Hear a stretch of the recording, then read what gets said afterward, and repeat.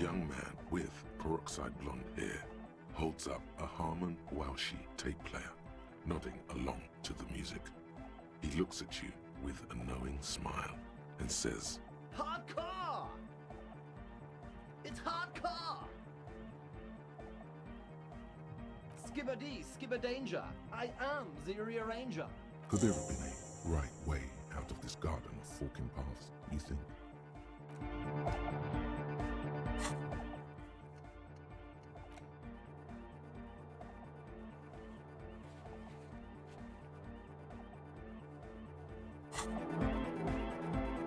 The young man. This is hardcore.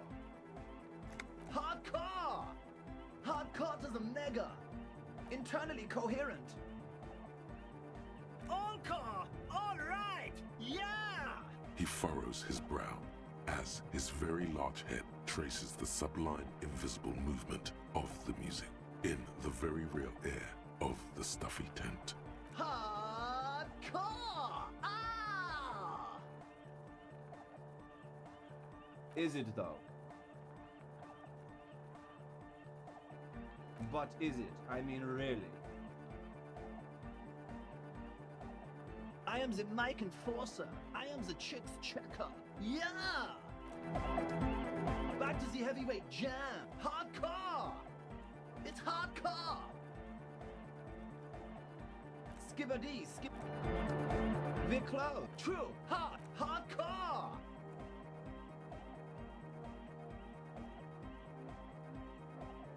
Yeah! This young man adds a capital G before the H in his yegs and args. This produces a guttural Gotwaldian accent and makes him sound more animal, more in it. Or maybe it's not Gotwaldian. Maybe it's Oranese. Probably an homage to Oranje, where Arno van Eyck is from. Judging by his name, could you be listening to an Arno van Eyck creation right now? The Y to the E to the A to the A to the A to the A to the A to the G to the H to the exclamation mark. Yeah! He missed one A.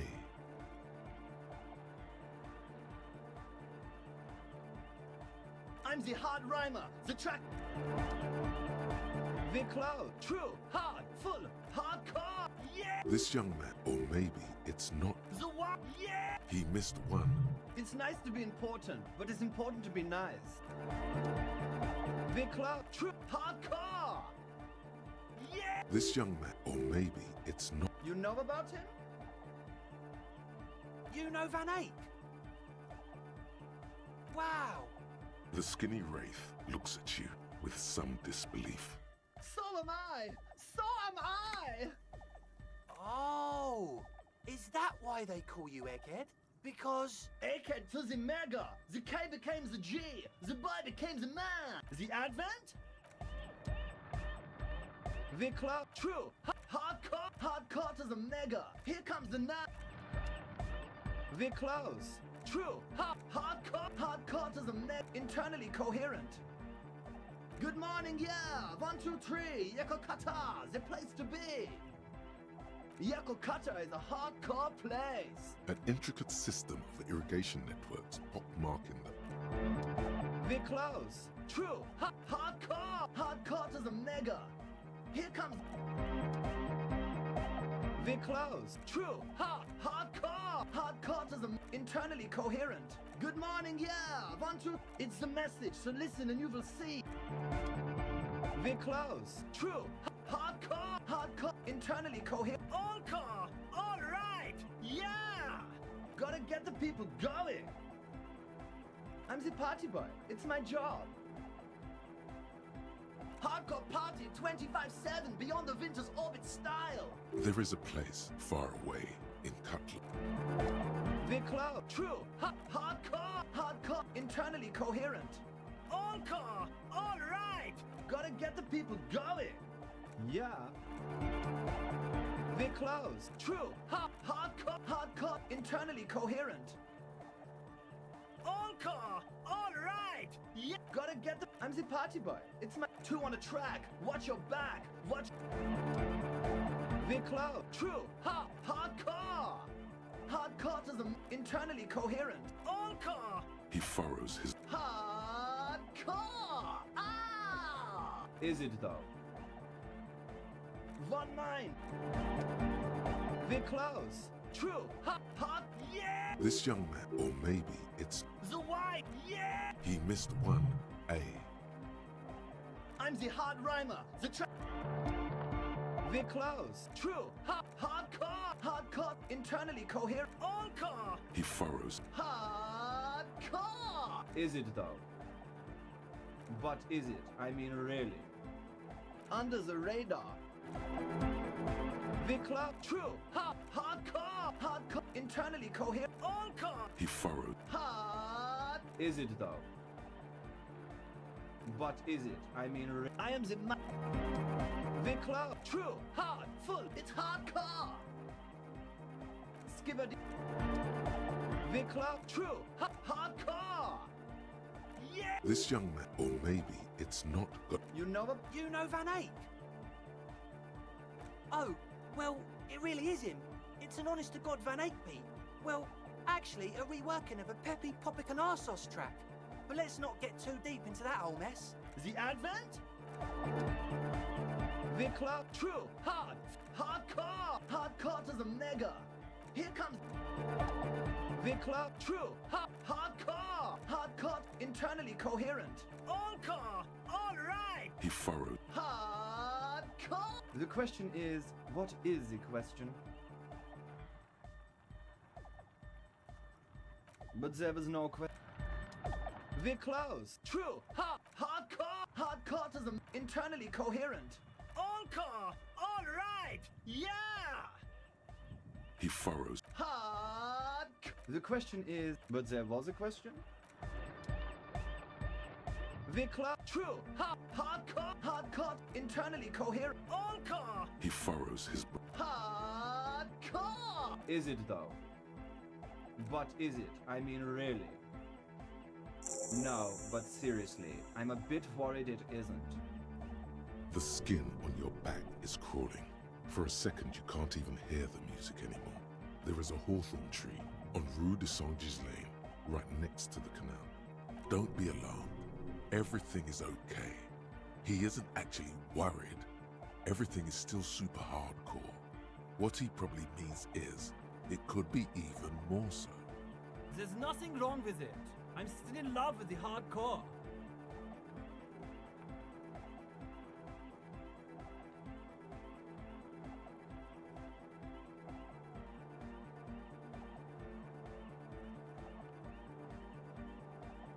Sometimes I just feel like anodic music is in its infancy, you know? For example, take this Arno van Eyck jam I've been pumping for the last months, and will continue pumping for the rest of 51. Isn't something holding it back from being hyper? It's like it's only ultra. I think it's super hardcore, but you're right. It's not hyper hardcore. If anything, it sounds a bit proto. Like it's not fully formed yet. You might be a moribund alcoholic and a failed cop, but you are pretty certain a thing cannot be both proto and hardcore. Wow! Culture cop! I think you might be right. But how could it become hardcore then? I know it in my heart, but cannot think it in my head. If this is not hardcore, how could anything be? What? Guys, there's something happening in his head. Oh yeah! He's doing it! But you're not. This is almost certainly a matter that surpasses the limits of reason. I know! So does mine! But there's something else that hasn't failed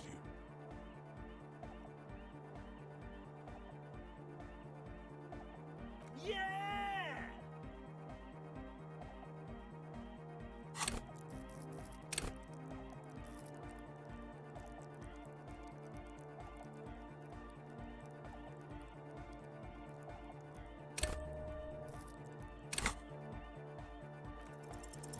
No, that would be silly.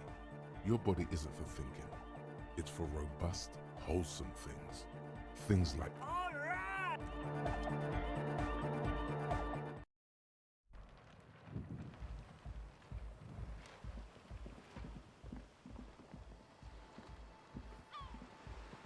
shaggy-looking girl in her late teens or early 20s kneels on the ice with an electronic contraption in her hand. Hearing you approach, she looks up. Oh, hello there. Everyone knows drugs make you invulnerable to cold.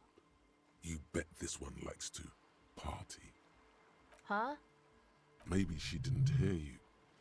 A little. So should you. Real cool. Way to abuse that power, man. She bats away your questions like flies. She's not intimidated by mere police officers. What kind of law says that? Yeah, well... Look, man, fuck the hat. I'm sorry I said fuck the hat. I was concentrating on something else. My whole family swears and it rubbed off on me. This is a portable recording device. It's for field recording.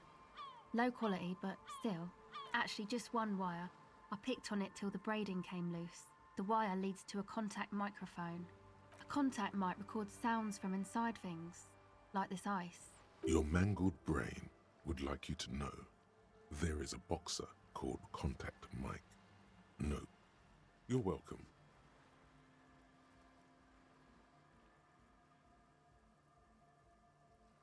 The mic? I don't exactly know. Somehow it doesn't pick up vibrations from the air. The book said it only picks up structure-borne sound, if you like technobabble. Same place I got the recorder from, the Elysium. Oh man, you haven't been to the Elysium? It's the coolest place in this whole drug-addled shithole. It's a music club and a synthesizer workshop on Boogie Street in Jamrock. Musicians live there, like real musicians. I once saw Arno van Eyck. Oh yeah, Egg's really into him. Maybe even too into him. He's a pretty intense personality. I don't know what that means. I don't know what that means either.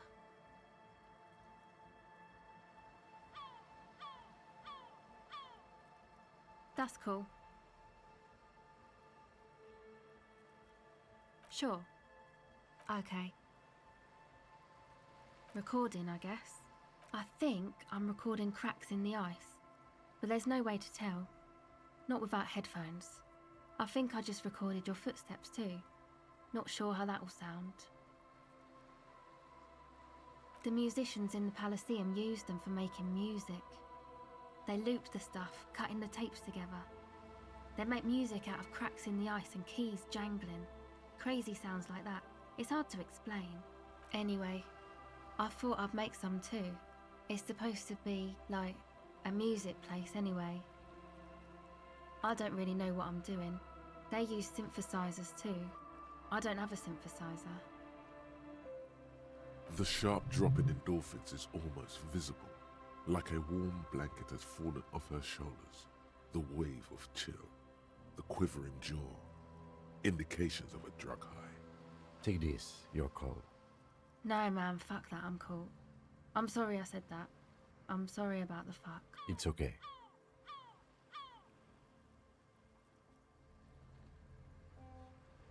That? The boys think it could be a place, like the Elysium or something. Stupid. It's really not gonna be a Elysium, that's for sure.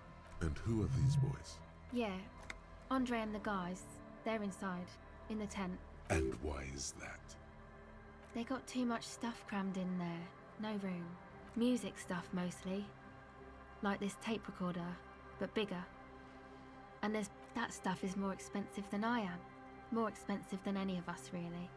Doesn't matter, I can take the cold. Yeah, maybe you were right about the hat. Go ahead.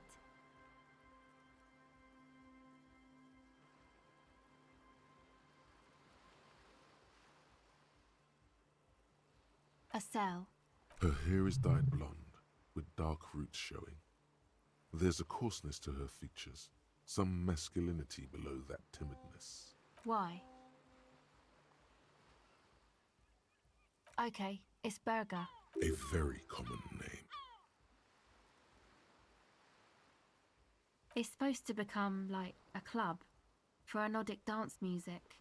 like that new style of synthesizer stuff they play at the Elysium. Except that, yeah. The floorboards are twisting, and the shooting beams are slowly cracking, like bones. Far east of the Golden Delta, beyond the industrial port, there is a black patch of unlit coast with the smallest creatures on the ice. There will never be a club for anodic music here. Not in a million years.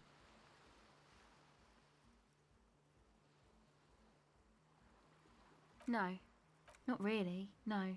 She's trying to get out of a direct lie with semantic tricks. She personally didn't put the padlock on the door. Yeah, you know, that's what I meant. Noid did. Noid put the padlock on the door. Yeah, I guess you could say that. To keep more weirdos from getting in. Fucking Martinez. I'm sorry. It's got the worst weirdos. If you get around to it, ask Andre about him, he'll tell ya. I know. It's not my idea. Andre and the boys found the place. It was supposed to be deserted, but now they can't even take it. Hey, you two are cops. Okay, well, maybe you could talk to Andre and the guys. Because there are some strange things going on in that church. If you're police, you should look into it, right? They're inside that thing there. Would be cool if you did. Was there something else? Go ahead. Okay, bye.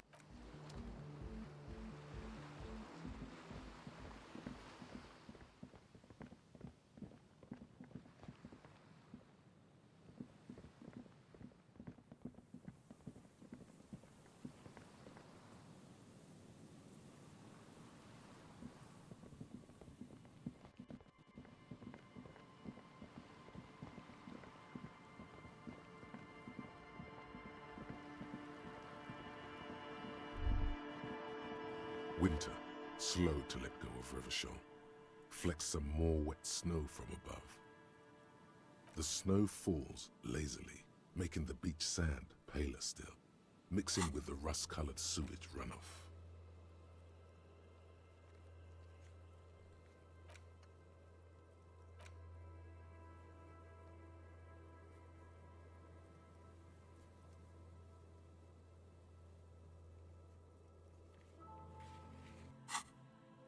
And to think, it seemed as though it were already spring. You're warm in your coat, though your cold, damp hair sticks to your head unpleasantly. You should have a hat. You survey the landscape around you. More winding coastlines lined with abandoned buildings, crumbling piers, salt water lapping at their dark piles, grey and red forgotten city blocks. What remains of the pre-revolutionary effort to gentrify the coast. The waters turn black, coal city in the shadow of San Martin, a boom town, back when coal extracted from countless shafts near the city was needed to power Revachol. No more. The coal was supplanted by petroleum from the ocean floor and hydropower from the Esperance. Everything crumbled. These days, only the weakest remain in Coal City. Their hopes of getting rich linger in the defunct shafts under their feet. Below the old mines, l'Océan Municipal, Revachol's underground cemetery. La Petite Rat braved the underground passageways, trying to get to Le Royaume. Children under 14, they go underground looking for artifacts to sell to foreign museums and for fabled relics. Their parents let them. They go deeper. After rubies, melchiorite, lapis lazuli, plundered from Safle and Seol during the time of the suzerain. In the burial chambers of the kings, Grand Old Philip, Guillaume II, and even in the mausoleum of Philip the Opulent. 2 kilometers underground, in a winding shaft along whose walls mirrors have been placed, so that daylight may eternally fall upon the richest of all the kings. The mausoleum contains untold quantities of gold, and that special, purest of the pure magenta cocaine, favored by Revacholian royalty. Did someone say untold quantities of cocaine? Drop everything immediately and go looking for this hoard. How can it be pure if it's magenta? Snow falls, and there is no answer. Some things are not for mortals to know. Few Tequila return from the shafts. Even fewer find what they're looking for. A small child steps out of the black tunnel with silver trinkets in her pockets. All around her, white snow on the extinguished coke furnaces and on the weather-worn shacks where fathers beat their sons after drinking. The snow melts on your fingers, turning to water. The canal you crossed to get here and beyond it. Martinez proper, the district the police forgot to police. There is laughter, lights, attempts at entrepreneurial activity, cynicism. Someone is scraping snow off their windshield at the roundabout, in the midst of which a statue of Philip III serves as a destination for grade school field trips and a fine perch for winter birds. A fenced-off yard. There's a truck belonging to a logistics company parked next to the gate. Bright light from a building behind the fence reflects off its hood. Clean white light coming from the windows of a clean cube-shaped office building hidden amidst ruins. A secret. The abandoned church, one of two remaining stave churches, which were collectively called Les Sept Sœurs. The other 6 sisters were destroyed during the Revolution. A serpentine strip of land weaving its way into the Martinez Inlet. Unfortunates on the run from the law, from themselves, sometimes hide out on nearby islets. Little dots in the ocean that are occasionally submerged when the tide is high and the weather foul. The remains of a camp on a jagged piece of rock, a tent, old dishes and cutlery, long since abandoned. A hermit crab scuttles among the debris, looking for a new shell. Further out, the lights burn bright on Resurrection. Way beyond Martinez, a popular spa destination for ample-bodied Ozon kids with equally ample pockets. Then there's Ozon, but the snow falls too thick. You cannot see that far. The Bay of Reverchon, vastness, great depth, over 1,200 meters at its deepest. Water air-brinier than here. It is crisscrossed by huge cargo ships bearing company logos. Wild pines, Zam, Maurien, and at the farthest reaches of the Bay of Reverchon, the shadow of the coalition warship Archer, on perpetual patrol duty, ready to unleash artillery fire if you were to rise up against the market. You shudder. The raised motorway, 881, separating Martinez from Jamrock. Vehicles whoosh past one another day and night, while those who reside in the labyrinthine alleyways beneath the motorway attempt to carry on with their lives in the snow and the slush. And south of the 881 is the Pox. Was once a park, a place for reflection and recuperation for the patients of the old military hospital. In the 20s, it was used as a quarantine center during a measles outbreak that killed many children. Most everyone has avoided the hospital and surrounding park ever since.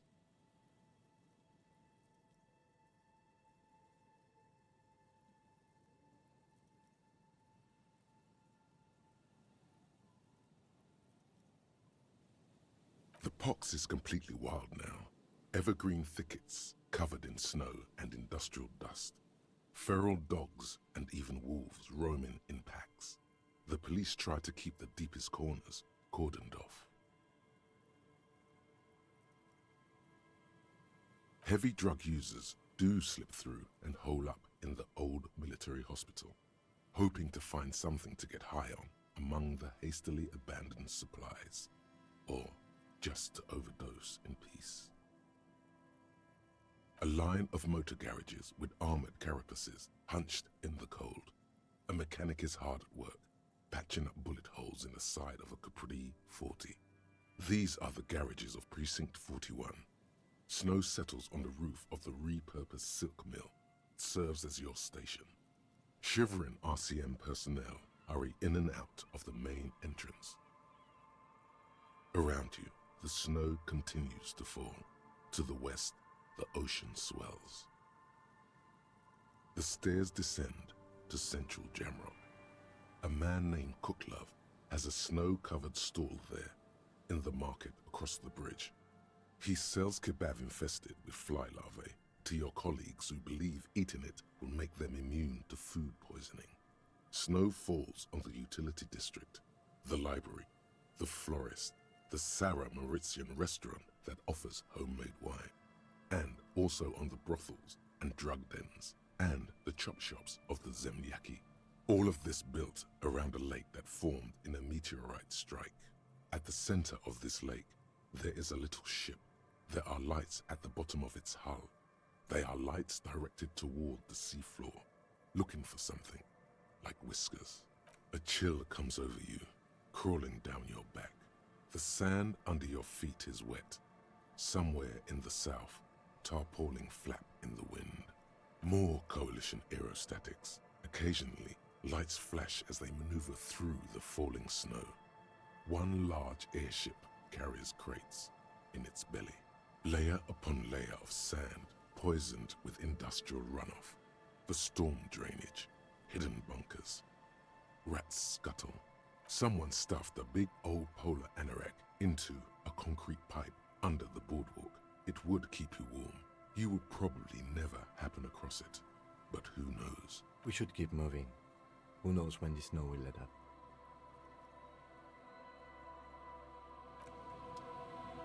Heavy wooden doors, more than twice your height, stand shut in front of you.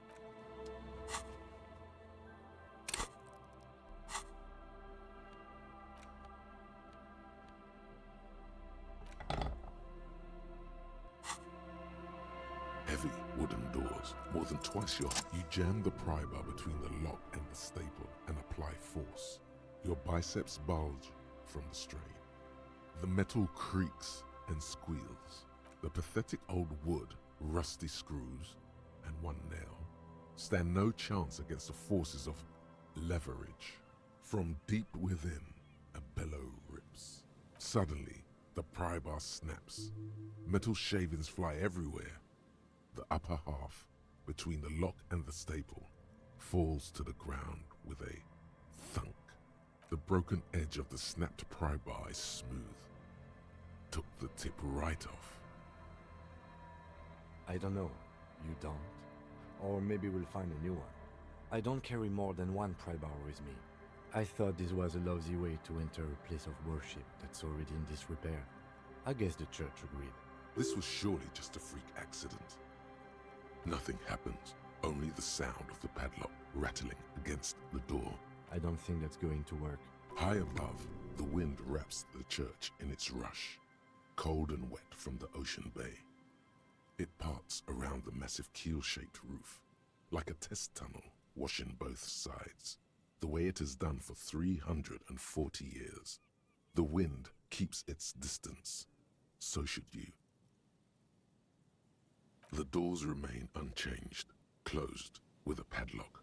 The carving on the door is block-like and angular, like the church itself. Two large beams shoot downwards, sinking into the wood before they reach the threshold. The surface is smooth from the wind, but moist to the touch. Heavy wooden door. It'll be easier to break the staple than the lock. Also, the padlock part. Should you want to get through, it might be easier to just pry the whole thing off. You really want us in there? I do have tools in the kinema, but maybe we should look for another way in first. How about we go and check out that tent again?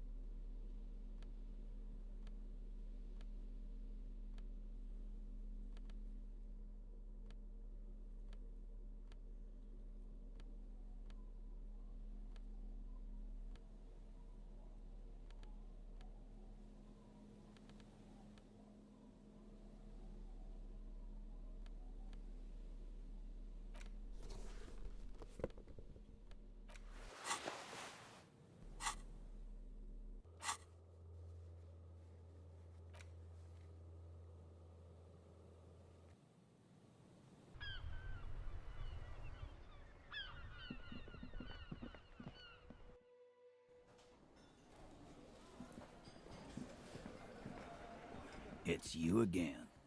What is it?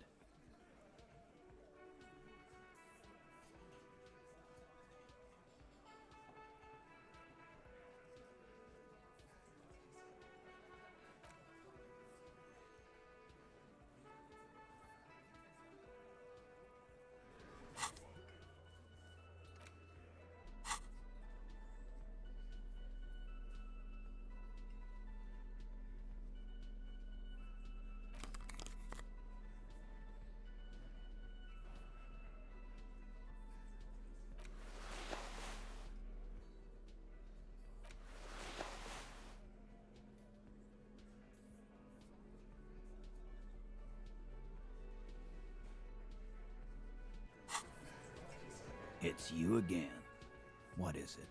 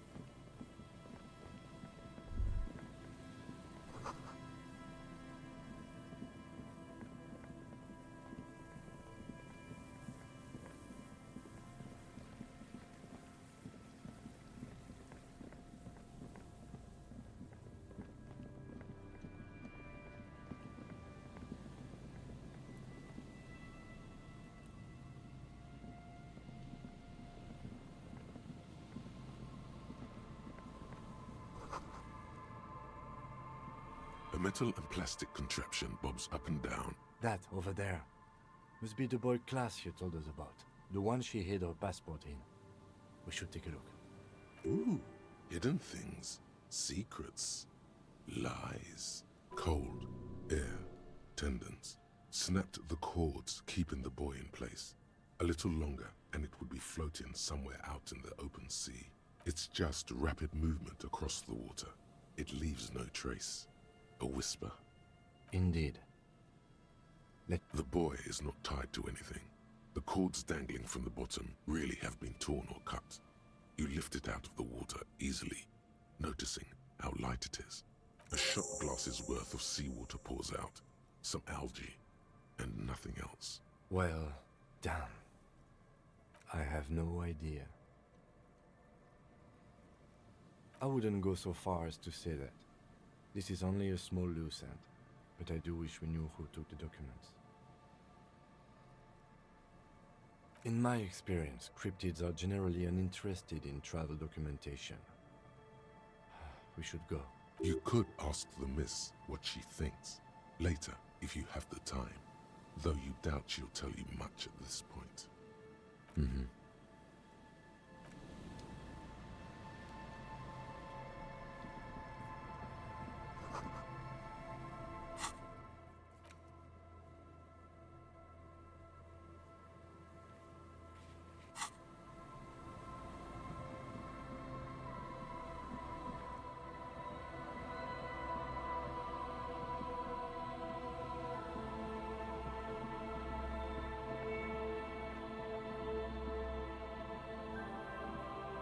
This trap's not too hard to spot, once you know what to look for.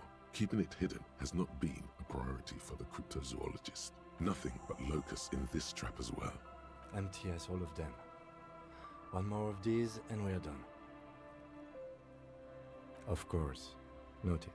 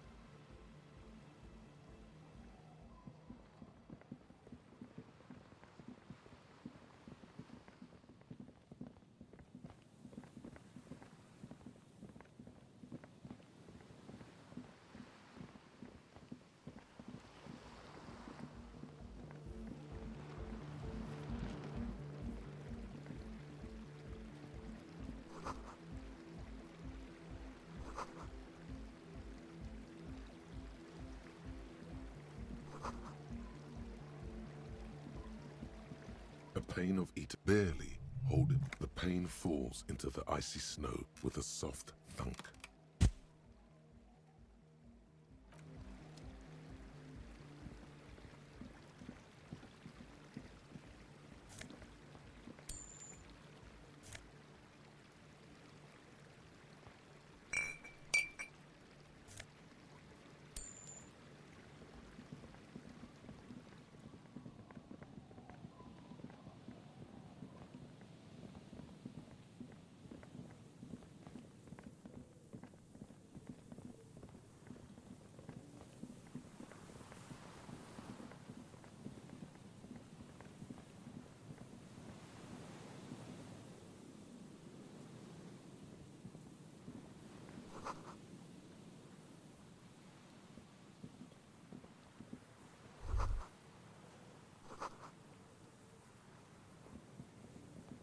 An old door, worn by element. You rattle the handle a bit, then push on the door with all your weight. It does not budge. Not only is it locked, it's also jammed shut. We don't get in there. Frankly, you're just going to have to accept the fact that you can't get in through every single door. No. We've gotten into every door thus far. That's what we do. We open doors. We're cops. That's our perk. Even Everard knew that's a part of our MO. What else is there to do? Not accepting isn't gonna bring the fire brigade in.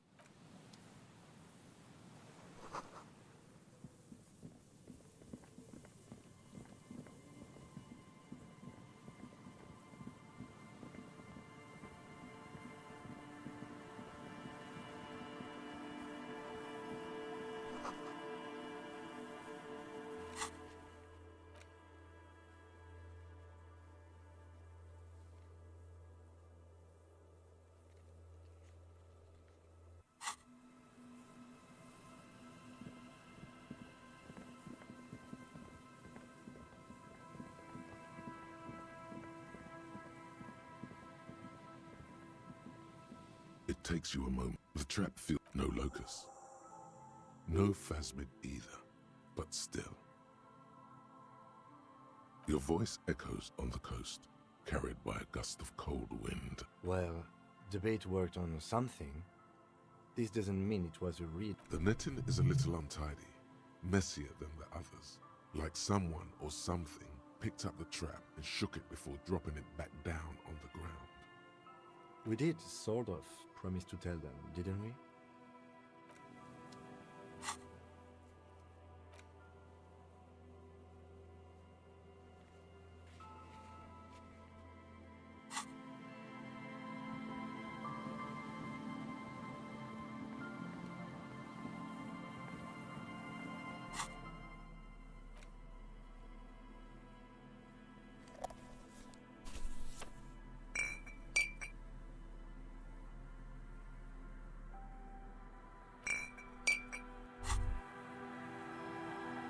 Now that you've acquired some stimulants, you raise the peptide bottle.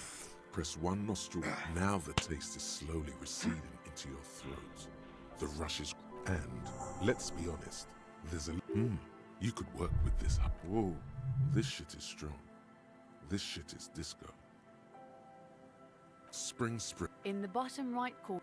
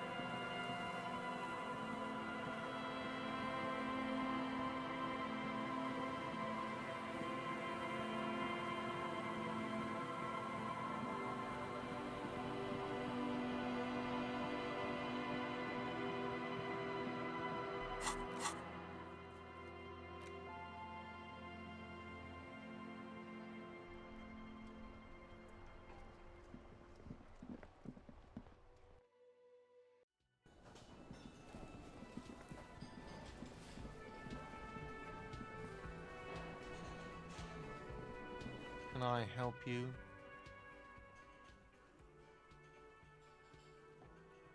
Got the 20 real. Good. You got the room. You know, there might be other places to sleep on this coast. You'll find one eventually. What is this thing?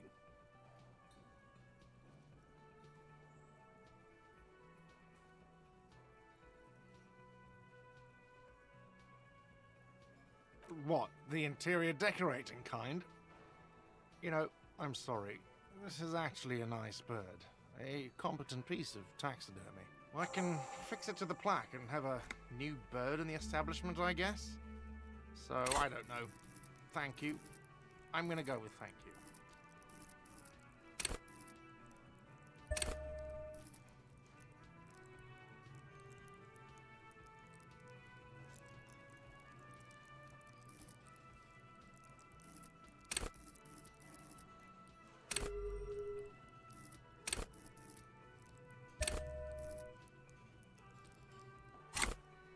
I feel good about our work here today. It's all about the little things, like bringing people random stuffed animals. It's not actually about that, but he liked it.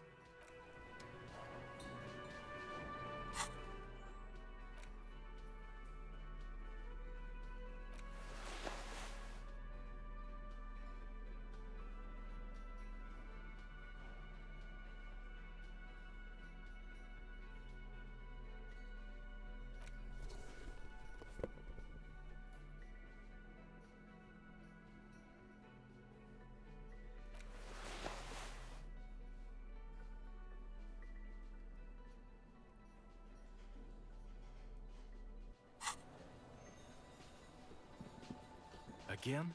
I can't believe this shit.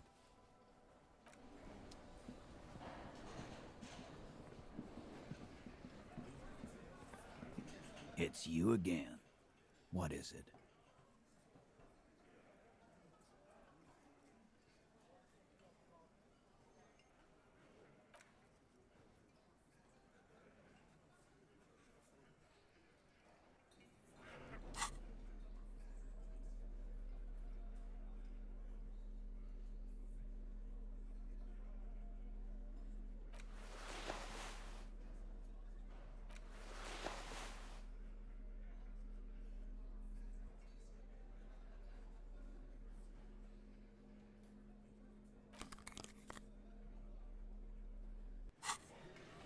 It's you again. What is it?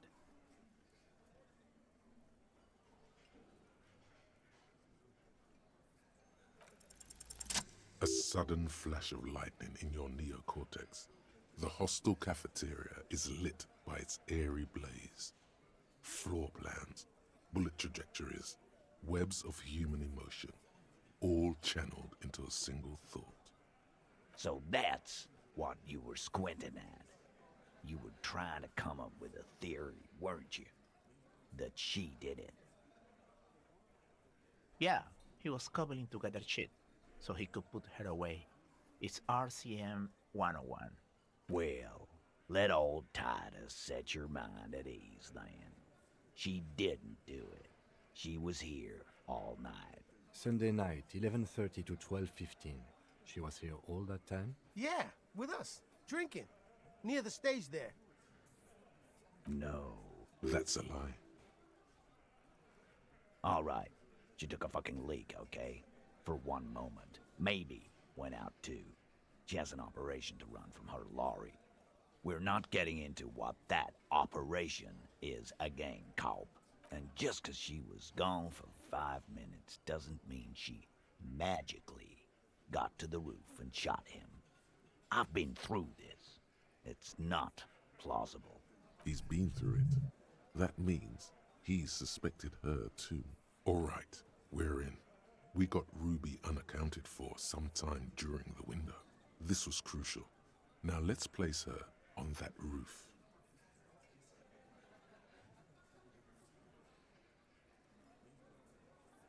Nah, the only way up there is through Clausia's room. What do you mean? We've only been drinking here for what? 6 years? How much do we know? Been thinking of getting wilding in racks. That is on my ass, boss. There you go.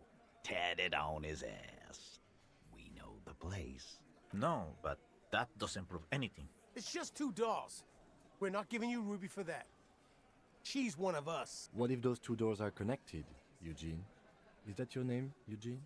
If they are connected, she could have gone to the kitchen, gone up, shot him on the roof, then come down. All in 5 minutes. How about that? Yes, she could have. This is one long shot. Why not? You can't draw a straight line into Clausia's window from any of the surrounding buildings. Not from what I know about Martinez. Maybe from the coast. But like I said, I've been too busy dealing with you idiots. So no, I don't think it was a sniper. It was close up. 72%. There's a percentage and all. Where'd you get it from? Your guys in the lab? Definitely lie. The truth is not credible. Wouldn't hurt to have one of those in Martinez. What else have you got? That puts her on the roof.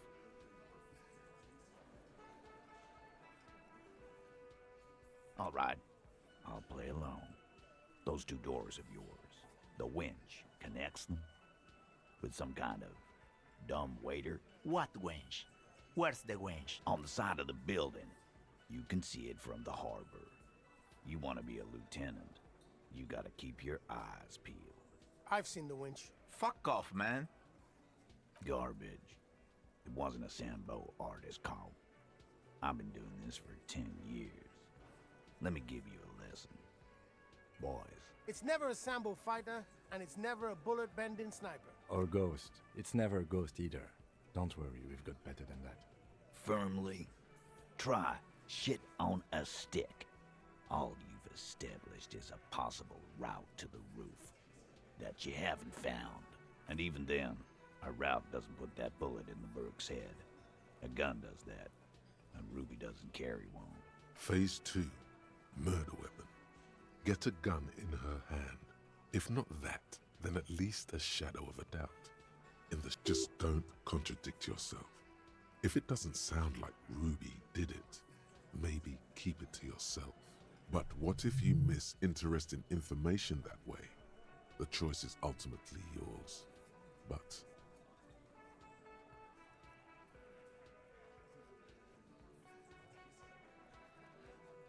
God damn, that's just about your favorite topic, isn't it?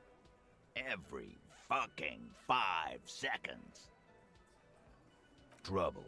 This is Revachol. Even the roidheads in the gym had a carbine. No one has trouble getting a gun.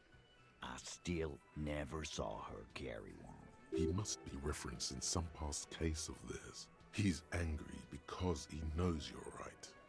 What he's saying only confirms your theory. Yes, goddammit, I know what a 72... Just making sure we are on the same page. It doesn't all fit. We are just sharing info, candidly. All right, Carl. Keep talking. I'll tell you when I've had enough. Pete, we're not seriously considering it, are we? Ruby wouldn't do this. Why would she do something like this? Phase 3. Motive. The last component.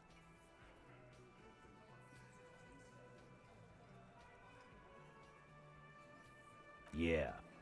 Like what? A thing? You mean? Behind his squinting eyes, dominoes are falling. Fast. It's all beginning to make sense to him now. Yeah, but they're both girls. Girls like girls too, Angus, sometimes. This is one of those times. She liked Glacier. It's not bewildering. It's like, whatever, man. Guys, I'm not the only one who knew. Right? Knew what? First he says she's murdered him. Now she's a too? It's a lie. Come on, Glenn. She likes Monica's titties more than you do. Everyone knows which way the wind blows there. I did. I knew it. That's why she didn't fuck me at Fatty's birthday party. She didn't fuck you, 'cause you're 40, and you still live with your mom, Dennis. Ruby then threatened her and told her to end her relationship with the deceased. This is some sordid shit. It's also the kind of garbage our Miss Aronier puts out to cover her own ass. Sort of, but he doesn't have to know that.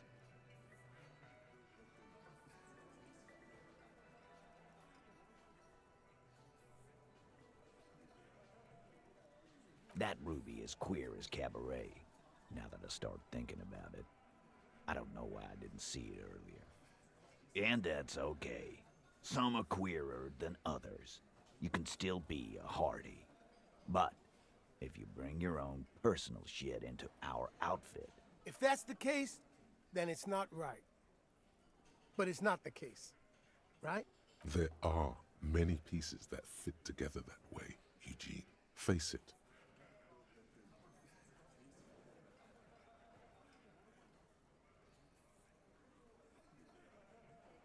And I suppose you have a theory about that too, cop. Think about it. Why go through all that effort? It was her idea, wasn't it? The hanging. You went along, but she suggested it. She had, like, a fully formed plan and shit. Right when she came back downstairs. Really, Shanks? Claudia wanted to talk to another girl, that's all. She was just the first one up there. I could have come up with that plan if I'd have been first. Time for a logics demonstration. He scoffs. Think. You kill him. Get up there. Shoot him. Get down. The man is silent. If she used us to cover her own shit up, well, that's a serious violation of the Hardy Code, boss. Which is why she didn't. This is fucking stupid, Titus. This and the queer thing, all of it. Why aren't more of you defending her? This is fucking stupid, Titus. Glenn, I thought the same thing when she skipped town and left us in this shit. Oh, so he didn't rule her out completely. And she skipped town. This is good. Silence. He looks around the room. The old man in the corner nods. A very small nod. And a trickle of tobacco spit on his lip. Yeah, I see it. There's one more thing I've been wondering about. Ever since you asked me where she is.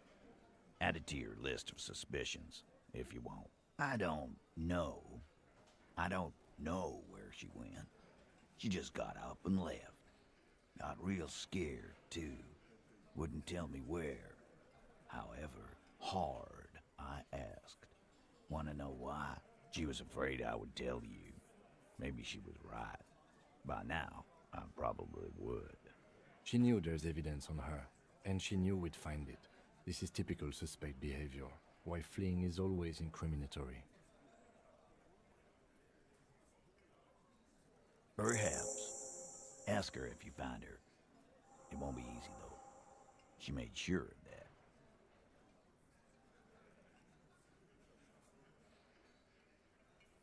The what now? I have no idea. Boys, noise? She said she's building a pale emitter. What? We were talking about radio equipment. She said she's doing Ulan frequencies and a pale something. I don't know more. This guy barely understands what he's talking about. There you have it. Pale something. She's not far. We know that much.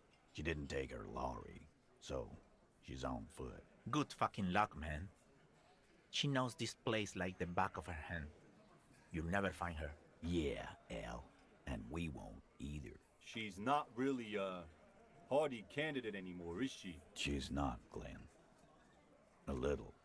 On the coast. Where have you looked for her, more precisely? More precisely, on the coast, past the waterlog. She's not here, so I'm thinking she's there. Who's doing this looking? They're all here. Lizzie needed some air. No one goes to tell Everard anything. He knows what he has to know.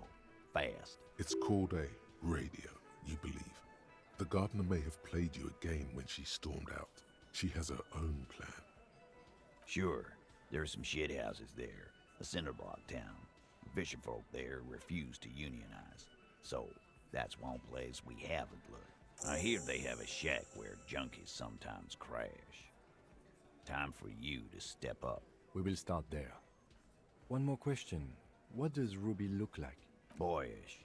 Hair's red. Dyed. She looks like a Lowry man. It'll have to. His grip is firm and reassuring, like holding a piece of unpolished granite. You know, I don't usually do this. I just measure things, but... No, we're good. Why not? You could turn the thing into an actual police force. Afraid you would actually have to follow the law? Rich boy law is a sham. It only works for the Wild Pines, lady. So keep your lab and watch your ass out there. The coast is a dangerous place.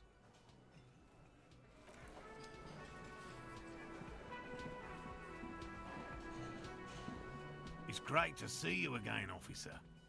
My wife can't wait to thank you. Go on, talk to her. Oh, sweetie, I don't even know how to thank you for finding my husband and helping him out. I hope we haven't been too much trouble for you. Here, I want to give you a small token of my gratitude. It's a tie, Meskin origin. The pin is an antique, quite special. The little silvery knob holding the tie together feels warm in your hand. It's in the shape of an avian skull, with 8 eyes. You could ask her about this when you get the time. It's probably a cryptid, but the phasmid, of course, is more important.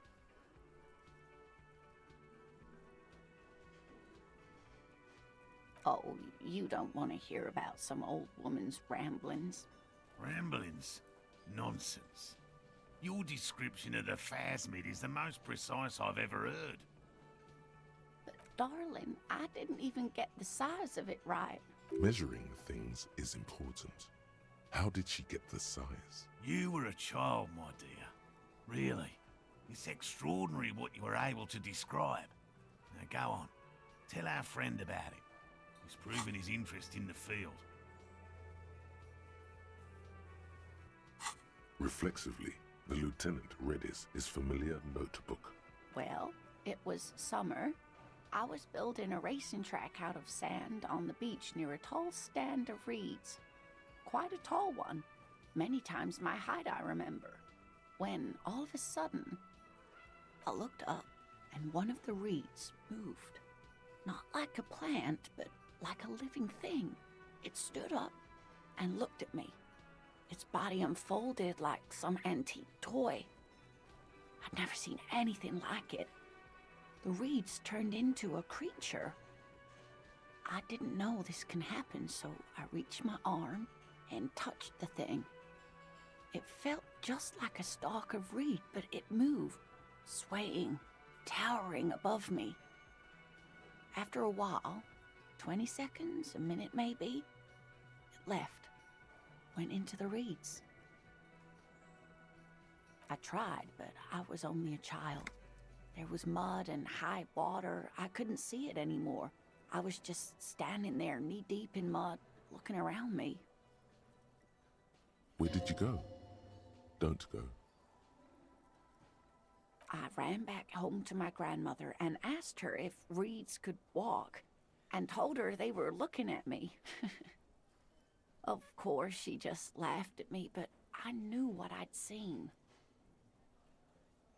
For years, it was a story I told at parties when I wanted to impress boys. That sort of thing. Of course, most people just took it as a strange, amusing anecdote. So did I, honestly. But then I met Morel. We were on a date. Can you imagine? She tells me a story, and it's the most detailed report of the Insulindian phasmid I've ever heard. The sounds. She told me it hissed. It did, yes. Like reeds in a gust of wind. The way it moved, the colour. How some of its limbs were white, like marble. If it weren't for Lena, I might have given up hope years ago. It's no exaggeration to say that she restored my faith in my profession. You're welcome, sweetie. I do appreciate the chance to relive it whenever I get one. It was just such an impossibly sunshiny day. So warm.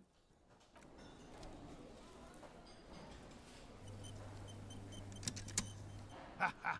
Nothing like the gratitude of a good woman. Now then, what can I do for you? He tries to play it cool, remain professorial, but inside, this man is itching for some news on those traps. Good. Okay. And? Completely empty? No locusts? No phasmid either? That's not ideal, but... It just means the Insulindian phasmid is even more clever than we thought. She's engaging in a well-known self-deception called motivated reasoning. You should correct that. Of course, more clever. Yes, the Phantasmadeia picked off the locusts and escaped. This is good news, though we'll have to reconsider the design of the traps, make them more secure. Another trip to the reeds.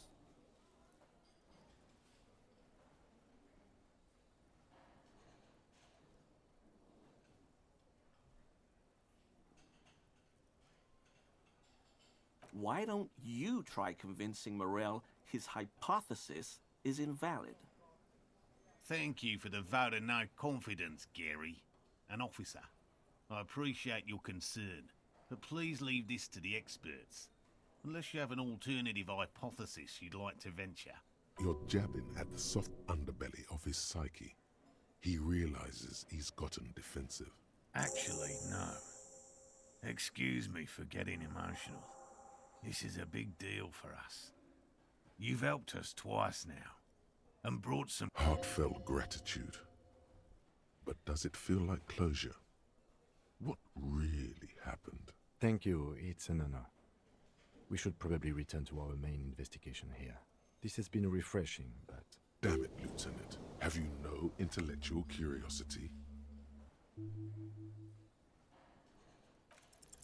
Consider the way the empty trap was disturbed, as though shaken. Most likely the hands of a young person. Hands small enough to fit inside the trap, too. You should ask the red-headed boy, Kuno. A little hooligan.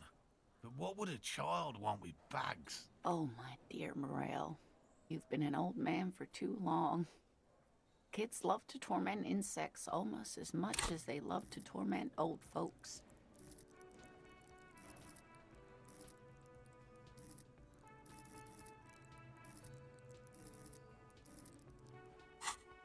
Delinquents, my favorite. Oh, you've been such a dear to us. Please, let us know whatever you turn up. I have a feeling we're getting so close. Well, I see you've got all the help you need. I'll see you tonight at my place. Let's play suzerainty, but no more field trips for me. He hasn't been particularly forthcoming before. He may well still be hiding something. After he's left, it's too late. Really, Gary? We're getting somewhere here. Lena, I'm sorry, but you're not getting anywhere. It was some kids. I know the little mutants around here. Leave anything out in the open and they'll steal it, even if it's bugs. Morel, it's been fun, really, but I need a bath and I have deliveries to handle. When this tea is done, I gotta run. No need to apologize, Geary. You'd be more than helpful. We'll have to take a rain check on that game of Sue's rain tea today, though. We're gonna follow this through. He keeps the language unemotional, but it's in there. Disappointment. Always a pleasure to see an officer of the law. I mean, officers. Oh, so that's what the are. So you... No. He didn't kill him or anything, but there's something going on here. No. After all this time with Morel, he must have an opinion. Oh, yes. A rhinoceros? They have... But how is this The rhino starts running very fast to build heat. Then stop. Yeah, well... Super solid argument. Not many Sealites here. Or anywhere. Other than Sail. No problem at all. Sounds like some conspiracy topic. You might be able to discuss it with him when the lieutenant isn't here. If you can remember it.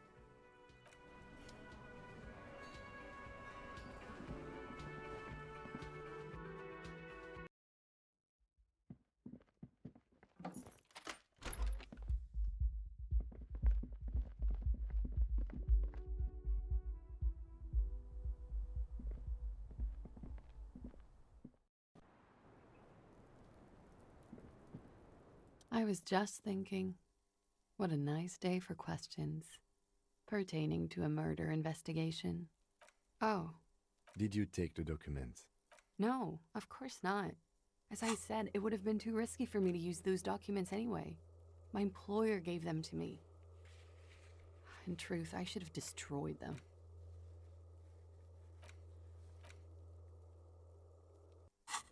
She doesn't seem to be lying. She's genuinely spooked by their disappearance. They couldn't know where I put it. I'm absolutely sure I was not followed. And I've told no one but you. You mentioned seawater? I was worried I'd been too careless with the latch. The documents were probably just washed away.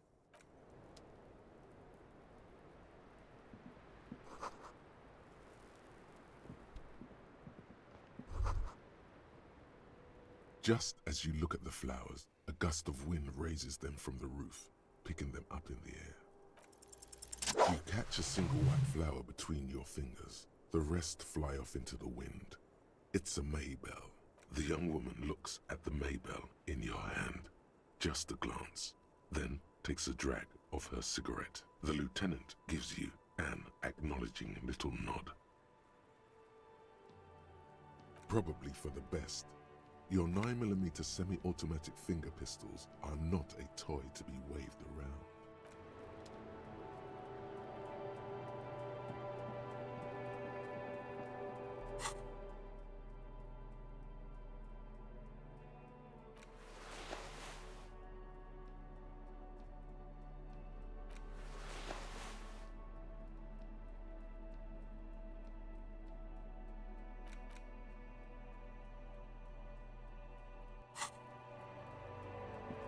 The same small, heavy door.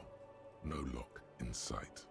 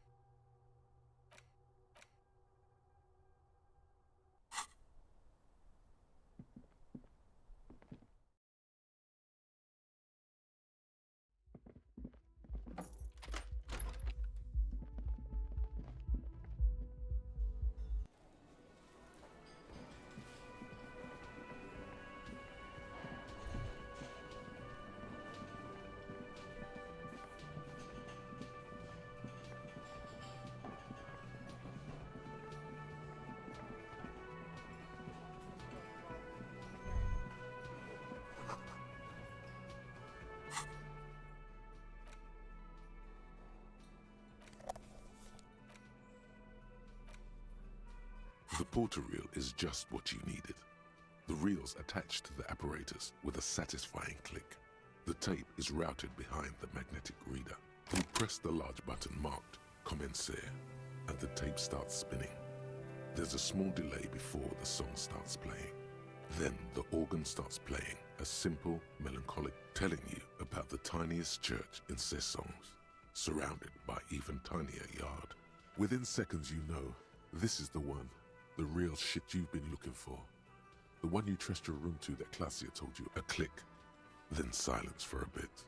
Then the tape stops. Of course you could sing, yup. And the B-side of the tape contains the instrumental version. It's like the world itself is telling you to do it. Only one obstacle stands on your way. Gart. You have to convince Gart to let you sing karaoke in the whirling. After you've won him over, you can express yourself. Let the pain out. Make everyone understand. The lieutenant looks at you as you remove the tape from the boombox. He doesn't say anything.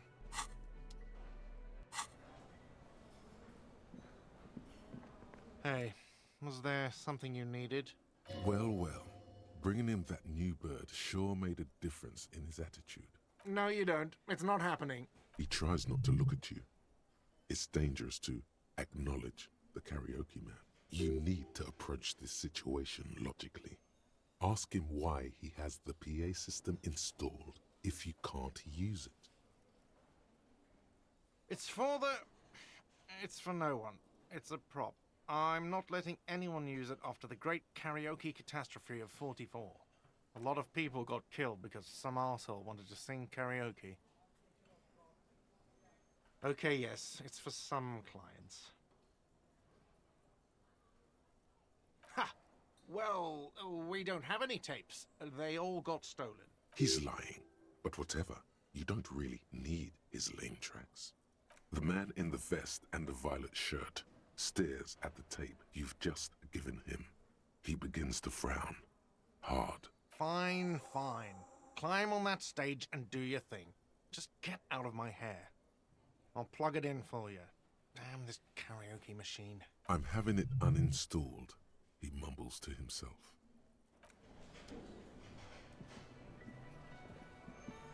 The stage is all set up for your performance.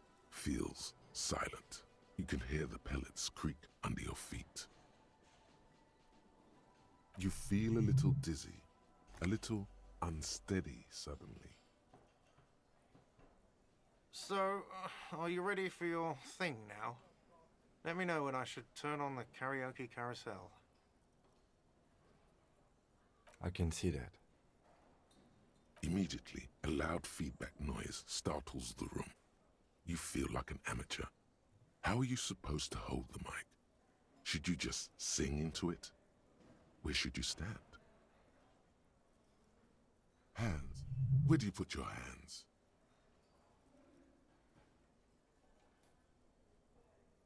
The bar is full and buzzing with chatter. You're sweating.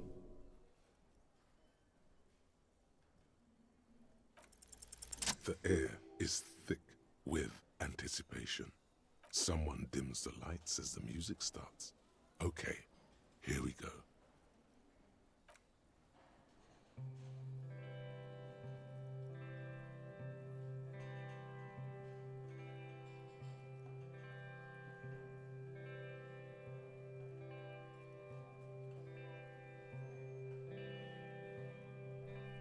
I would often go there,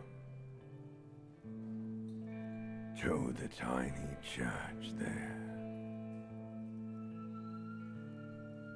the smallest church in Saint-San,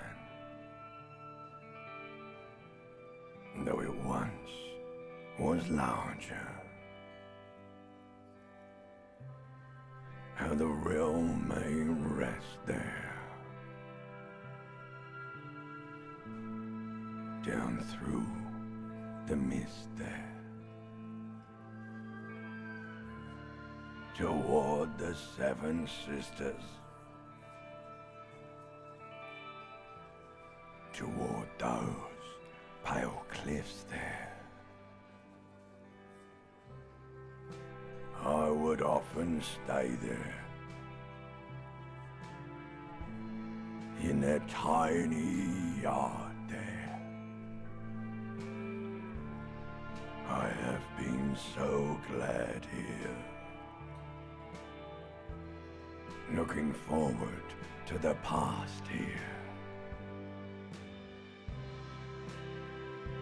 But now, you are all alone. None of this matters. No, none of this matters at all.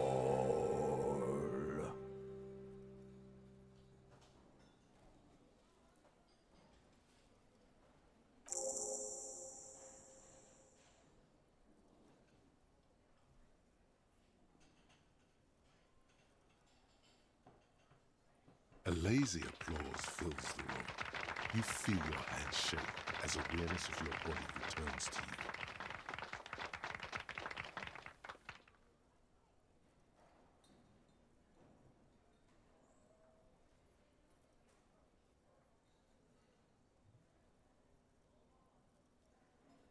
The lieutenant doesn't say anything, but gives you a quick smile before turning away. He's incapable of blushing, but if he weren't, he'd blush. Good, good. Are we ready? I want to unplug the microphone now. Last words?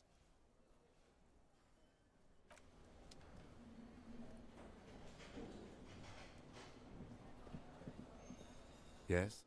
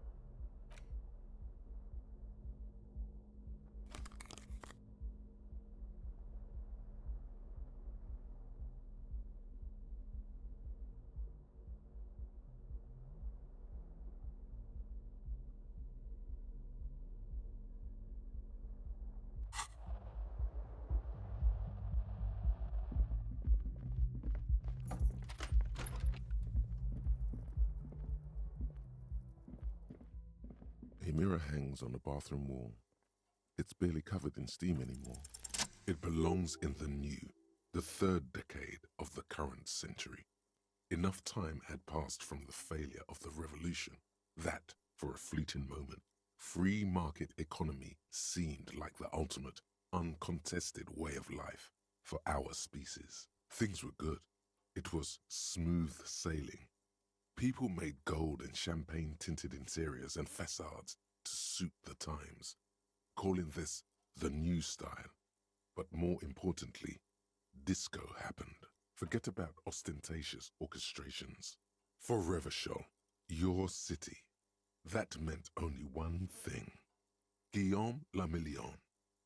If it doesn't rhyme, you're not pronouncing it right. Out of the dazzling swirl of disco music, in an open-air boîte de nuit, somewhere in Revachol West, Guillaume's blonde mane appeared on the screen. He sang some bullshit. Then he made the expression. It doesn't have to be. You can swoon over Guillaume and his champagne-corked smile whenever you want to. Maybe some of the stardust will return. Still not happening. It won't come off that easy.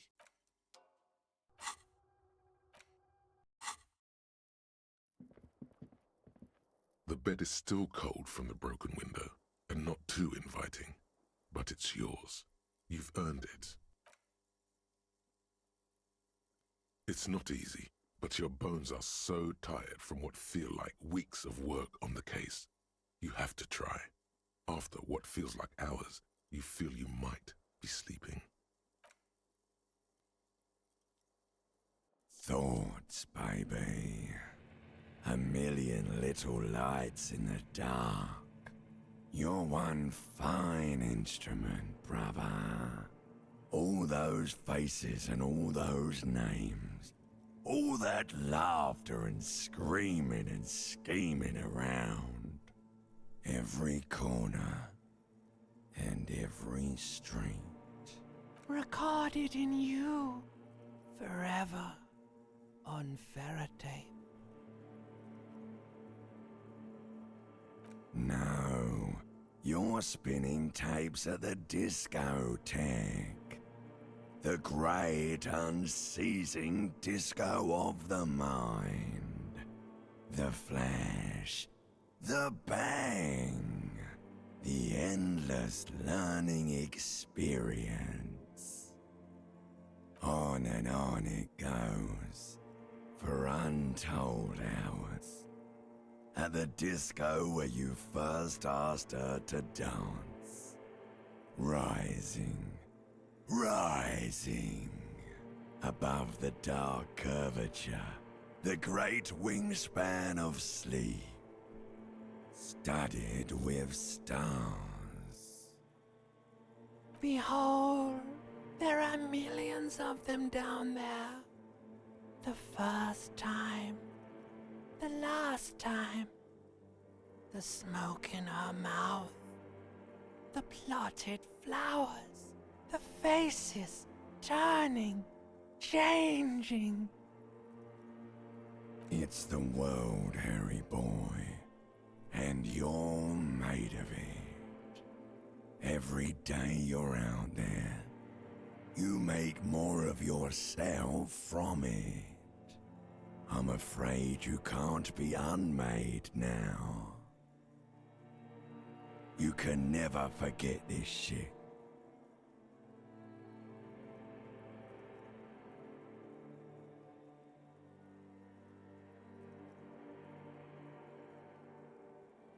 Beautiful. It's stuck on loop, whirling, spitting out words and images. You're the son of the world again. Harrister, a ceaseless agent. Picking up litter and old newspapers. Collecting your little bubblegum wrappers and idiotic picture postcards. Meaningless, meaningless keepsakes.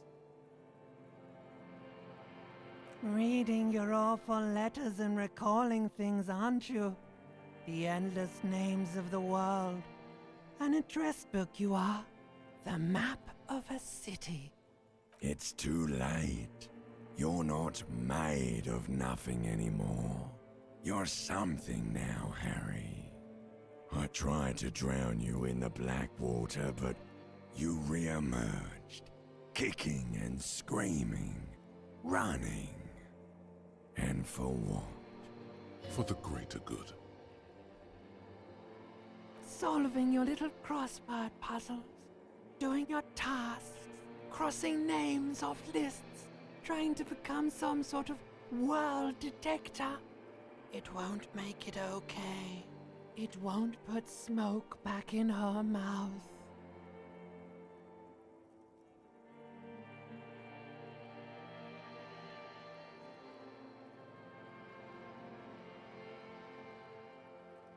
There he goes again.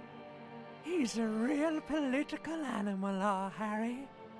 He still doesn't see that it's the world changing around him. He's got no idea what he's in for.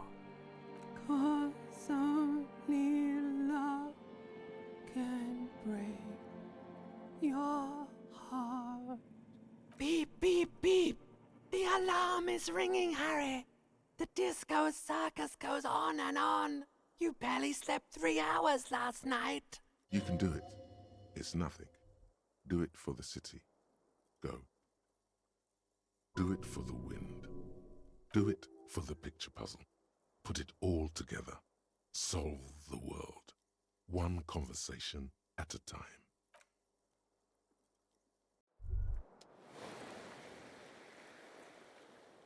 Good. You're up. Listen, there's something that's been bothering you for a few days now. It's a suspicion, or a feeling really, that things are not quite in hand around here. An earth-shattering deduction from your psyche. What will those guys come up with next? Every day, things seem to spin more and more wildly, out of control. The center isn't holding. And despite your efforts to moderate and contain these energies, things only seem to be getting worse. You've got to find out who bears la responsabilité. The most awesome, terrible thing. It is human nature to crave la responsabilité and to deny it. That's why it must be distributed across many different organizations, agencies, offices, and portfolios. Harry, you're thinking about this too narrowly. La responsabilité isn't concerned with trivial questions like who killed who. It's about the real issues, the human welfare index, the price of staple goods, the transition to real democracy. Whoa. This isn't some kind of dictatorship.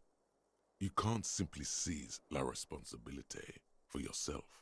It must be given by a legitimate authority, like a committee.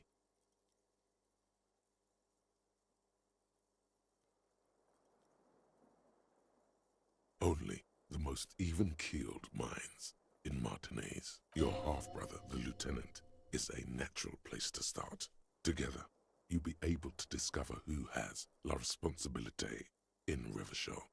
And, if necessary, you'll have the wisdom and expertise to assign it among yourselves. Good luck. Your report is eagerly anticipated. The fan stands still. The lights are on. The lights are off again. The switch must be broken.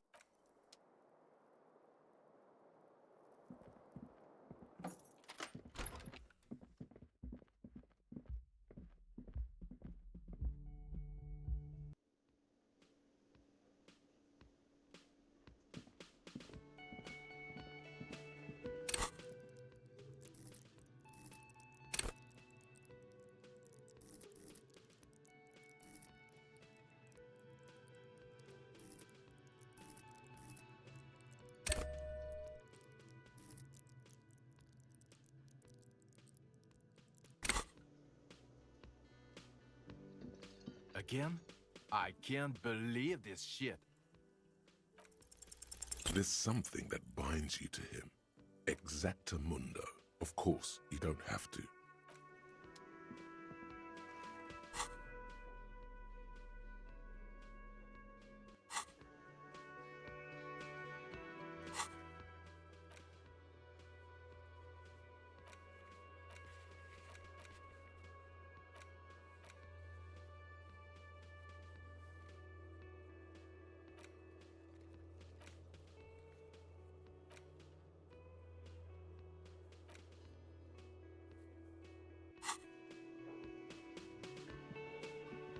Hello, officer. I think I almost have it. Oh, hello, sweetie. So nice to see you again.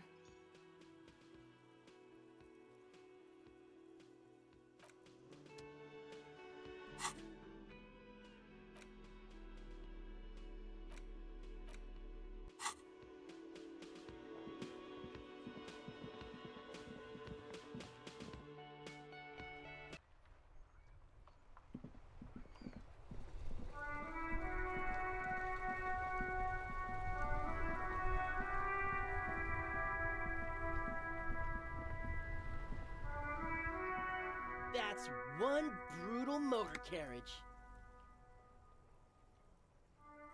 If I were a real skull now, I'd jack it, paint it in palm tree livery, then bottom light it, neon style.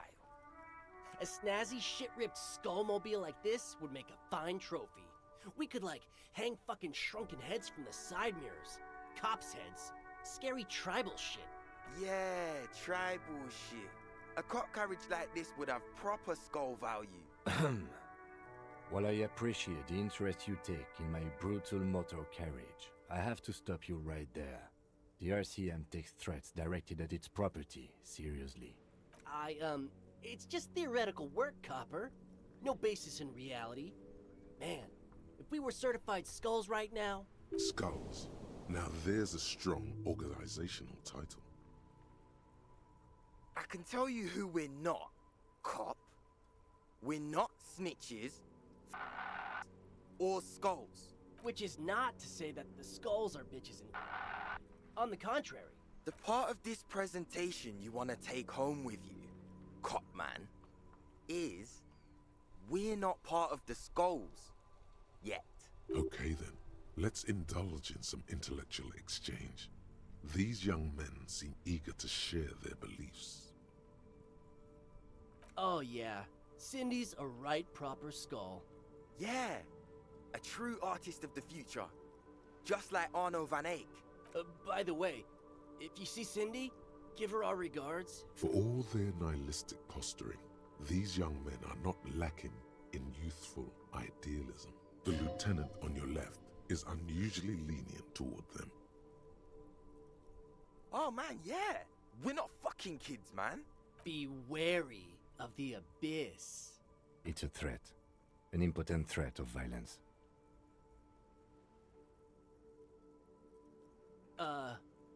That's right. You should back off and let silence rule supreme. This is ridiculous. Boys, do you know why the gang is called Skulls? Yeah. The skull symbolizes the embrace of death and nothingness, present in all of us. The vehicle of our future operations. Death and nothingness. They're called Skulls because when you are shot dead in the middle of the street, the skull is the only part the stray dogs want to eat. Just trust me and follow my lead. No reply. The blonde rebel scratches his chin, deliberately not focusing his gaze on anything. The other one shuffles uncomfortably, nevertheless continuing to steal glances at the lieutenant's motor carriage.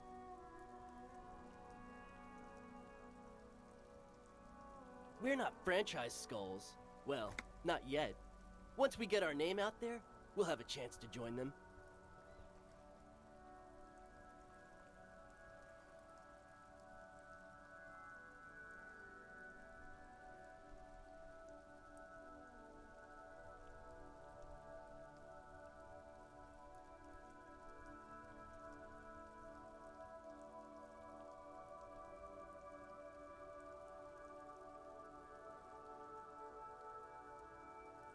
Because we can be just as psycho and vicious. You'll see. But in a non-threatening and definitely legal way. We'll fuck the system from the inside later. Just be cool now. The damage will be tenfold. Right on, fuck. So what's happening now? The Union does their share of policing in Martinez, at least where gangs are concerned. That's why there isn't much organized crime around here. Don't you worry about that. We're gonna make up for the deficit. Yeah, we are. Mm-hmm.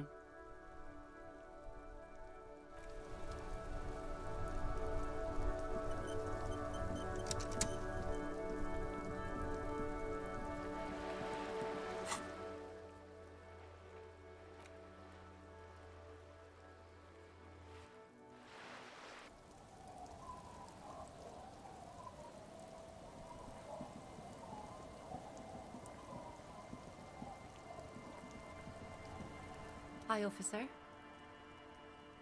Anything I can help you with? You've graduated to Lawbringer now?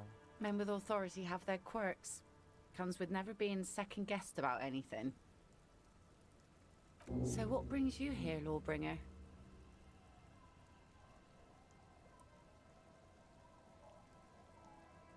A fishing village on the seashore. This place doesn't really have a name. It's sometimes called Elysium. The sign on the street leading here is illegible. Has been since they built this place. The name is Lillian. People call me Netpicker. I think I have time for questions. And that was actually the second one. Indeed, you're always confused as to your whereabouts.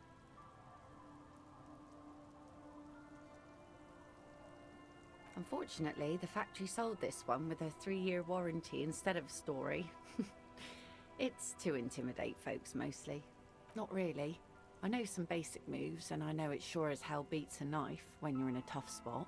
It's a regular mass-produced sword, like a shovel or an axe.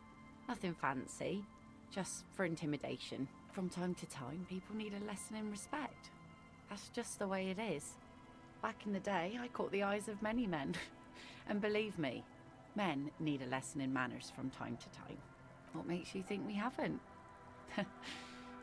The truth is that almost everyone in this life is scared and tired and stupid and too dull for that. That goes for men too. But they put on an act for us. Pretend like everything's good and living in shit doesn't bother them. Like anyone falls for that. That does not go for real men. It does not go for you. Show her.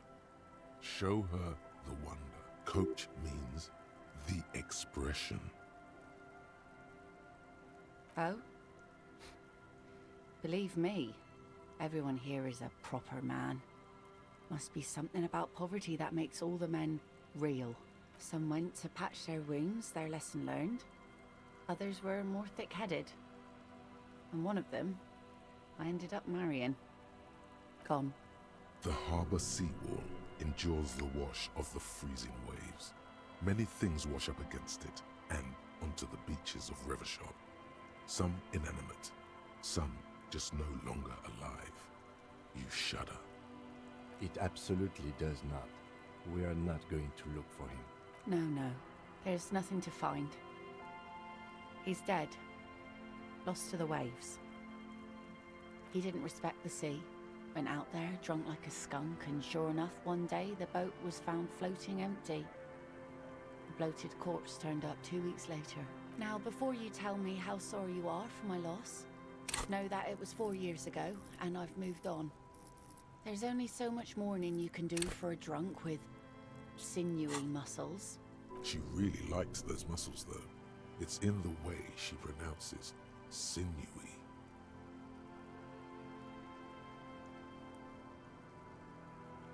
Us working folk don't have the luxury to be bedsick with melancholy. I buried him, mourned for an appropriate amount of time, and went on. Life didn't really change that much for me and the kids.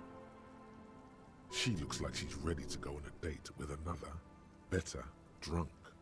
Ask her. Both of you could need some action. Let's see. Who are you looking for? Yeah, I'm not really looking for that anymore. Not much into the middle-class ones either. Could do with some landed gentry, but apparently they don't make those anymore. Wish I could help you with that, but I haven't seen your working-class husband. Maybe I can help you find someone else. Okay. When did this person stay here? Oh. I've been out on the sea for most of the past week. The weather's been good for fishing, so I usually start at 4 in the morning. Yes, that's the optimal time. Got to make the most of the calm. I've been sleeping like a corpse after. The sea really takes its toll. Now I'm just waiting for the wind to settle to get out there again. Sorry I couldn't help you out. Maybe I can help you find someone else. Well, how can I assist you then, officer? Where are you? This says by signing, I agree to living with construction noise. What exactly is the union building? What a nice idea. Wouldn't have thought that... She sounds incredulous about the niceness of the idea. That Everard and the union have nice plans for anything. I thought they only cared about themselves.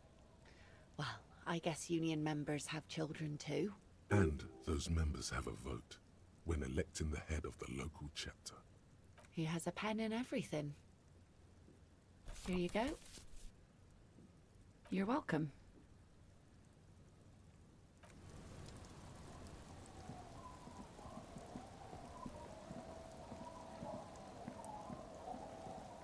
The old woman still hums. There's a gap where the name of that song should be. You should ask her about it right now. A lullaby my mother used to sing. I sang it to my kids too. It's an old Samaran children's song. Surrender to the night. That's kind of grim for a children's song, even if it is a lullaby. Yes, it does. Lillian should let her sword make her decisions. The girl just doesn't have the head for it. Either way, I won't sign. You need to check your facts, officer. I said no such thing. True. She only said she wouldn't even consider signing before Lillian. Lillian's not the only one who's too trusting. She wanted to see if you would do it, and if she would. I've seen it all before. You think they've got our interests at heart? Rich men are always selling poor men promises they never planned to keep. Then the poor get pushed out of their homes, and the rich get a little richer. That's the way it goes. So, no, I don't trust the fat man, and neither should you. In her mind, the Union is right-wing because Everard is fat. It's that simple, and there's no changing it. She is headstrong, but there's a slight hesitation in there. You may be able to convince her.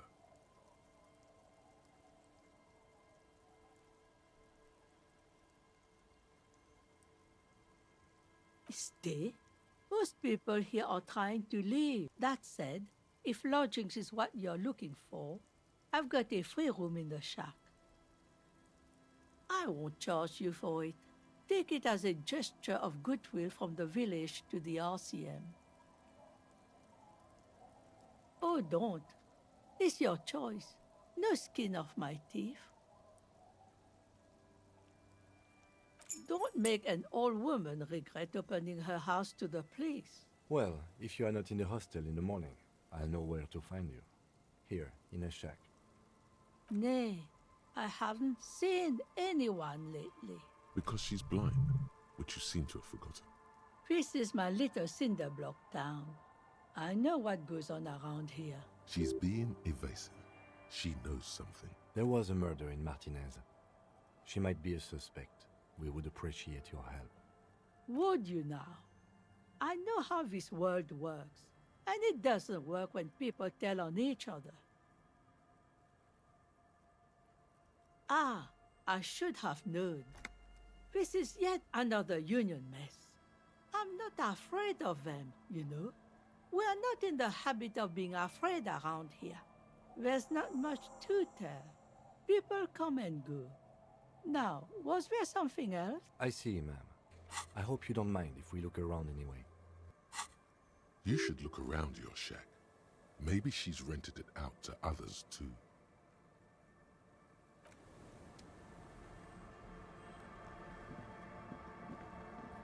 The door has seen. I'll wait outside to give you some time and privacy to check out your new living arrangements and look for any signs of Ruby. But just so you know, after we are done with the day, I'll still be staying in the whirling in rags for the night. We'll meet in front of the shack in the morning. The key turns with a satisfying click.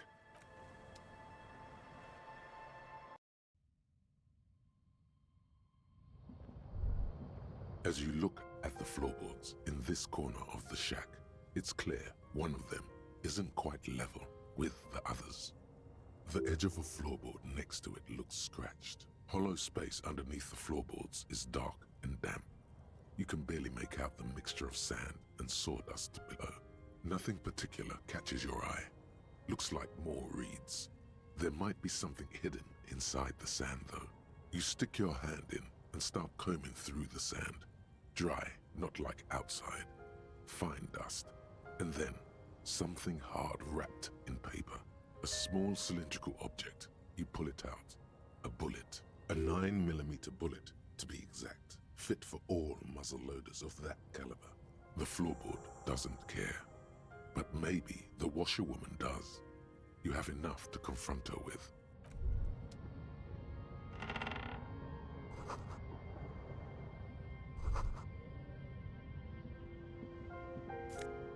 A brisk coastal wind still howls against the window of the shack. Occasionally, the waves crawl in under the foundation, producing a low hum. The room feels muffled, like you pulled your hat over your ears. Outside, it is cold and windy, but you're inside, and it feels safe and warm. What is this place to you?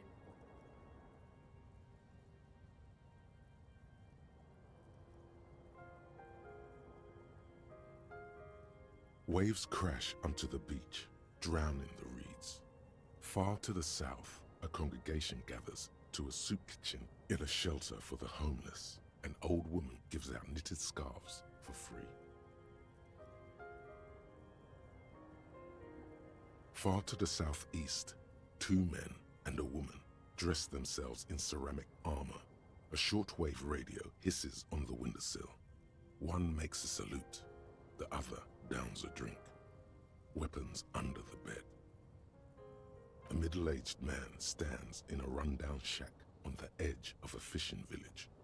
Nothing nods. No one salutes him. No sight of the fugitive. Outside, the howl of the wind has picked up. The waves crash against the stilts again. It's as if you think the thought, but in someone else's voice. Revachol forever.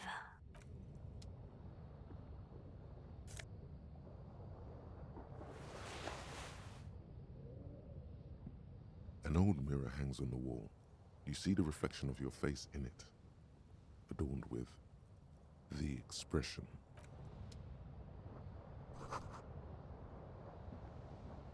The bed is comforting.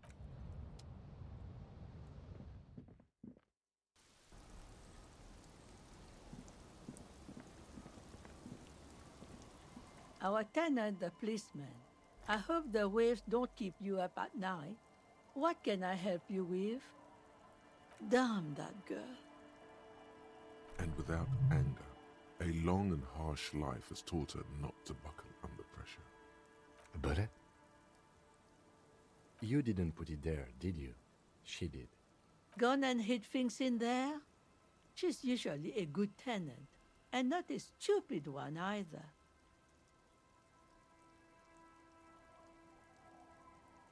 Yes, I let my room to that Ruby girl. As I've done before when she's been in trouble or just looking for solitude. I've made it clear, we welcome all kinds of people here. She came last Friday, left on Monday in a hurry. What has she gotten herself into, that girl? That's for the police to find out. Right there. Please answer each question to the best of your ability. I'm sure we have a few.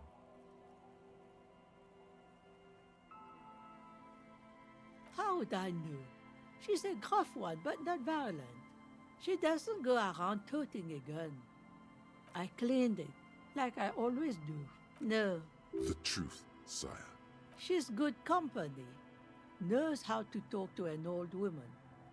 At my age, you don't get a lot of quality conversation. So I really appreciate that about her. Did she talk to you much during her last stay? No, she was mostly silent this time. Kept to herself. She tried not to let it show. But I could tell she hadn't come to fish. Usually she likes to cast a few lines. But this time she mostly stayed in her room. Yes, early with the dogs. Around 8 o'clock, I think. She probably heard the Lieutenant's Kanema drive by, and it woke her up, just like it did you. Yes. That is a downside of having a 130 kilowatt engine. It lets the bad guys know when you are coming. Not that I know of, though she was into nice music. She once showed me a few mixtape millions she'd made. Although I guess she was pretty handy with the mechanical and technical stuff. Even fixed the heater in the shack. You should be thankful for that. I don't know. Further up the coast, she tried to leave quietly, but the hinges on that door screeched like a cat in heat. Woke me up. I heard her rushing in those heavy boots, heading up north. It's a peninsula. She might be trapped. You'll never find her, you know. She knows the coast like the back of her hand. You only just arrived. I wouldn't worry about that, man. We are persistent. Are you sure you would rather stay here? Get a nice cozy fire going in the heater? The failed electric neuron. You feel like you should go look at it again. Step closer this time.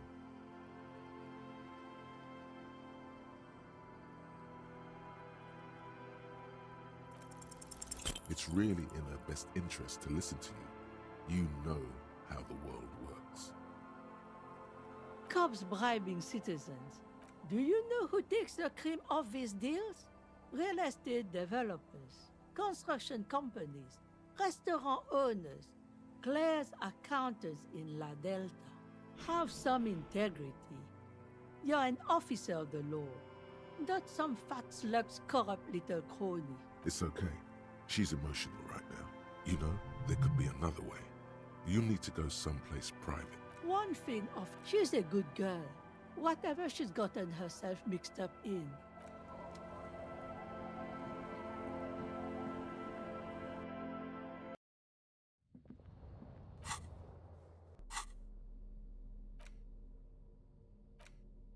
You take the legal documents out of the envelope. A 12 to 40 month construction period and the zoning plan in the addendum. Underneath all this, Lillian's, there is no loophole. The simple truth is, the current residents are going to lose their street access, and for the next 12 to 40 months, their lives will be dominated by constant construction noise. Right. Once the construction starts, it will probably take a few months, a year maybe, for even the most stubborn occupants to get tired of living like this. After that, they'll sell their property for cheap and move out. How very rational of you. Rational of Everard, too.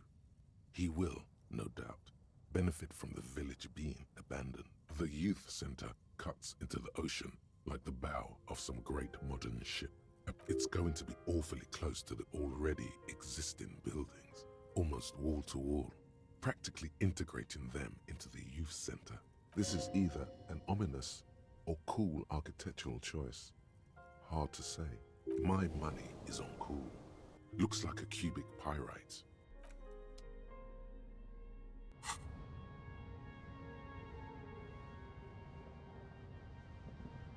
On the table, you see a bowl of water, a rough soap, and next to it, a small hand mirror. A straight razor soaks inside the wash basin. Your hand trembles as you scratch your cheek. Oh no, that's not how a grown man shaves. Thank God, I would have cut your throat. The centipede is exaggerating. People don't actually cut their own throats when they're shaving. At least, not accidentally.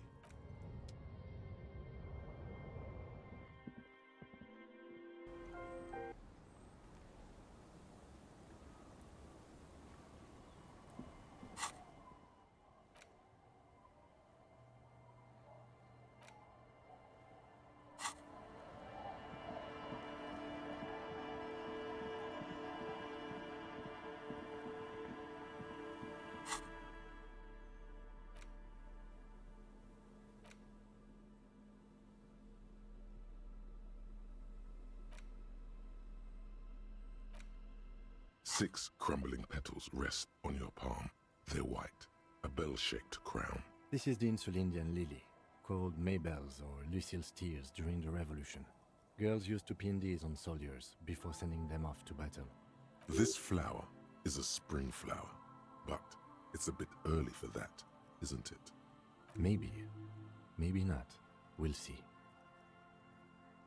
The revolutionaries, so the communers and the anarchists.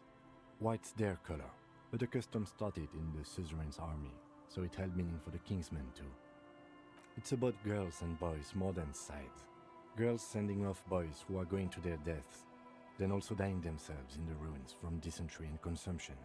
It's a symbol of the Civil War. Yes, but not this early, not to my knowledge. It looks dried, preserved. The petals feel dry and fragile in your hand. Water flows under the channel bridge. Dark water. You rub your sides for warmth. but there is none. Inland, above the Martinez distributary, the channel that brought wastewater from the silk mills of Jamrock, and then dead bodies during the war.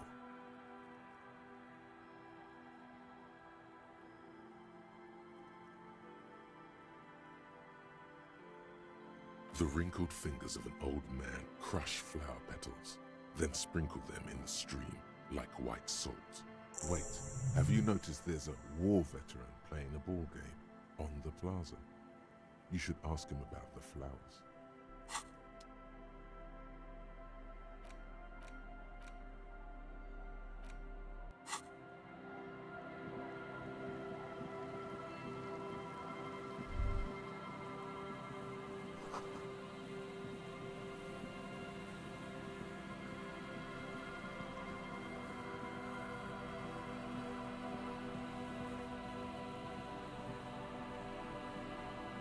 You see, a slogan used to enter above the mural, a collapsed roof, broken windows set in walls that are cracking and will soon also fall, and the coastal breeze rustling and sighing in the remains of the edifice. Felled electrical. How ironic. All these dark rooms.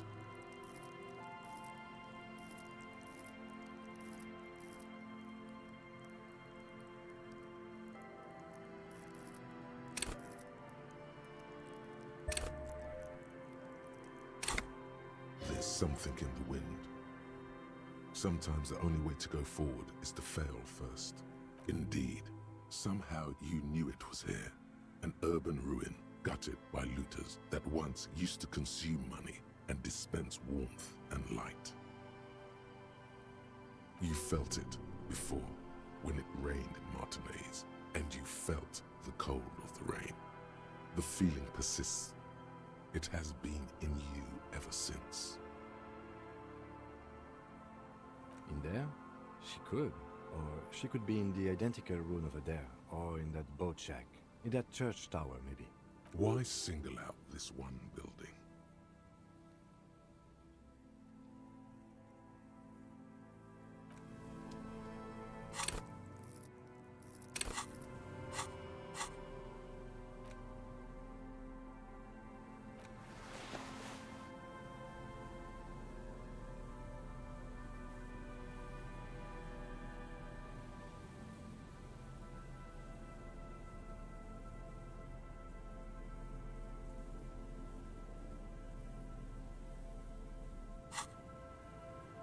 The once bright mural towers above.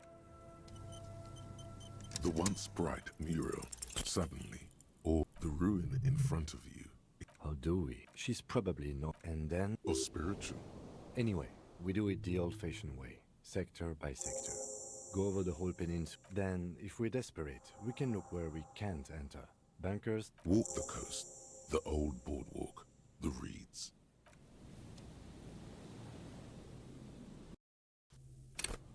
The once bright mural towers. Even though you're sure you succeeded, all is quiet. There is no cold hand brushing against your forehead, no rustle in the reeds.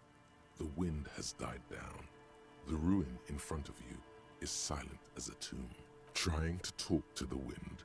The city, whatever you thought would happen, did not. And now you're just standing there in the pale of the morning, with your hands fallen to your side. Is trying to talk to the city something you've done before? Is it in your secret repertoire? A trick for when you're out of ideas? How do we? I was really hoping she'd be in the village. Okay.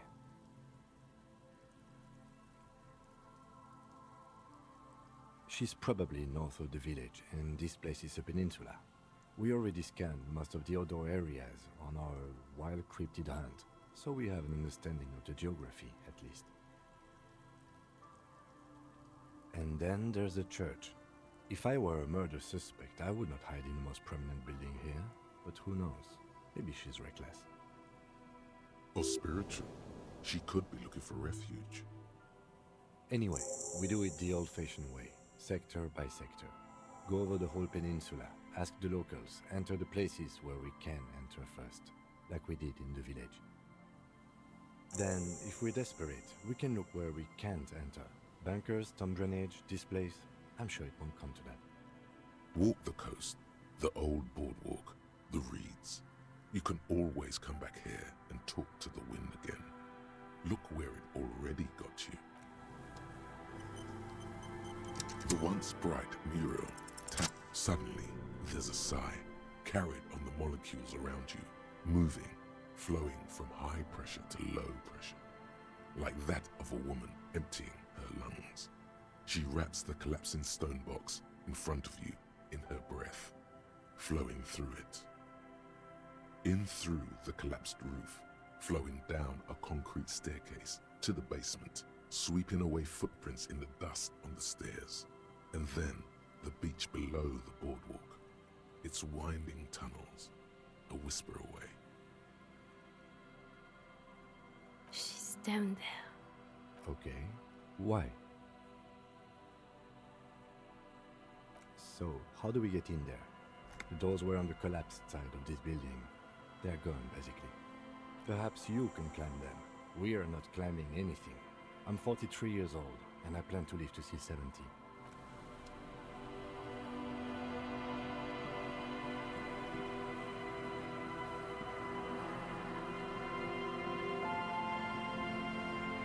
An old pipe peeks out from beneath the rotting boards of the boardwalk. Could this be an alternative path into the felled building? A building like this must have multiple doors serving various functions. Your eyes slowly begin to adjust to the darkness inside the drainage pipe. The lieutenant looks over your shoulder. Given that this isn't a martial arts thriller, it's highly unlikely, and not without risk to our health either. However, the pipe suggests there may be an entrance to the basement around. He means the pipe must be coming from somewhere in the building. And it's right here, a maintenance door. The pipe is sleek with rain. As your eyes adjust, you see some trash. Crumpled up newspapers, cigarette butts. Someone has half-heartedly spray-painted skulls on the right side. And nothing. Broken glass from bottom.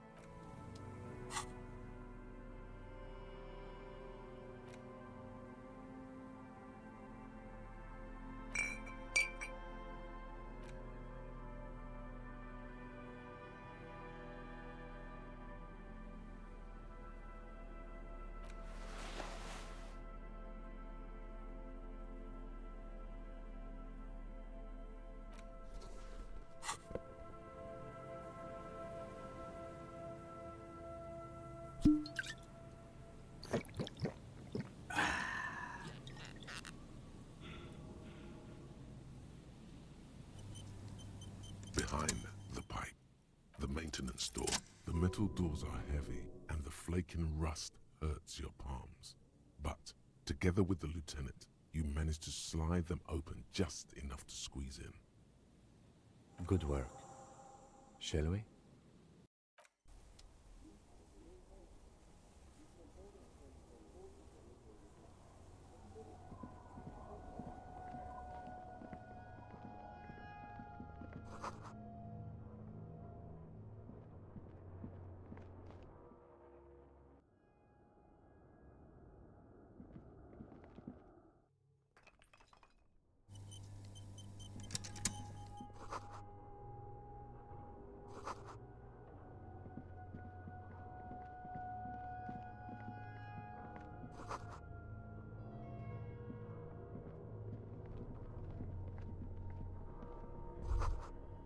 This isn't just glass.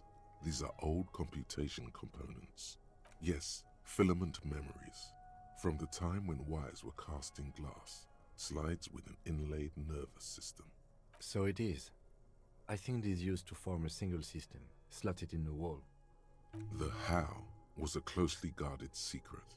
Something that was locked in safes in human heads across the river where they were manufactured. As to why, your fingers don't know.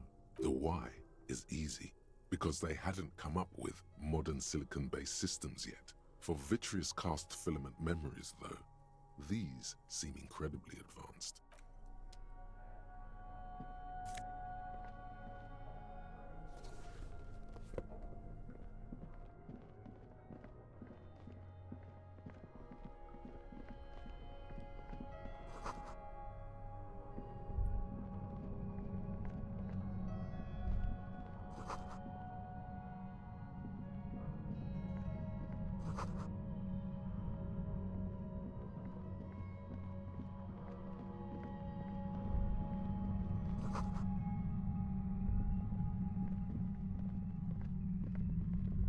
it is again, like a swarm of hornets buzzing under your scalp. A strange tingling you can almost smell. No, what do you mean? I don't feel it, but we should still be careful.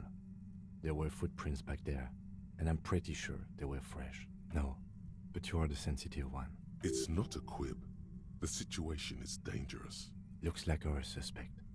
If she's in here, we need to plan our next step carefully. Once we detain a credible suspect, who knows what the Union and the Wild Pines will do? We'll set in motion events we have no control over. You will upset the balance of power in Martinez. The deadlock between the company and the Union will destabilize. Keep calm. Go over the whole situation in detail.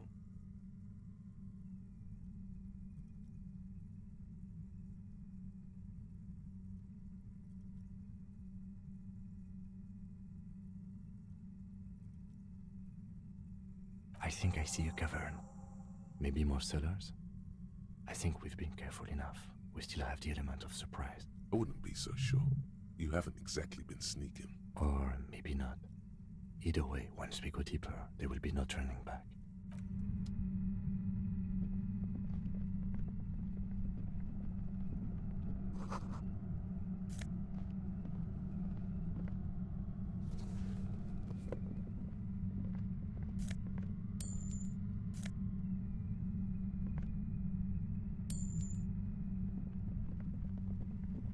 Suddenly, your entire body is paralyzed.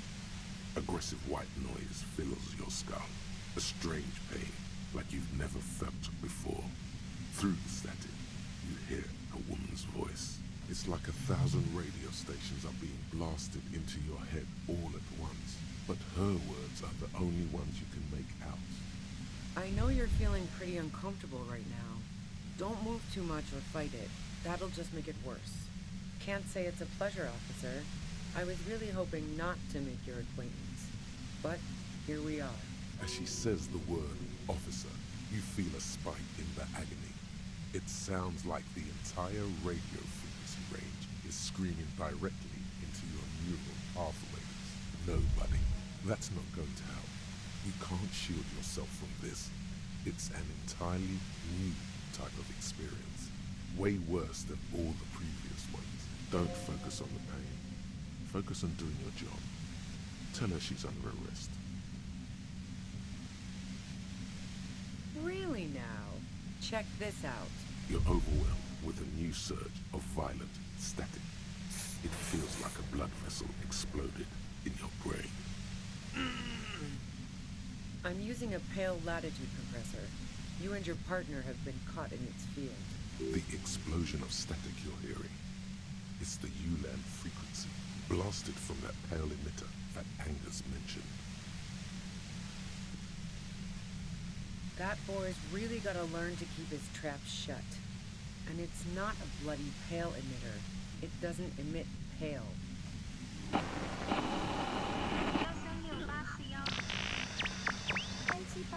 Right behind you, officer. A pale latitude compressor is used to sort of make the pale more manageable. With a lot of these, you can force a radio signal grid on the pale, literally crunch the distance across it. Signals are relayed across a series of repeater stations fixed to buoys. Not a fun job manning those stations. All alone out there in the pale, people lose their minds in just a few years.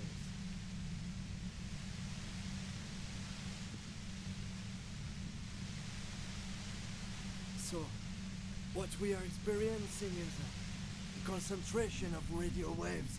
Precisely. This is an industrial strength paraboloid. It's meant for forcing dimensions on something that doesn't have them. Needless to say, the frequencies used are out of this world. At the upper limit is the large prime number generator station. It's used specifically for pale latitude compression. That's why you may be hearing some numbers. But you might also hear, or think you're hearing, local radio chatter. She likes telling you about the machine. Keep her talking. Look for an opportunity to break loose.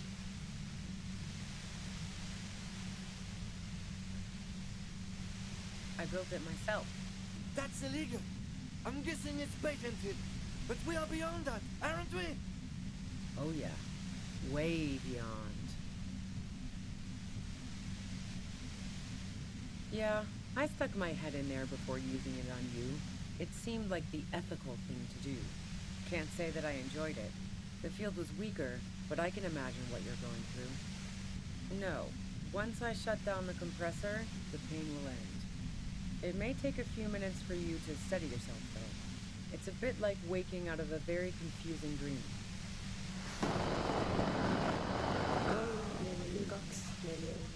Yeah, let's not talk about that shit. You were hunting me and fell into my trap instead. That's all there is to say about it. So she thinks of you as hunters, not the cops, and of herself merely as prey. If you've got something really important to say, you can do it through the white noise.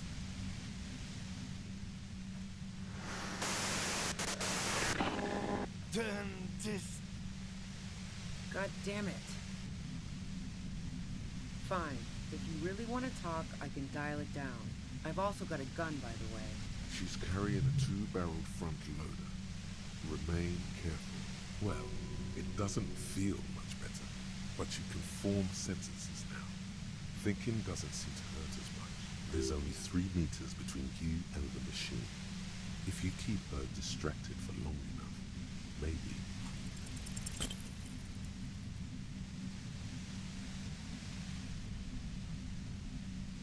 The violet white noise becomes even more overwhelming closer to the compressor. Feels like your brain is swelling up in your skull. I know it's bad. Try not to move.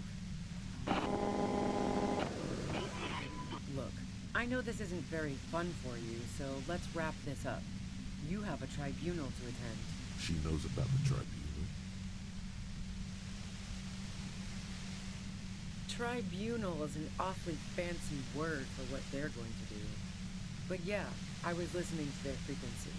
They've finished their investigation. Now they're gonna put on a show before meting out punishment. Even though those assholes gave me up, I'm worried for the boys. And you.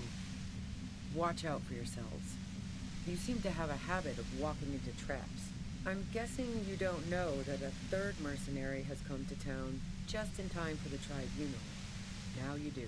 If one hornet can kill 40 honeybees in a minute, then 3 hornets should be able to kill 120 honeybees in a minute, or more, since they'll also be covering one another. The 3rd. Oh, this is bad. As I said, watch out. The pain is becoming unbearable now. I heard you in the passages, and I've been preparing for quite a while. So you found my shack, huh? I'm not surprised. So nice. That's one knife I didn't want to find in my back. As opposed to the other knives she's finding there now. Hardy for one. This could have turned out pretty bad for me if you hadn't walked right into 25 bands of ultra-high frequencies. That's her admitting the bullet was an emergency exit. No, I didn't do it. I only helped stage the lynching, though I doubt that makes much of a difference to you. Who ratted me out, by the way? Was it Titus? No, he wouldn't have broken first. Oh, well, I guess I always knew she was a survivor above all else. But she couldn't have known I was on the coast. How did you find me? Titus and his boys, man. They told us you were on the coast. Well, fuck. Those guys liked me, I know it. If this is what happens to people whom people like... A dull despair is creeping into her voice. How the fuck do the rest of you get by?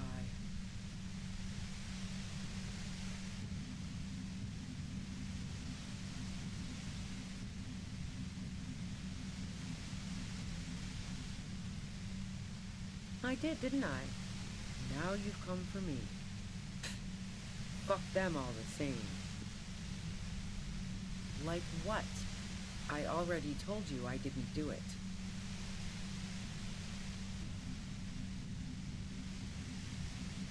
A strong moral compass. She still wants the opportunity to make a case for herself. No. Gifts of flowers and candy aren't really my style. So now I'm leaving revolutionary symbols around? Come on. I never did understand why, when someone dies, a hothouse's worth of flowers has to die too. No, I did not.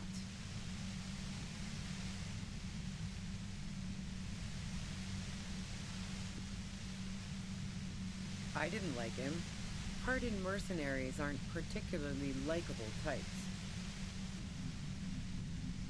You think I was envious of his conquests? Look, pussy's not a problem for me, and definitely not a reason to off someone. See her confident gaze, her toned arms. Yeah, she wouldn't have had much trouble in the intimacy department. I'm listening.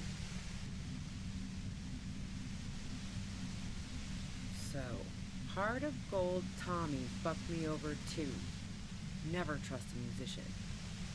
Maybe twist the knife, just in case. Make her more desperate.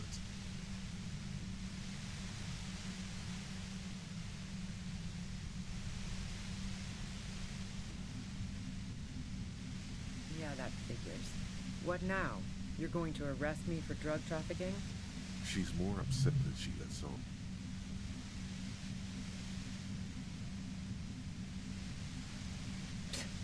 That's your prerogative.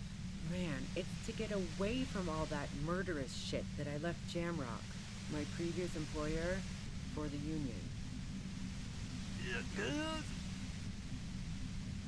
She deliberately avoided naming the mob she worked for. You might be able to find this out later. I got lucky being a dispatcher. Never had to do any of the really dirty work myself. This gun has only been used for self-defense against serious scum.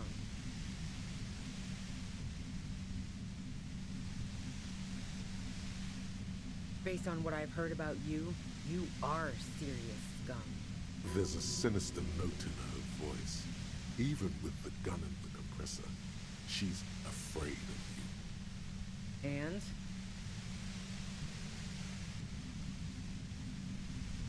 Sure don't. The breech loader? No. This is such a wipeout. The gun store, Trigger Happy Jacks. What did you think?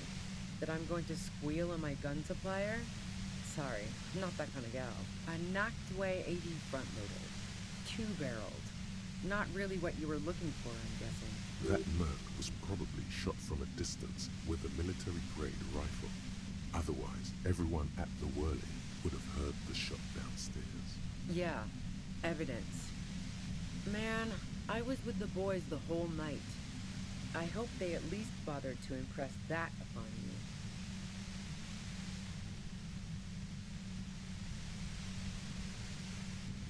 Yeah, and I'm sure they also made some funny remarks about it. They always do. I've driven a lot of long haul and chugged a lot of beer, man. Can't do either without some power of mind over bladder. And anyway, that wouldn't have been enough time. No one takes a 15-minute leak. Look, fuck you, man. I might also have stopped by the bar. She speaketh truth. I considered her a good friend, yeah. Oh, so that's where you were going with this. That's a very sentimental way of putting it. We both had pasts we didn't want to catch up with us. And we enjoyed listening to music together. Why not go on a road trip? The lieutenant watches her expectantly, occasionally shaking from the pain. Okay, fine. I was into her. Clausy was into me too for a time, I know it. We even fooled around once. And yeah, after that I thought maybe we could make a go of it. Clausy only said they maybe kissed. Someone is lying here. If that's what she wants on the record, so be it. I'm not about to go into details for you to jerk off to later. Seriously, just move on. She rejected me with some wishy-washy bullshit about how she was confused because she felt so close to me and valued my friendship so much, and how guilty she felt for leading me on. I knew that wasn't the whole story, but thought, fine, I'll take it and move on. Yeah, one time when we'd both been drinking, I said some heated things about how dangerous her patterns with men were. I was a little worried she'd blow it out of proportion in her head. All the drugs she was doing can make you feel like you're living in a DeLorean tragedy. Yeah, the girl seemed terrified. The merc was beyond caring what happened to his mortal coil. It was a no-brainer. Go ahead. It's your body.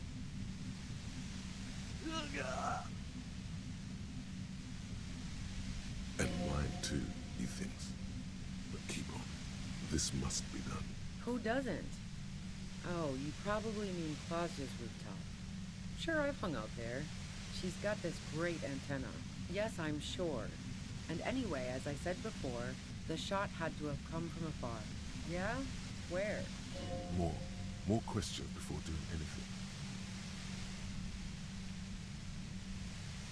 How should I know? As I keep saying, he already had a bullet in his head when I got to him, and there hasn't been any useful gossip over the radio. Those rings around her eyes, her tired voice. She's been staying up late, listening in on the conversations crisscrossing Martinez. Police radio? You've been following the case? Who hasn't? You know, I can still see him there, in Claus's room, lying on his side. He was still warm, but the bluish light coming through the broken window made him look as though he'd been dead for a good long while. I saw you roll into town. I wasn't about to stick around for questioning by a goddamn La Puta Madre agent. Yes, you. Everyone says you're his peon, his human can opener. Through the sudden sharp pain in your head, you hear the lieutenant mumble something to himself. Fucking hell. And why me? You hear through the white noise. It's especially bad suddenly. Felt like a vein exploded. Oh yes, they do. The cops, the criminals. Why do you think I'm holed up in here with a goddamn death ray waiting for you? If she knows that about you, she must know your real name too.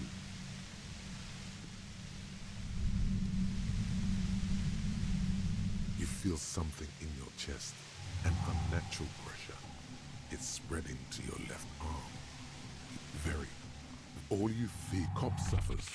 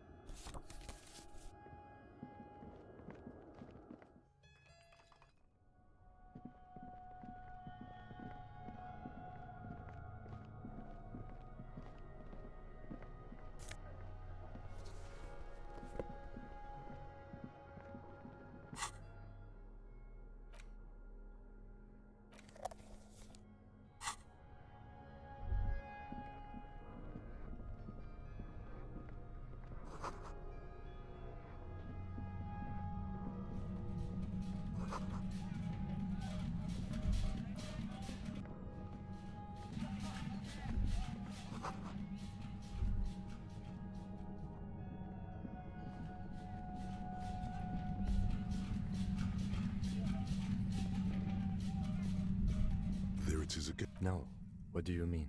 I don't feel it, but looks like ours. Once we did. You will keep calm. Go over the whole situation in detail. You're right. However corrupt he may be, nothing happens in Martinez without him knowing. We might have to dirty our hands, but... In this case, we can't afford to be squeaky clean. Yes. There won't be time for that once things go down. Matter of fact, I don't think there's time for it now, but... You think we should finish running it now? Maybe you're right. It might... It's a minor point. Don't worry too much about this. You mean more... If it gets that tense, the amateur zoologist might not be able to... Well, we are not... If you can't predict it... I think I see a cavern. I wouldn't be so sure. Or maybe...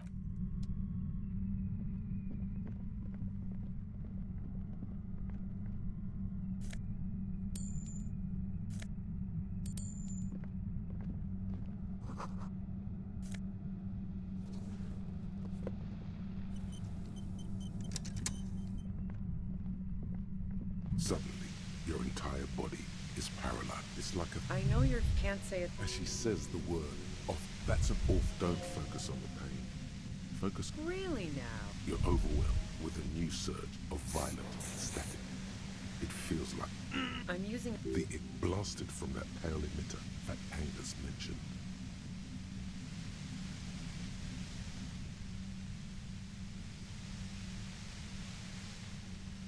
Saw my equations? You've been sniffing through my lorry, right? I expected as much. I am a bit surprised you knew what you were looking at. A pale latitude signals are so precise at the up. She likes telling you about the machine. I built it That's a li- Oh yeah. No. Yeah, I stuck my... Yeah, let's... So she thinks of you as If you've got... God damn it, fine. She's carried well. There's only 3 meters between you and the machine. I heard you in the passages, and I've been preparing for... So you found my shack, so nice. As opposed to... This could have... That's her admitting the bullet was an emergency exit.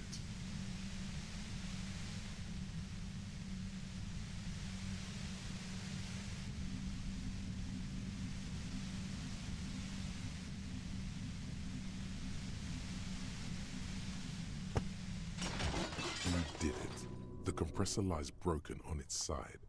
It's quiet in your head again. It still hurts like hell, but... All good, officer. Be careful. She looks at the machine, assessing the damage. Her hand trembles. Oh, fuck it.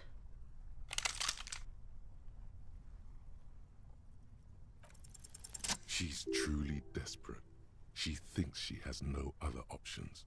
You need to give her options. You know.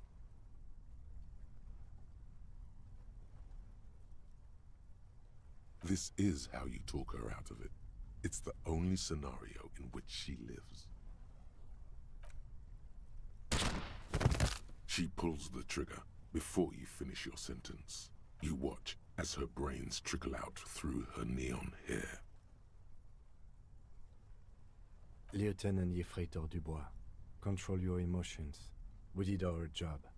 This won't be the worst thing that happens on this case, believe me. You can't let this break you. There is no coming back from this one. It will stay with you in nightmares. Our job. It went really bad, and now we need to clean it up. We clean up. It may take days for processing to pick up her body. We need to move it somewhere. That tent there.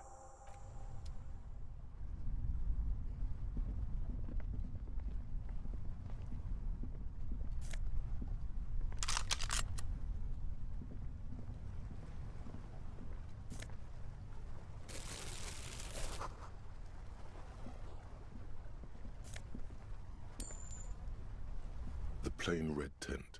You see. We should put her in the sleeping bag, so the rats don't get to her. The lieutenant nods.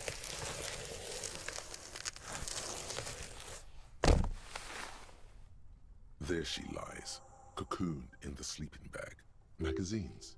You should look through them. Assorted soft covers, mostly pulp horror. See anything? Rager Monthly, Journal of Material Science. More, you pocket the worn brown leather journal. We should read this immediately, like right now.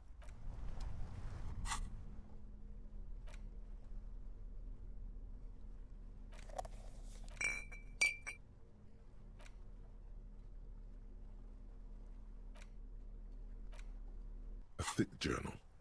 The journal falls open. About 2/3 of its ruled pages have been filled. The large cursive of someone who writes quickly and confidently, perhaps too confidently. Many phrases and even paragraphs. It's a mix of logistical notes, diagrams, and personal reflections, all dated. We could learn a lot from this. Nothing on March 4th. March 5th, though, well, that's bound to come back and bite me in the ass. I'm bad at this. Loyal to a fault. But that's another matter entirely. She is referring to betraying her previous employer. Does this suggest she did it in self-defense? The first entry is from August 2nd of last year. It reads simply, I know my position is precarious. All I can do is make myself as useful as I can while looking for a way out. Remember, no one is indispensable. Short, wry observations of people and places. Probably the most recent entry, even when I leave here, if I leave here alive. What's my next move? Staging a lynching is a crime, even if I'm not accused of murder on top of that. Forever on the run. Not really my idea of the open road. Man, I was really looking forward to winning. I don't think she killed the mercenary. It looks like she might have been framed. Too bad we didn't really get to hear her side of the story. This whole thing was a detour, and a fatal one, he thinks. Don't get emotional.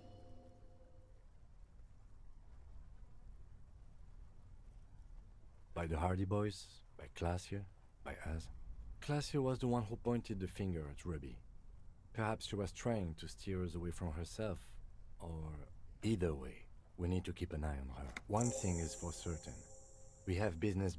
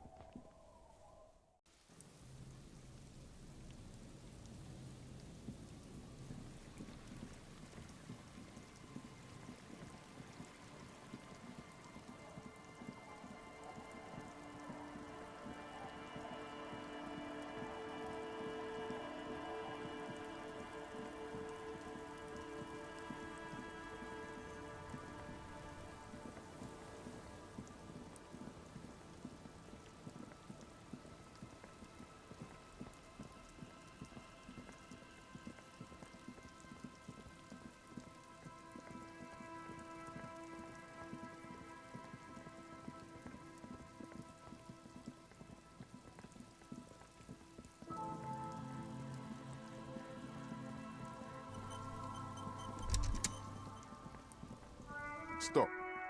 Now. It is time. Yes. And it's not going to be fun. Be prepared. Wield Ruby's double-barreled pistol. What a shitty gun. But it's better than nothing.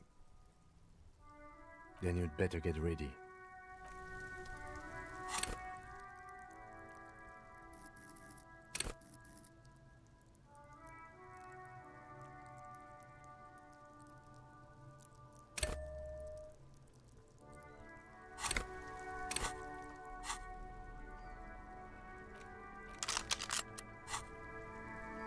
I'm all out of shits to give, loincloth. Welcome to the fucking reckoning. Put your damn gun down. People are gonna get hurt. We need to talk this through. All right? Shut up. You're not gonna talk yourself out of this, loincloth shit fuck. This is the mercenary at the gates. His chest rises and falls under the ceramic breastplate. His fingers reach for the butt of his sidearm. There's something very wrong with him. This is a misunderstanding. Nothing irreversible has happened yet. You can just return to your unit and forget all about this. The Kipt is merciful, willing to spare us if we just forget about our murdered and humiliated commander. I think we should just kill everyone, Corty. You are all drunk. Come to your senses. You won't gun down 7 people in the middle of the street. This isn't a frontier town or a jungle outpost. Easy, Lizzie. Let me handle it. I know guys like this. I'm sure we can come to a peaceful agreement. Ain't that right, fellas? Peaceful. Nest in your abdominal cavity like a little wild mouse. The masked man's words are barely intelligible, but you can hear them. Fuck, there's a third one. How did we miss something like this? This third one, he is the most dangerous of them all, heavily armed. My plan is not to get killed, but we have to intervene. The Mercenary Tribunal. If this turns into a firefight, we should take him out first. A sound strategy. He's the leader. Get lost, comedian. You cops had your chance. Now it's fucking time for some justice. Pig fuck!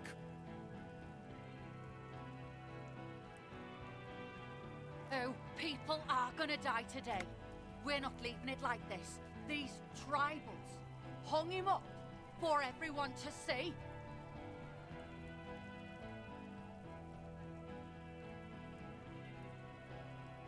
No one is going to kill anyone. Let's just put the guns down and talk like civilized human beings. With a wordless gurgle, the killer loads his long rifle. The leader gives a small nod to the helmeted man. Suddenly, your fingers holding the grip of a gun that has just taken a life tingle. Go for it, it seems to say. Shoot him in the mouth. Shoot him before he shoots you. No, wait. It's good you have that gun. It really is. Just soften him up first. Present an argument. I'm barely keeping you together here. This is it, the big one. If you talk to him, he will rattle you, not the other way around.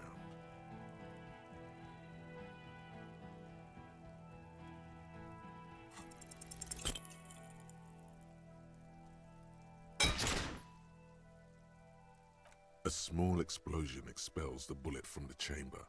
With a puff of smoke, it hits the man square in the chest, producing a soft clicking sound in the armor, like dice rolling.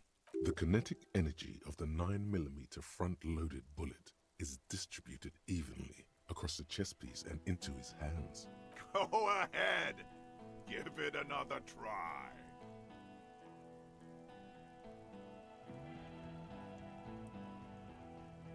Do it, primitive. Take me out. Kill him.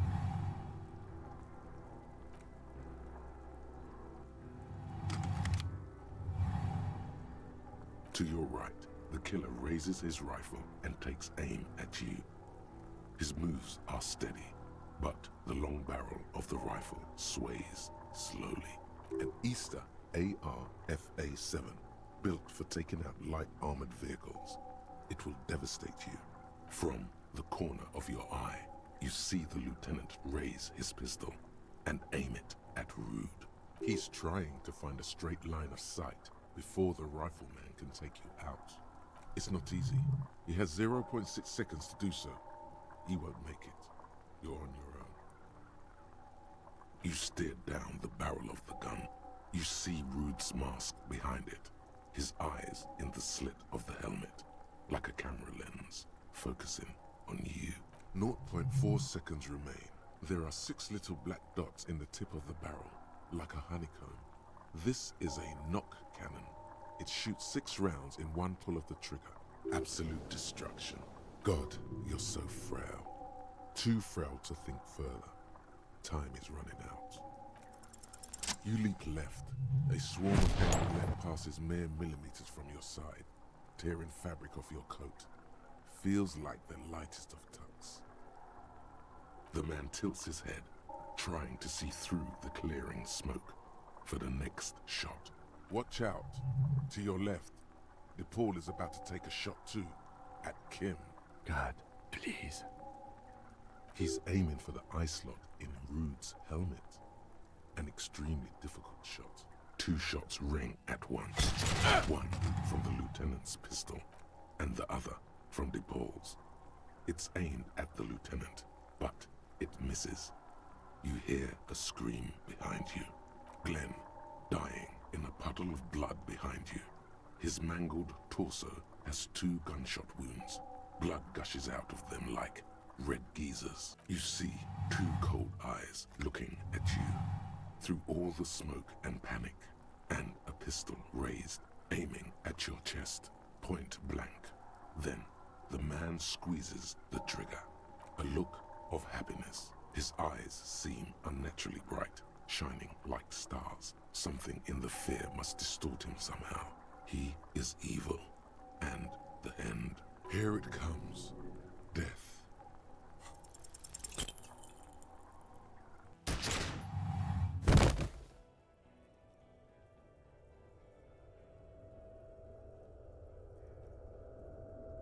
You can't. There is no time. Something inside your pelvis explodes. Your entire lower body is on fire, and your legs can't support you. You fall down like a rag doll. The pain is too immense to scream. It pushes the air out of your lungs. Everything goes dark. A distant blur as you recede into it. The Hardy Boys are yelling. Someone is running, jumping over you. In the background you hear gunfire shatter glass, and then a man in pain. A familiar sound. It's Titus with a splat like meat. You hear bullets rip into him.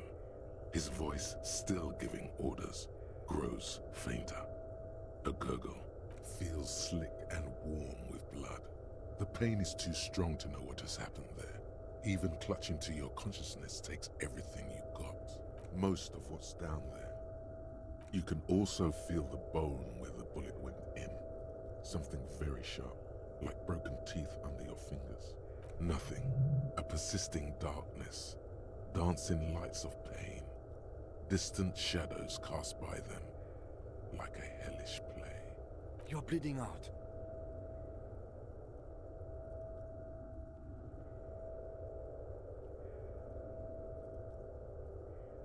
Stay with me. Yes, keep talking. You hear me? Stay awake. But you can't. It's so hard. Your eyelids grow heavy, and the sounds ever more distant. And a cold comes over you. The lieutenant, too, is somewhere far away, almost gone.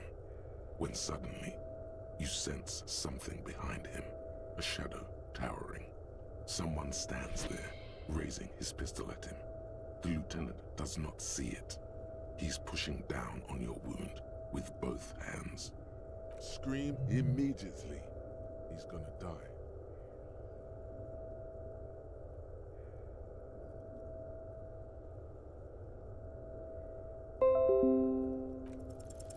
No, you say, and hand out your firearm to him.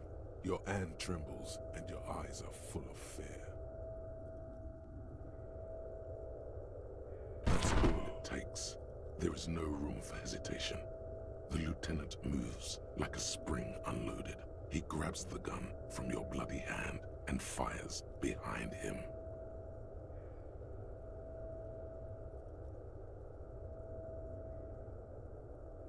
You hear a roar of pain, a death scream. The sound disappears like someone pressed stop on the tape. The hulking figure, too, is gone. And so is Kim. And the whole world. This is death. One more door, baby. One more door. Brother, you already were a ghost. Up there screaming along with all of them. Scaring each other. Haunting each other. It's the living who are ghosts. The dead are silent. They don't rattle windows or write letters in blood. The living do. Leave them behind. Rest. Of course. I know you do. Everybody leaves when they get the chance. Go on, keep falling. Deeper. Take the door. He's not taking it. His body is not taking it. Oh God, no. He's not disintegrating. He's swelling up instead. Over the hours, hurting, moaning in his sleep, and rotting, and being disinfected, and smelling of drugs, and feeling saliva in his mouth, drifting in painkillers, thrashing in his wound sleep. He can't go. Not before the case is solved. There is a radio in the distance, a radio of the world, playing sounds. Good morning, Elysium. Soon you will return to the world. Hours turn to days. Soon we will get up again and go through it again. Finally we know what the infernal engine was outside. The clarion call.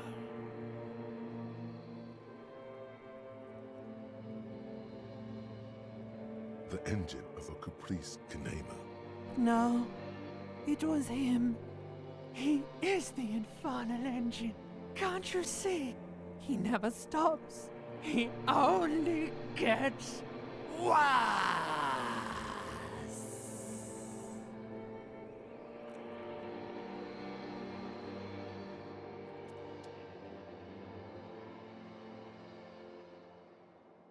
You see the lieutenant's familiar shape in the orange jacket.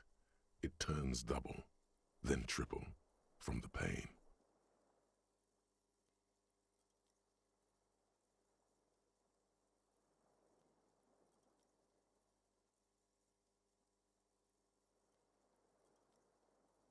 Sunrise, Parabellum.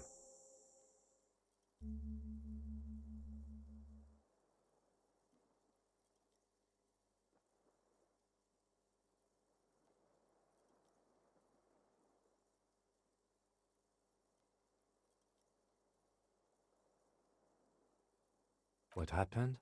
You shot the Major, and successfully, a firefight ensued. As retaliation, their rifleman tried shooting you. He missed, or you dodged. I shot and wounded him, while Glenn took a bullet in the spine. It was meant for me. He did not survive. Titus, Fat Angus, and Theo charged. Angus and Theo died before they made it to intensive care. Titus died in the hospital yesterday. Alain and the young musician, I forget his name, they are all that's left. Yes. You were bleeding out.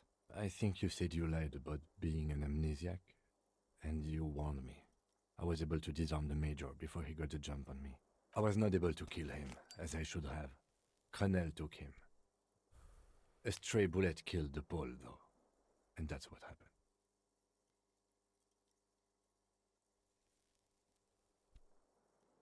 Yes. He's in a private hospital across the river. Crenel claimed him from the local butcher shop where Titus died. Turns out he's insured. We won't get to him anymore. The good news is he's not coming here either. I did some damage. 5.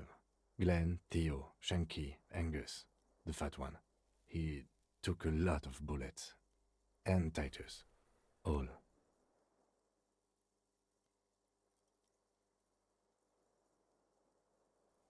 Yes, officer. 7 people are dead. It's not a success. +1. Ruby. But what's done is done. The violence is cordoned off. The Hornets did not get into the beehive. The worst scenario has not materialized. Yet. And we are still alive. Both of us. He did not expect you both to survive once you stepped between those two armies. Sunrise parabellum.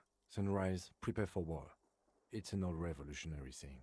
The gates of the harbor are boarded up. The streets are a little more empty. Apocalyptic violence is yet to erupt, I am relieved to say. I think we may have held it off, for now. Barely. Yes, we have also completely failed, but that's okay. Mr. Gart cleaned it. It took him an entire day. 2 days, in and out. You've been up enough to take Dramamine and curse, and drink water. Yes, the joke wasn't funny anymore. I took it off. The close proximity of death must have made the lieutenant contemplate his life choices. He's done with the jacket. Reasonably bad. You were shot in the left quadriceps. That's your thigh. The outer side, thankfully, no major arteries were nicked. The bullet was removed and a bacterial infection treated with mercurochrome. We will see. No. I called your station after the fight. The injury was logged in. They told me they've sent officers to join you on the site. I'm sure they're worried about you. That means he hasn't seen them around while you were out. They're not really worried about you. If they were, wouldn't they be here? I don't know. He may have some idea, but he's not gonna get into it with you. Not very. I have a concussion from the major beating me with the butt of his gun. I try to not move too much. Things would be worse if you didn't warn me. Thank you. I did not see him coming. Stupid of me. I did. No need.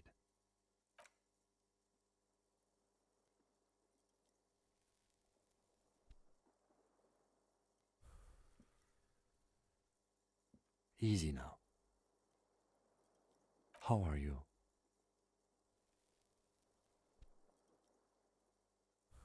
Your disco days should have been done quite a while back, Lieutenant Freighter. I honestly don't know. We can't talk to Everard. The harbor is in lockdown. Everyone in there is outside our grasp now. And Joyce has left too. Yes, she left yesterday morning. To meet the board of Wild Pines, or that is what I've heard.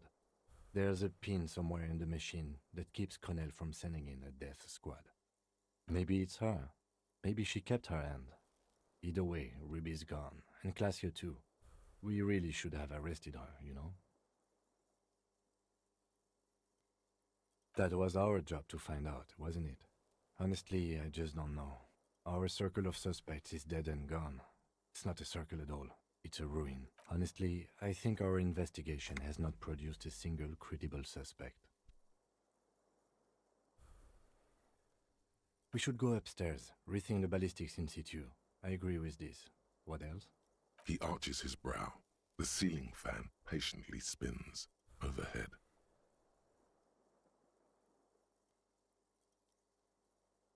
I'm listening. Absolutely. There's no other way to go about it. We screwed up. What? Every piece of garbage in the city is not connected to the case. You don't have to keep everything. He's wrong. Okay. What is? Something. I'm ready to hear what you think. It really is. That concussion must be making him dizzy. No. Are you ready to limp? Good. Where do you want to limp to? A gust of wind blows in from the bay.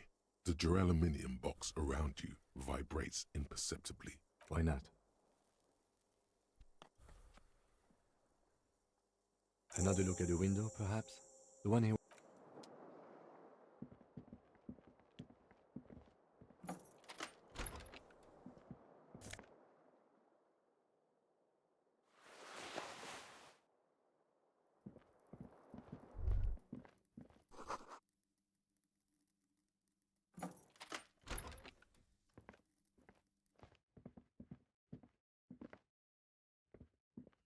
These papers bear the stamp of the RCM. They appear to be I had Gart open the door to your room. You were running a low bacterial fever the first night.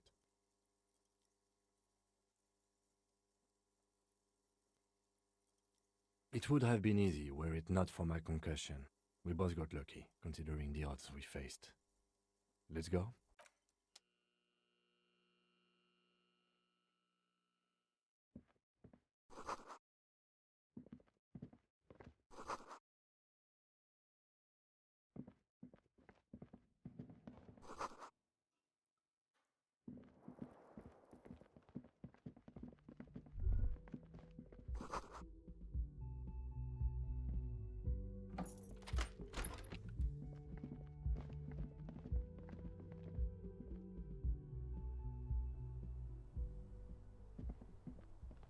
You see the same. This is ballistics. She's left a trajectory for us. A ray of backward motion explodes from his mouth. It suggests the bullet came from the extreme up the island in the bay. She was there that night. She would have known precisely where the bullet hole was in the glass. She had a long time to think about it after, standing on that roof, staring at the glass. It also looks like there may be more to her skill set than we know. The question is, should we trust her? I find that hard to believe, but at this point, what difference does it make? Unless she thinks the perpetrator was standing on the ring antenna. That is where the thread seems to point. I remember. So it is. The lead is flimsy. You might as well go around Martinez looking under every rock and talking to every person. But what else is there? Not a lot, no. Okay, let's go to the fucking island. How do we get there? Joyce Messier had a sloop, but she's gone. Maybe there were boats there.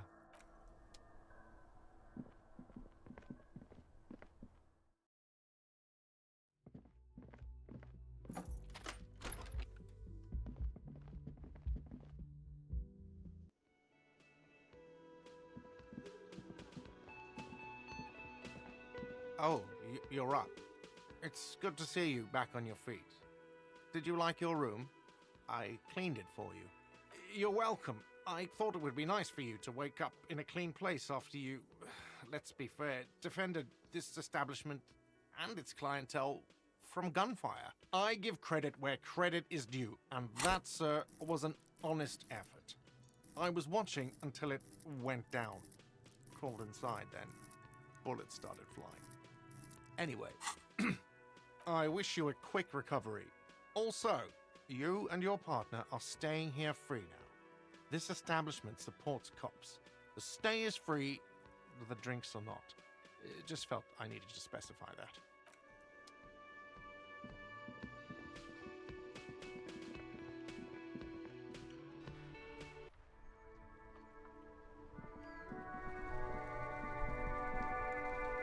The graffito has been painted over the traces of the fight that took place here. It smells of blood and heavy fuel oil. This was Cindy the Scar. The lieutenant crouches, touching the fuel oil with his finger. Looks like it, yes. And blood. Some of it is even yours. Heavy fuel oil. Isn't that flammable? You could buy some smokes, light up a ciggy and throw it in there, you know.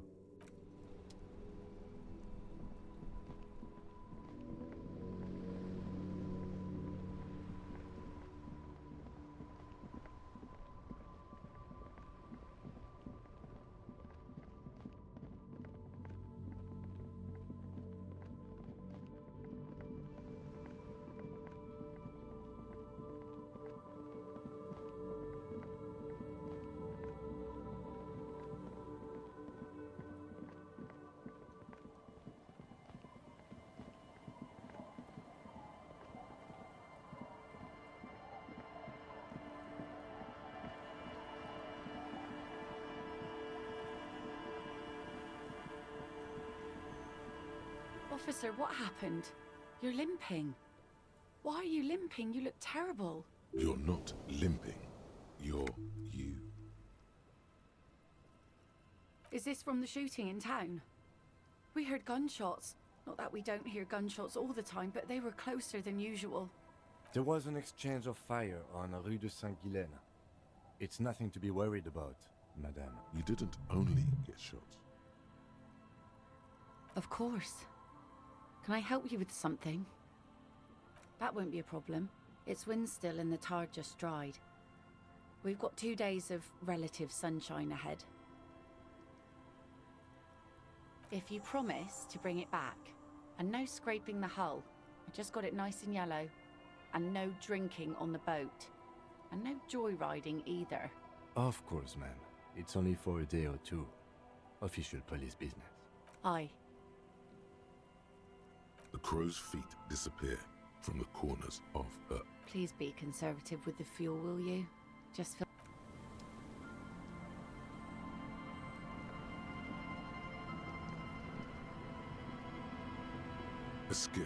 with a small steering. Once you get in, that's it. One pull of the starter. Have you made all? Remember what the net picker said. It's a small tank. You won't be going back and forth on this.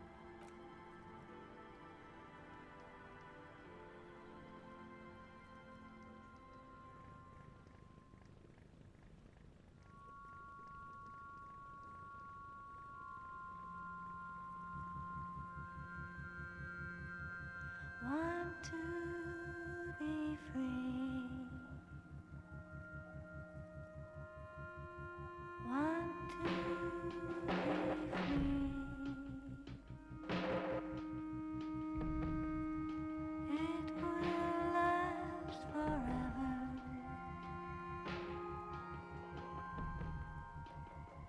Eternally.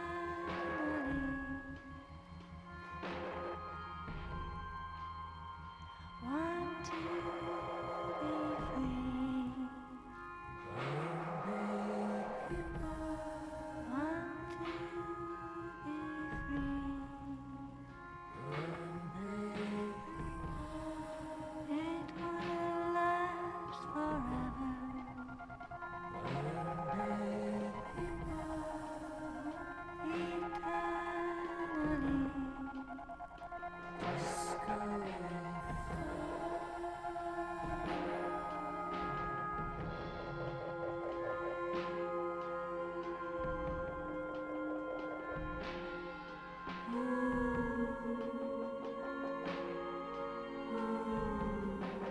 Want to be free. Want to be free. It will last forever.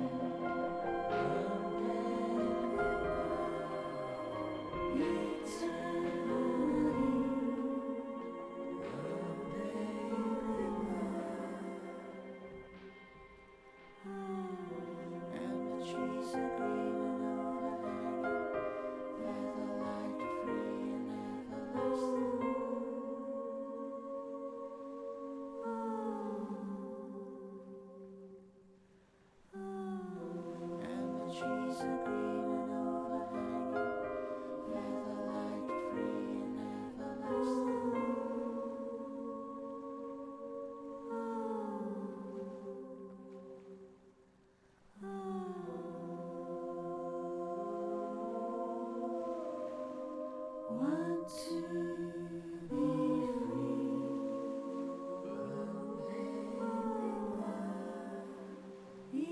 Eternally.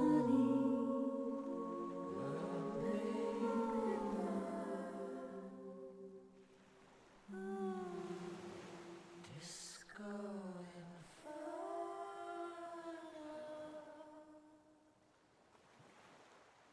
The boat comes to a slow stop.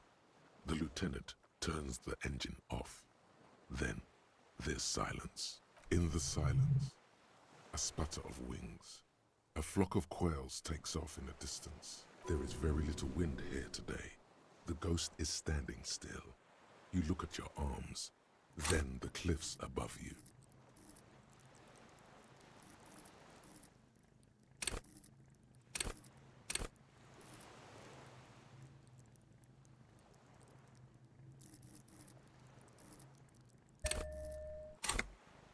Let's go.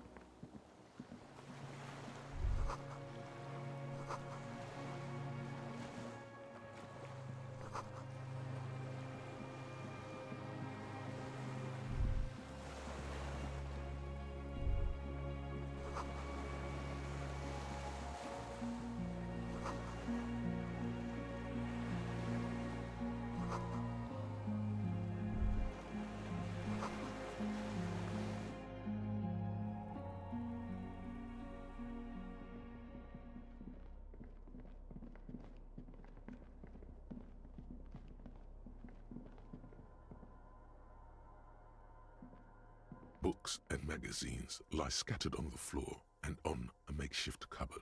They are not particularly well organized. Most are soft covers, serialized fantastique and detective stories from the 20s and 30s.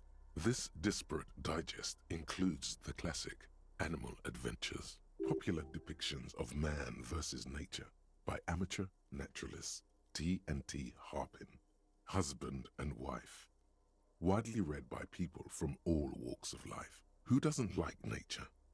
Who doesn't want to survive among what is mostly commercial fiction and serialized stories? You find a magazine cathodique for electrical engineering. Then it's back to pulp. Light erotica, an international thriller about circuit benders. Someone's made themselves a home. Not that you can tell. This is maybe is There's a greasy old spring mattress in the corner. Someone has been squatting here. The linen is fresh, recently washed.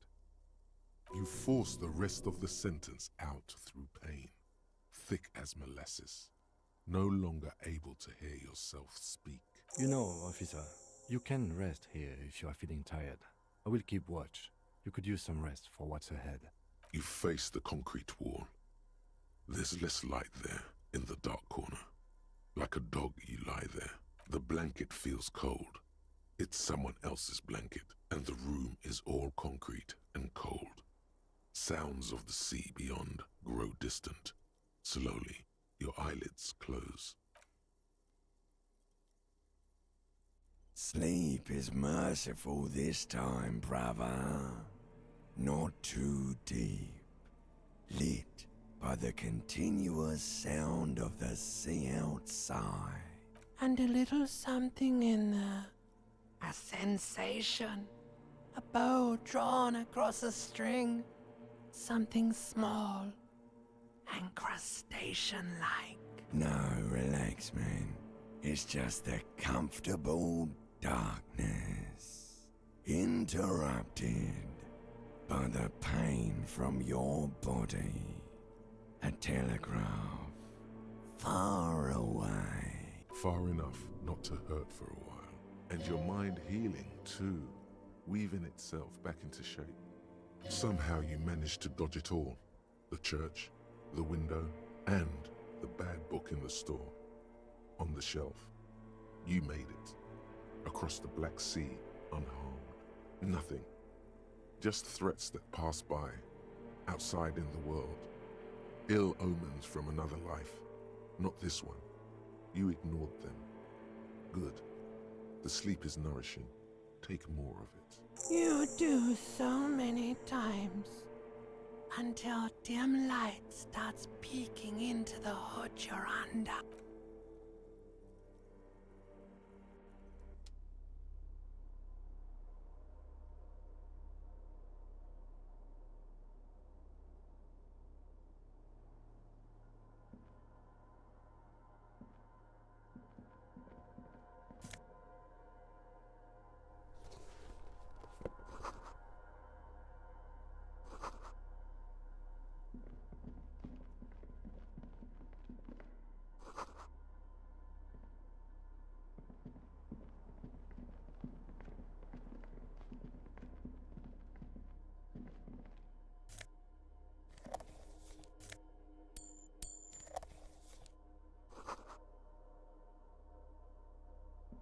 You see a small metal door nested inside a larger one.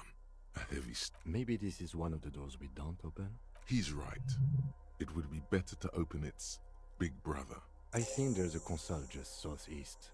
Let's look around, getting the blast door.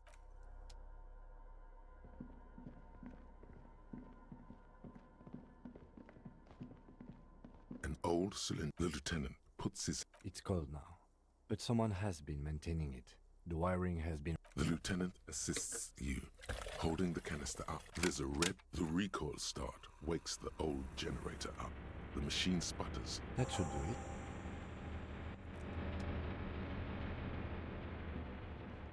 The greasy old... Maybe it's better to get back to the mainland.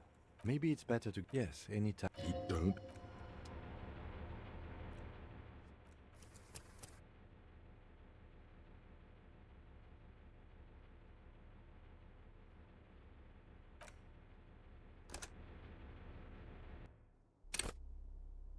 There's a greasy... Someone has been squatting here.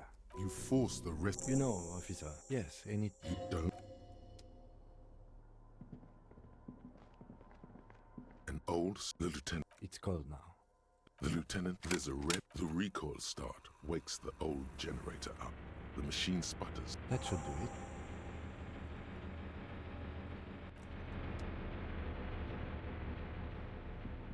The greasy... The first... You face the concrete wall. There's less light there. The blanket feels cold. It's someone else's blanket, and the room... Sleep. And a little... No. Far enough, and your mind healing, too. Weaving itself back into shape. Somehow you manage to dodge it all. The church, the window, and the bad book in the store. On the shelf. You made it. Across the Black Sea, unharmed. Nothing. Just threats that pass by. You do so many times.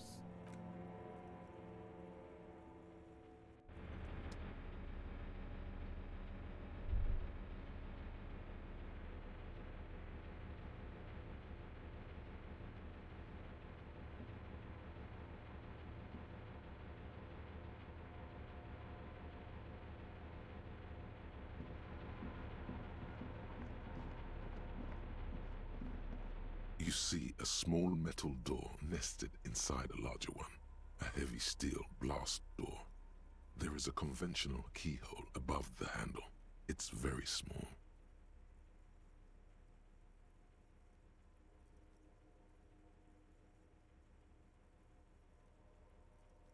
Maybe this... He's right. It would... I retract my statement. It was naive. Let's...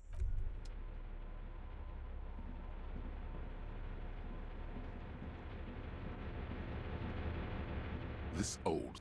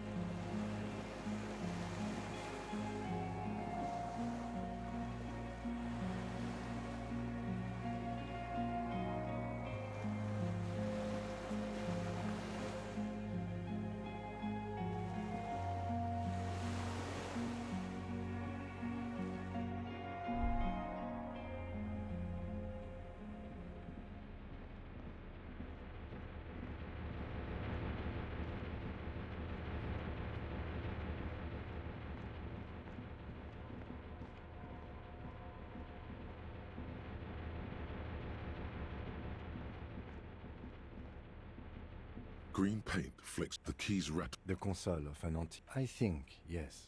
Let's see. The blast door opens with a series of clicks. A shaft of light appears, then widens as the light shines in.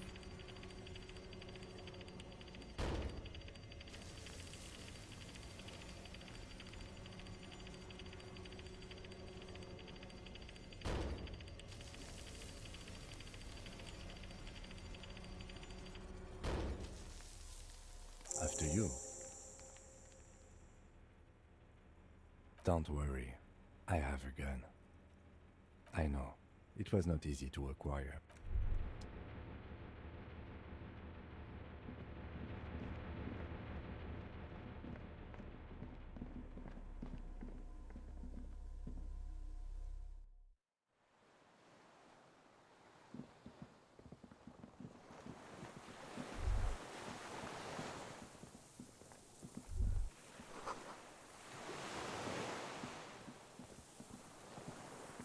An old man, wearing tracksuit trousers, leans on the frame stock of his rifle. He gathers a big ball of spit in his mouth, then spits it out into the extinguished fire before him. He raises his black eyes, hooded by creased eyelids, to meet yours. unclouded by cataracts. His eyesight is sharp.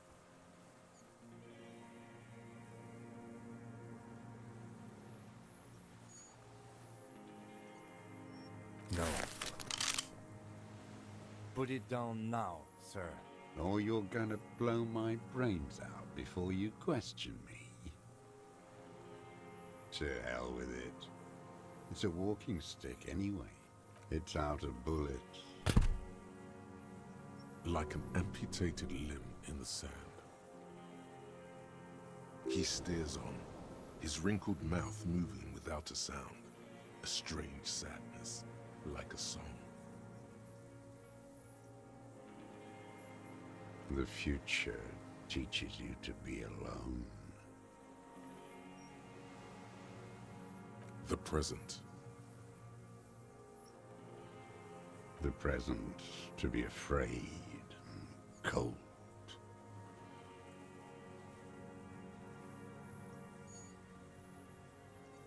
Real music. It's La Revacholière, you shit-licking bougie dog.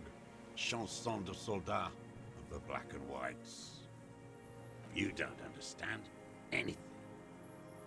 His gaze follows your motions. The rifle's in a shabby state, like a crutch that's seen too much travel. Hieroglyphs are embossed into the forearm, made of walnut.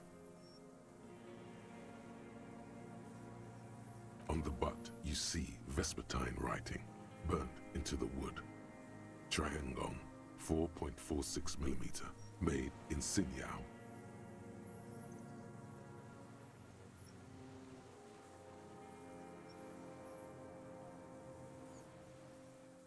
The old man keeps following. This looked very much like the murder weapon. It could be used against him to get a confession in time. My name is Josef Lilianovich Dross. Political Commissar of the 114th Anti-Aircraft Division of the 4th Army of the Commune of Revachol. I am a deserter, a partisan, and a prisoner of war. This is my termless surrender. The Commune of Revachol? Do you mean the ICM? You're a holdover from the... From the Insulindian Citizens Militia, the army of the revolution. I was recruited in Jamrock in 07, trained in the École de Contrôle Orient, and consigned to emergency defense duties in 08. I left my unit on the eve of the landing. When I returned here on May 14th, the Commune had fallen. Still armed and ideologically trained, I wrote a criticism of myself and resumed partisan duties.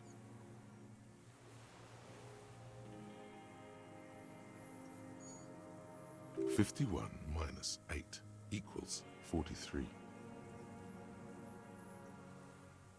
No. I've been on other islands, too. I was an Resurrection until they turned it into a spa in 18. Then I was an E-48, a nameless sound, until the sea washed over it. Then I came back here. That was 22 years ago.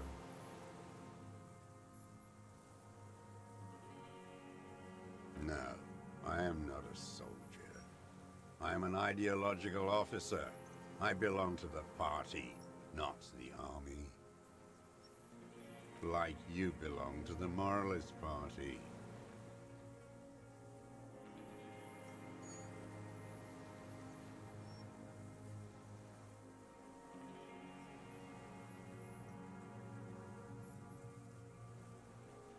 You're with the RCM, the coalition-appointed mob that enforces bourgeois morals in Revachol. You're the RCM. You represent the Moralist International, the enemies of humanity who took this city. I represent their adversary, le Parti communiste dans ce land.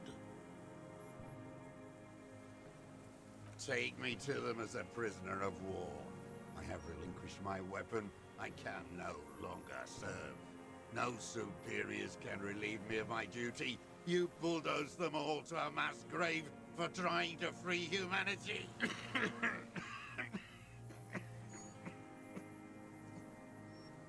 A spray of blood from his mouth on the black charcoal in the fire pit.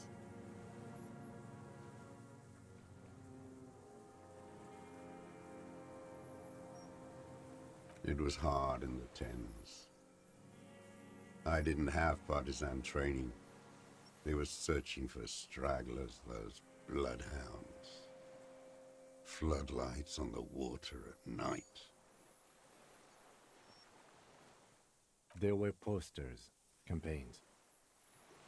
We communards still hoped, and they needed to snuff that hope out. The East and others too. Some cordons of revolution.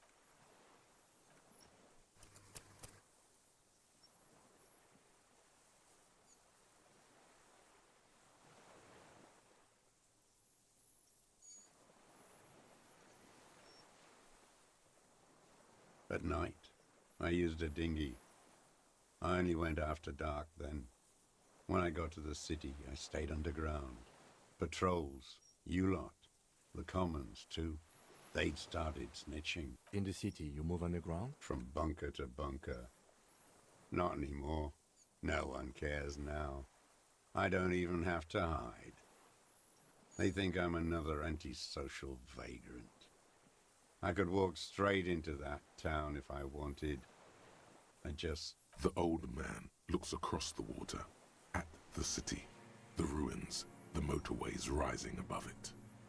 43 years and 10 months. It's inhuman. It's sick. It's not how a human being should live. But I had to. I couldn't just forget. I couldn't just forget what I saw. What have you been doing during all this time? Hiding, fishing, waiting. Where it's morning, on Rue de Saint-Ghislain, people are walking. The gas streetlights have already been switched off. Further inland, in Jamro, the streets come alive with workers. Men, women, children rushing. Muddy avenue after muddy avenue. The temperature is rising. Alto cumulus clouds form above Precinct 41. Always waiting. For her to return. Her who? Girl child. Revolution.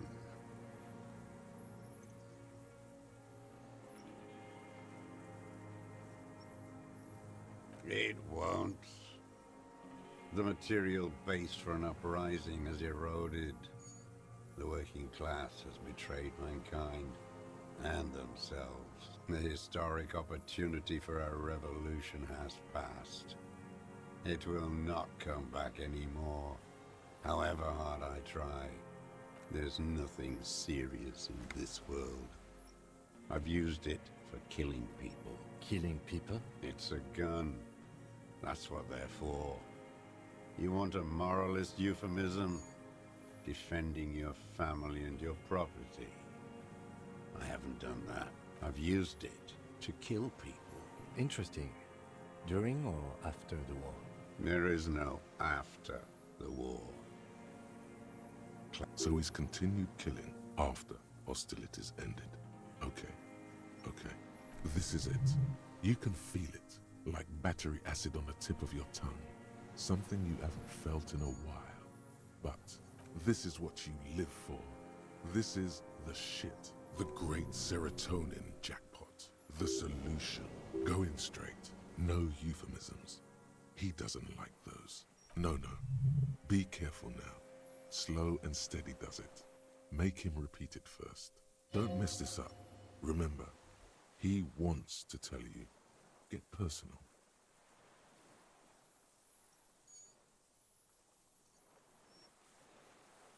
I don't want to tell you anything, you grotesque murderer. And why did you think that was a good idea? Don't listen to me. I'm wrong all the time. The who now? He heard you. He just wants to hear you say it again. This is dramatic flair on his part. Right choice. We're in. Do it, sire. Oh, yes. That one. Ugly piece of work, that boy. Did you kill him? I am a son of a welder and an officer of the commune of Revachol. I do not collaborate with murderers and pederasts of the liberal regime. Exhaust him with proof. Pile it all on him. Get a confession. The gun. The murder weapon is the perfect opener. The scent of blood in the air. But what else? There was something you can't remember. Wait, here it comes. The goddamn Maybells. The dried Maybells on Clausia's roof. There were Maybells in the grass when you got here. They're revolutionary symbols from the war. Nothing else comes up. You see the lieutenant watch you. Try to stimulate thought processes by hitting yourself. I'm sorry, this didn't do anything. Usually hurting yourself does. Officer, a word?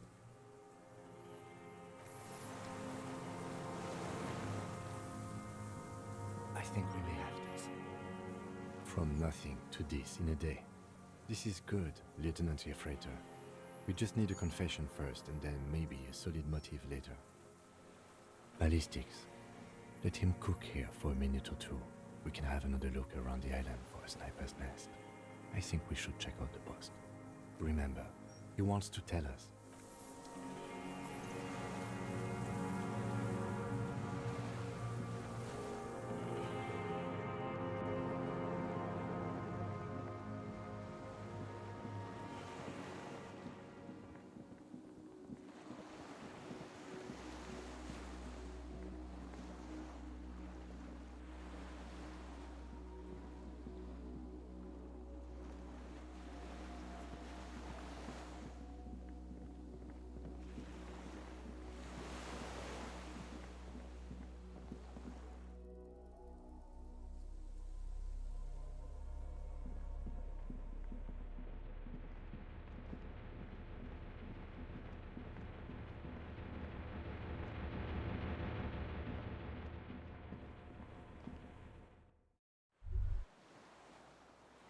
ICM?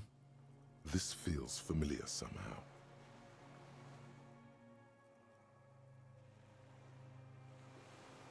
Insulindian Citizens Militia. It's the official name of the Communards Army. The Black and White Army of the Revolution. Sounds an awful lot like. It does. The RCM may descend from the ICM. It's impossible to say. It was chaos after the war. The name was good for getting people to join us. Revachol West was mostly workers and criminals.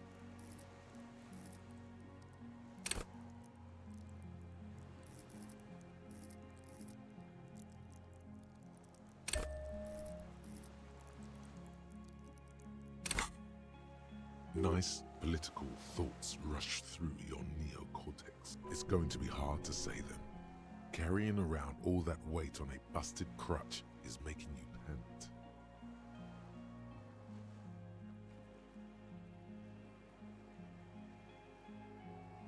This is better preserved than the others.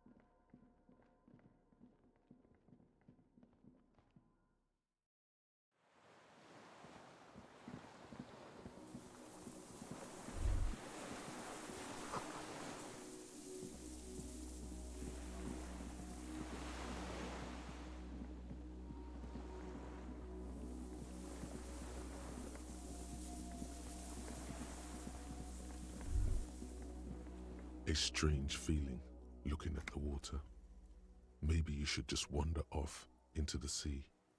Leave it all and walk in with a bottle in your hand.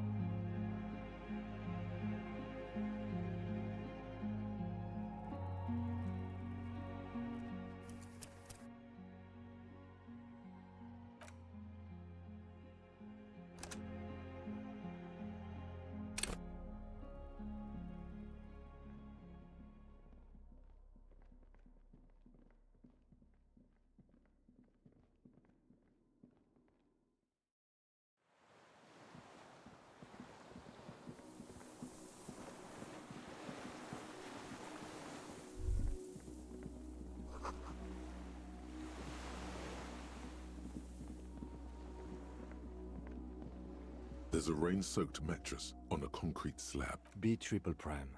This looks like a good place to... A single and an empty. The silhouette of a contemporary Rivisholians prefer Druan, a local blend from the southern islands. I may have been wrong. I didn't see any sign. There's a firing slit in the wall, quite old and... The springs, a small piece of Martinez. The red chimney and a towering skyscraper. The box-shaped silhouette of the whirling in rags. You see a small... Do you have a line of sight to the window? I can see it. Through the scope of a rifle. The shooter would be cheek against the cheek rest. Hand on the hair trigger. On a calm day like this. Good. I think we have it, Detective. The origin of the shot. Affirmative. Nothing pointed here. Many leads pointed elsewhere. Don't beat yourself up, officer. We did not put guns in their hands or get them drunk. We will make up for it. Here. Where? He does not. We should move now.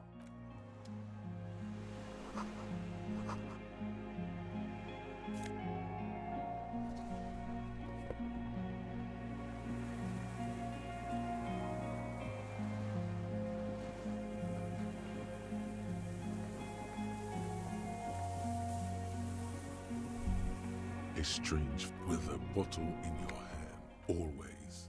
Perhaps there's someone there, under the water, waiting for you, where it has always been, in front of the video rental, on the corner, at the crossing. Baby, you know it's going to hurt. Yes, cold and still, but love is warm, like the inside of her mouth. Oh fuck, yes. Go there in your head. It's been days since you thought about her. A week. No, we're not starting with that. Not now. Not this time. This thought is over. In the still mirror of the bay, you see Martinez, reflected. Tall edifices of ruins reach into the water, like shimmering towers.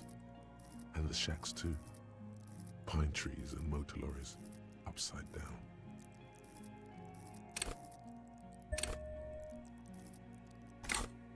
Islets and posts, like stepping.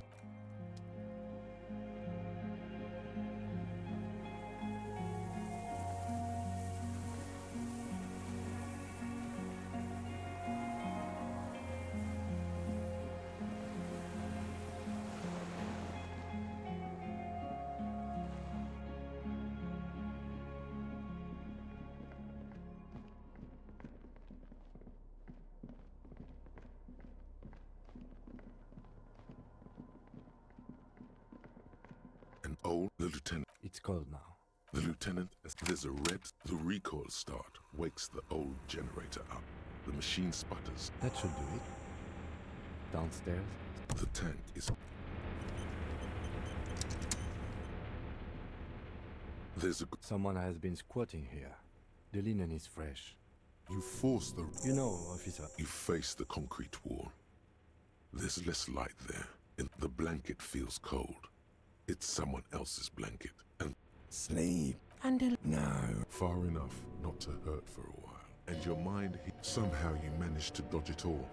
The church, the... You do so.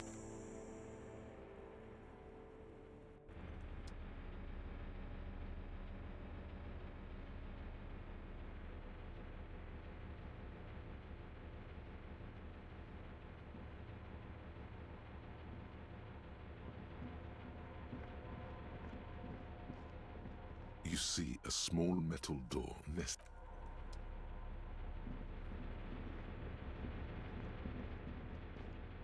Green paint flecks the keys rattle. The console, I think. The lighting in the room turns off. The blast door opens with a series of clicks.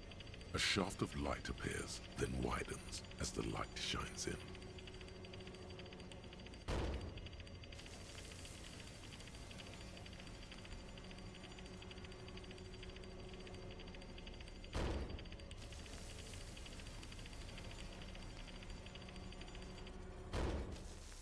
After you.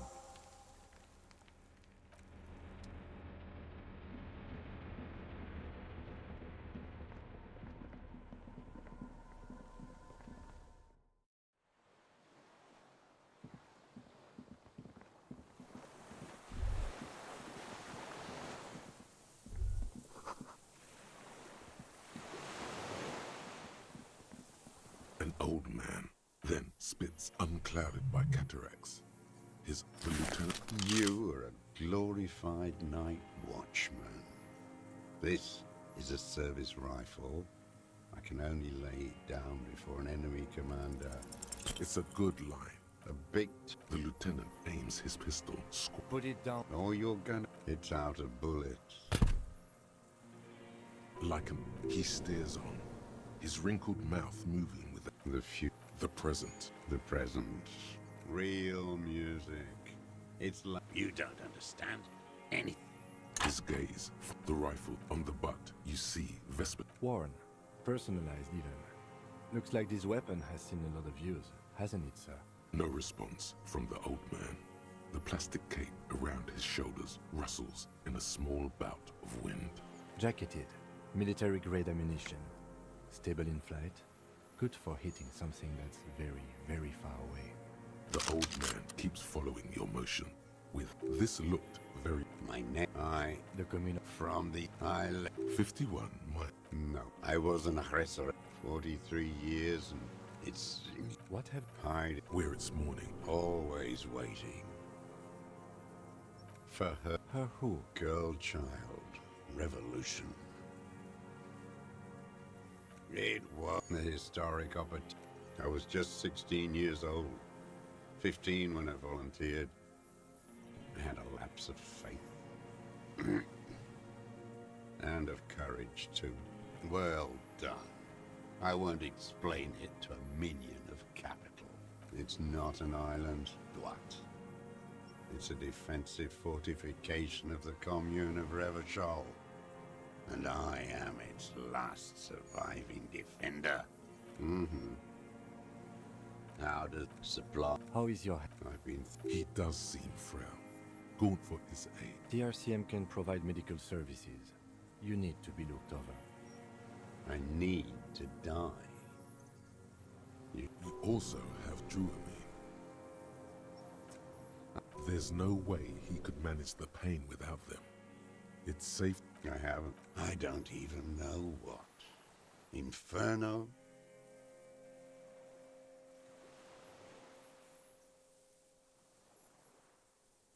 I would imagine it gets tremendously difficult, mentally, to live in isolation. Traitors. It's better alone. I watch the people of this city turn the lights back on, more and more each year. Ruins, glimmering in the dark, like a fucking merry-go-round. It's disgusting. You're with the RCM. You're the... Take me. A spray of blood from his mouth. It was hot. There were... Weak and other at night. In the seat. From bunk. I don't want to. They're all trait. I do. They're good. Plenty of tar. I like that boy on the pack, too.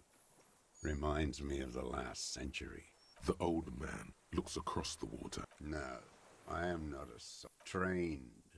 in historical materialism, then assigned as a political commissar by the party.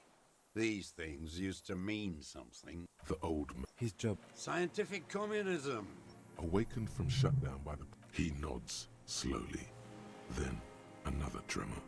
No, you're not. You're part of the meat shield.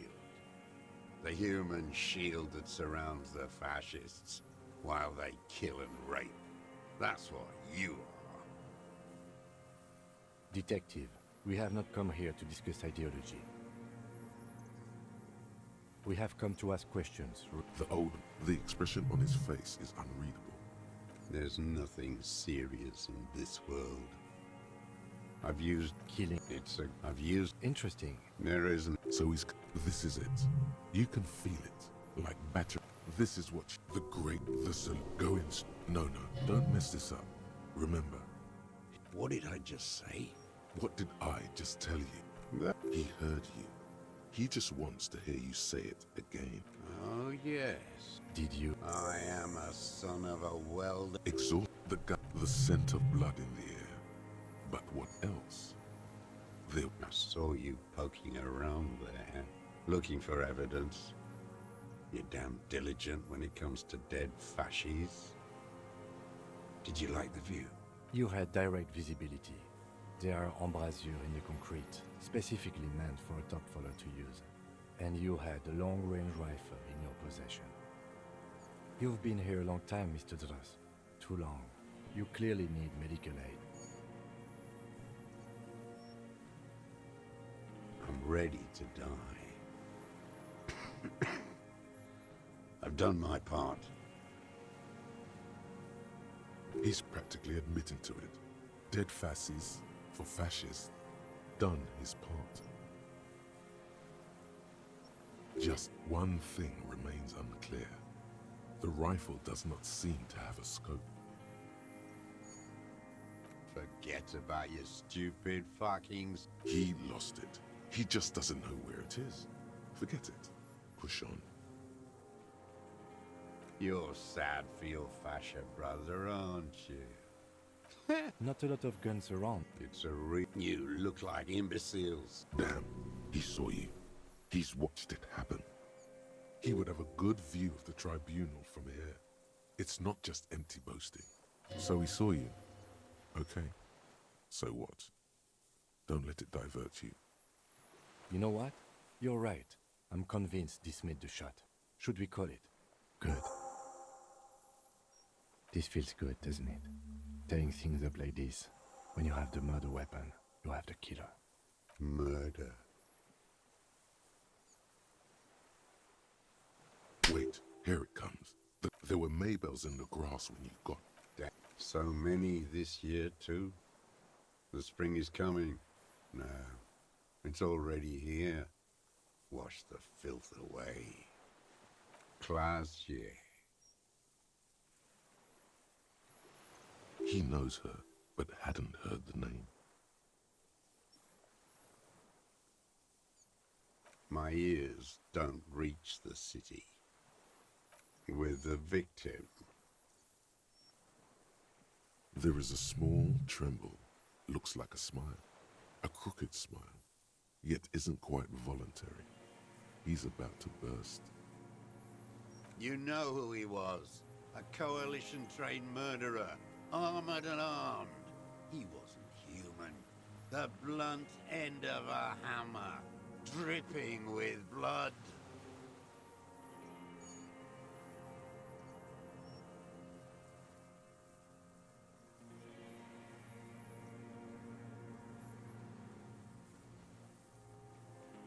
Beating us to the ground, moaning with joy. You hounds get so thorough when a company-trained killer dies. I haven't seen you on this coast for 40 years. You know, maybe I should have killed one sooner. Got your attention. Now you stop beating druggies and prostitutes in your basement. Now you come to investigate, not when they die by the hundreds.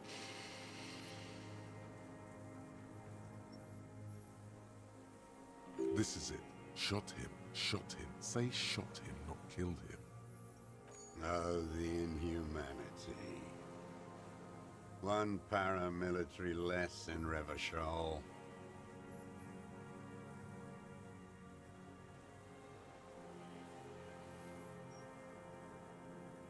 The lieutenant raises his right arm to hush you, while the lieutenant listens, holding his breath. I had them in my sights, both of them, him and the whore. I was breathing with them, in phase, and I pulled the trigger and flew on the air until I landed in his mouth.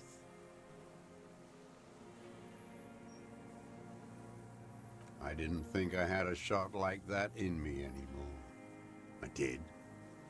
I saw him kneel there with his mouth full of death, and that stupid look on his face. And his dick still in her. Nothing. I went to sleep. Next morning there were Maybells everywhere. The world was white, or what's left of it anyway. My last spring here. I knew the fascists would come to avenge their own. And so they did. Mr. Dross, are you aware you're confessing to murder? Yes. And you were looking at Dan, the victim and a young woman, having sex through the scope of your rifle that night, before you shot him? The old man nods.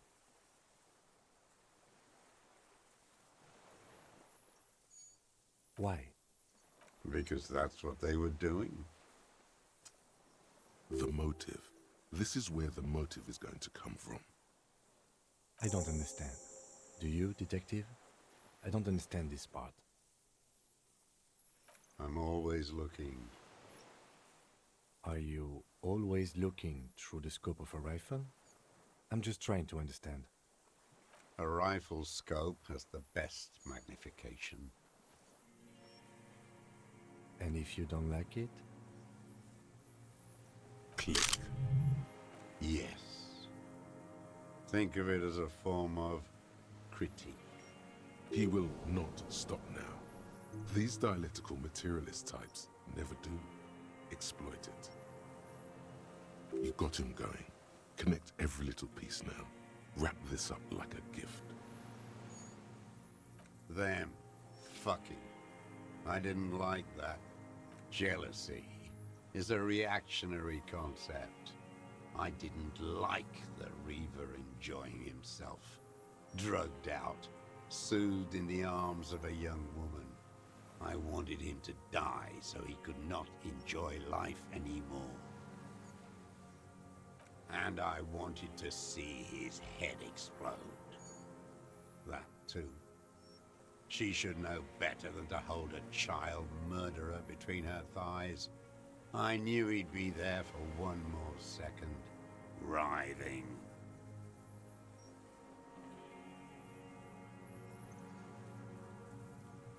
That's all it takes for the bullet to reach his head. Now that I think of it, I wasn't aiming for his mouth. I wanted his brains to spill out on her. But you can't have everything. There's nothing to hold on to. Only this. It's not enough. The coals of his eyes glisten suddenly, like stones dripping with water. Is he crying? Man needs to feel something else. In this fight, it helps if you have your eye on something there. It's weakness, I know. Yes, over the years. It's not unproletarian to feel something. No. I don't really know. I was there one night and she was crying, like a child, in the corner of her room on the floor, like she does sometimes. The day after I killed him.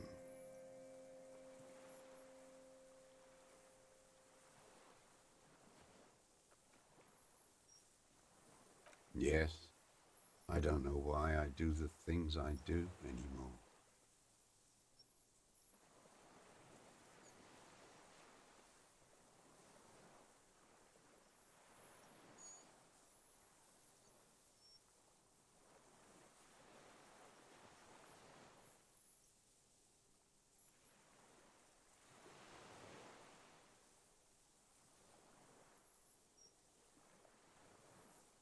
Maybe, I told you, I have holes in my brain now. I wouldn't just sit here waiting for you.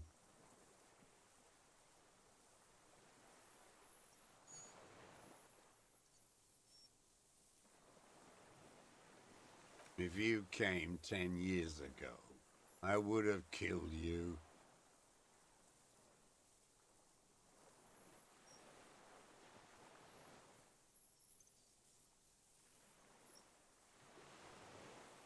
In the silence, the lieutenant draws a line in his notes. Since she came to Martinez, I saw her sneaking in the reeds early in the morning, behind the Fell building. It was dark, still winter. She didn't have her skimpy outfit on then, just a spot in the night, moving. Past the Fell building on the coast? What was she doing there? Hiding something in the water. She had a fag after she'd done it. I was up in the ruins there. She couldn't see me, but I could see her, smoking. She was nervous, but not scared. And beautiful. That, too. How could you see what she looked like? You said it was dark. The sun came up. Her hair was like cobwebs. She smoked more fags and snorted a line of whatever shit she was on, right there. She needed it just to move. Her passport and tickets to Villiers. And from there to Cachet Brut. In the free state of Seminine, hidden away at the edge of the earth, near the Pale. After she was gone. Did you keep what was in it? When we found the submersible, it was empty. No. Why would I do that? I didn't need tickets to Villiers.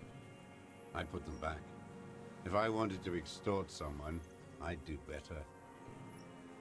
This implies that he's thought about extorting her. Also, a little inconsistency here. He was surprised to hear her name Clausia before. Would he not have seen it on the documents? It didn't say Clausia in there. It was something. I don't remember. Why would I need that? There it is again.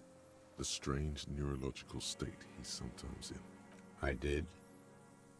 She had a face like an archipelago with those birthmarks.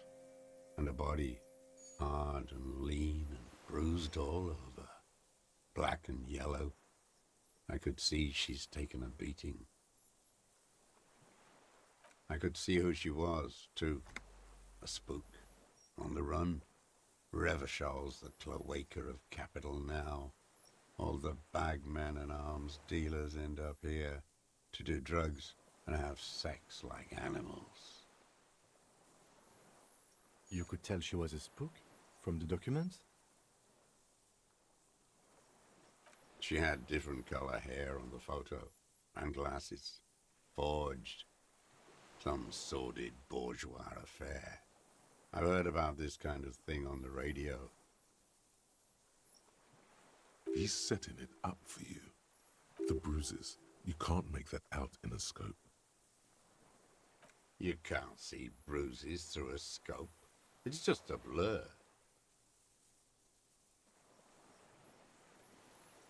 I have my ways. Not in this lifetime, Dwat. This one's gone. You're a bad detective. Lazy and bad.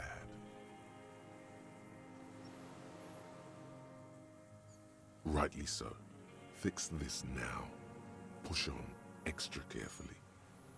The lieutenant nods at you in acknowledgement. Where is she, that Classier? I haven't seen her there for days.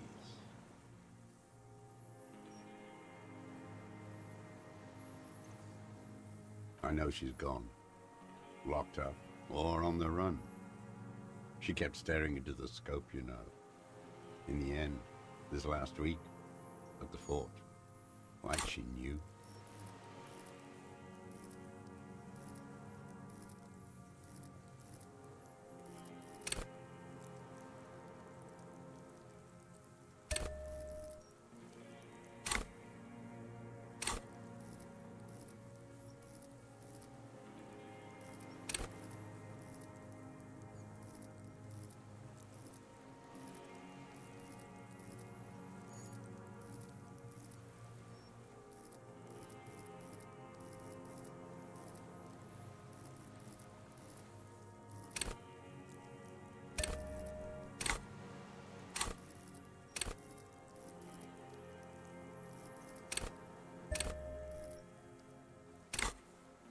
Like she knew I was here.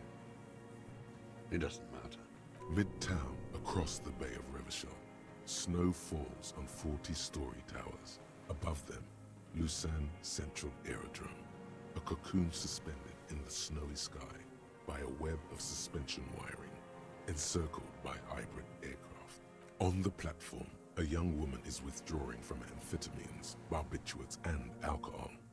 Yet still, she smiles among the crowd, among the great ghosts of the city she's leaving, for another, far south.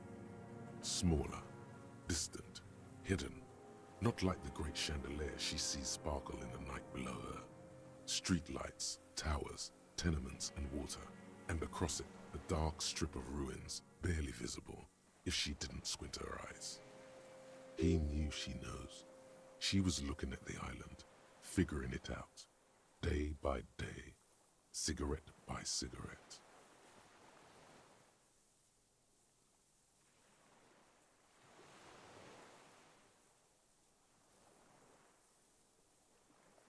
We could get more.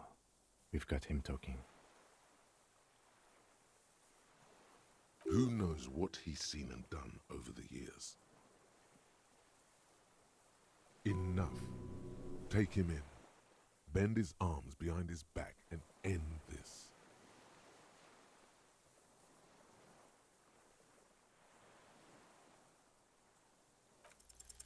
For a he's clearly a drug user of the painkiller sort.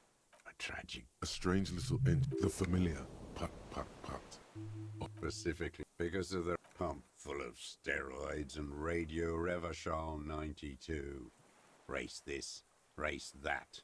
It's all sanctioned by that social democrat. Yes, the fly larva in his container.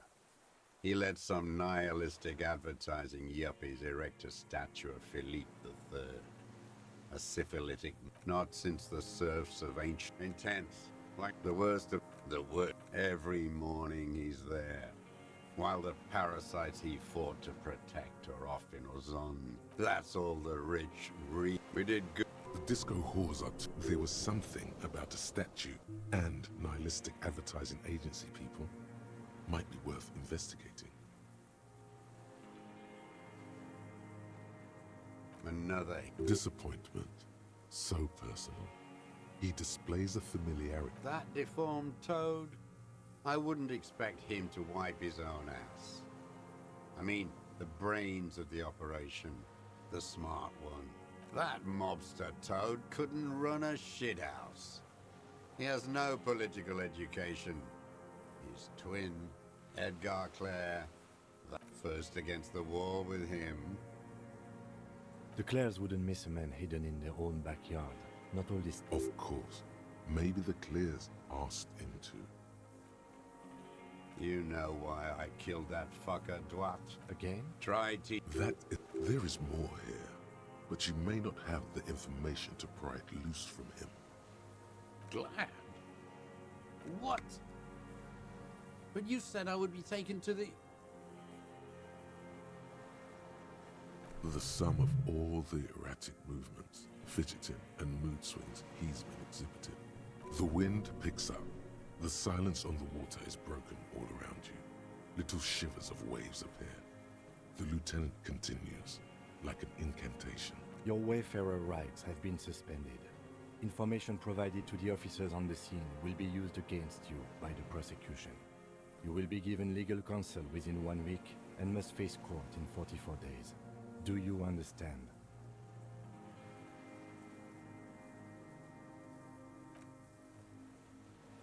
Do you understand?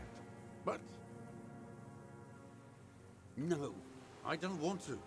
I have to stay here. He's sweating. Beads are forming on his forehead. Pupils are dilated too. Eyes getting blacker and blacker. Your confirmation is not required, sir. Now on to the boat.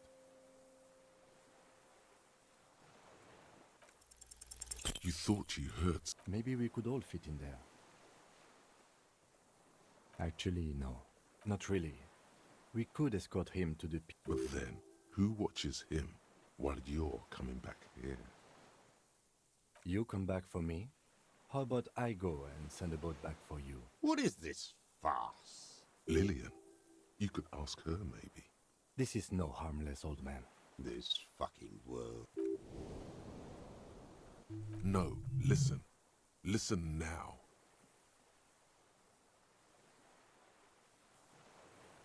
No, it would take a whole day on this island. You go and transport the prisoner.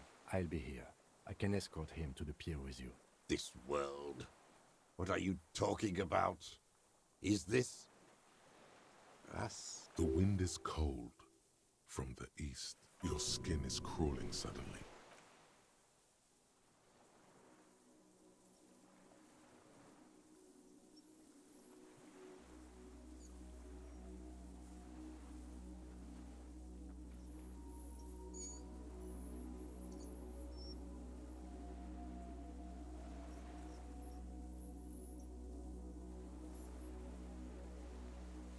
A delicate tangle of arms and legs unfolds from the reeds, limb by limb, to then just stand there, moving its scythe-like arms in ghostly silence. It's still there, an unfolding mechanism of reed-like chitin, hovering in place. What are you talking about? There's nothing there. The stick insect is over 3 meters tall. It looks straight at you with its tiny pinprick eyes and its grotesquely small head. You feel your legs shaking under you and your gun hand rise instinctively. You feel the lieutenant's hand on your back, and then you hear him say 4 words. I can see it. Thank God. If he can see, then you're not insane. But that means it's really there, spinning slowly, in absolute silence. Its limbs long and slender. Be very, very careful.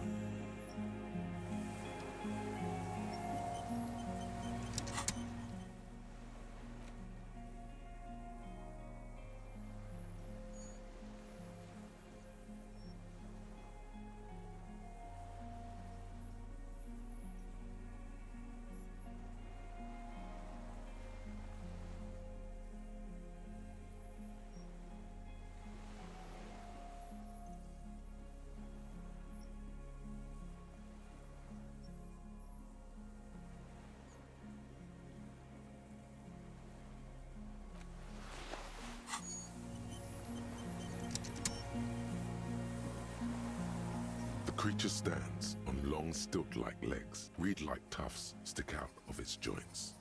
As the insect moves its forearms, it produces a faint hiss, like a reel-to-reel machine spinning after the tape breaks.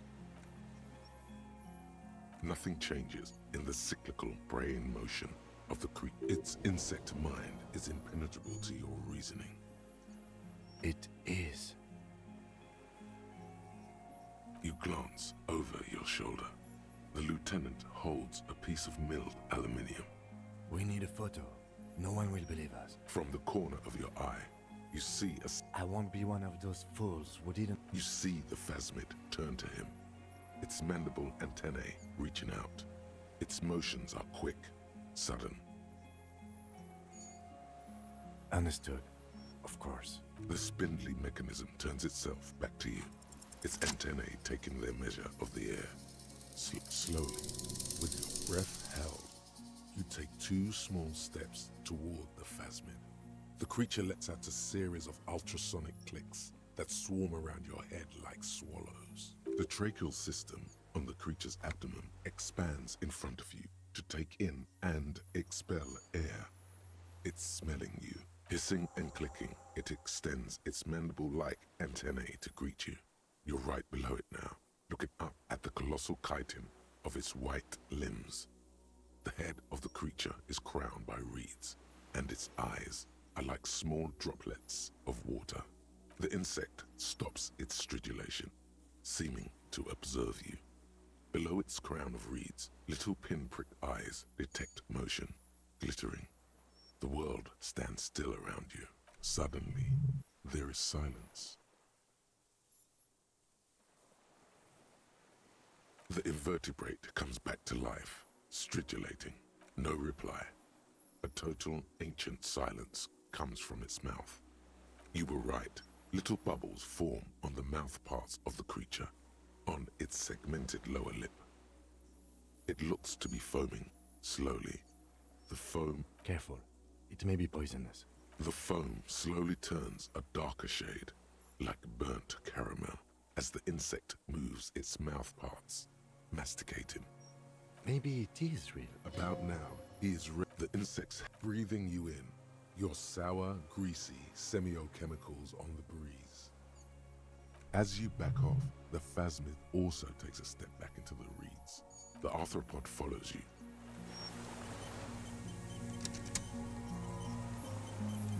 Hissing and clicking, the arthropod extends its... I exist.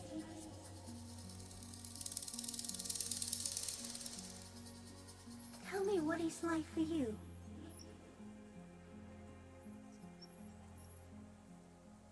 What is your illness?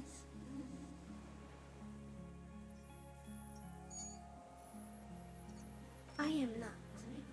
There isn't even a central nervous system in my head. Only mouth parts. We're eating wetland plants. Now I will tell you how it is for me. For me, it is a series of half-lit images. A kind of darkness being intruded upon. Transient, dim, moist. Shapes of plants and animals. And internal sensations. A swarm of sounds. Tiny vibrations on the inside of my forearms. All speak of complexities totally beyond my understanding. I am at the end of a narrow funnel. Weightless. So light, it only feels like something to be me. In truth, perhaps I'm nothing. I certainly do not have a soul. And if I did, it would never ache. Are you sure? Sometimes, when molting, I will grow a lost limb. One time something went wrong, and a small leg replaced a missing antenna.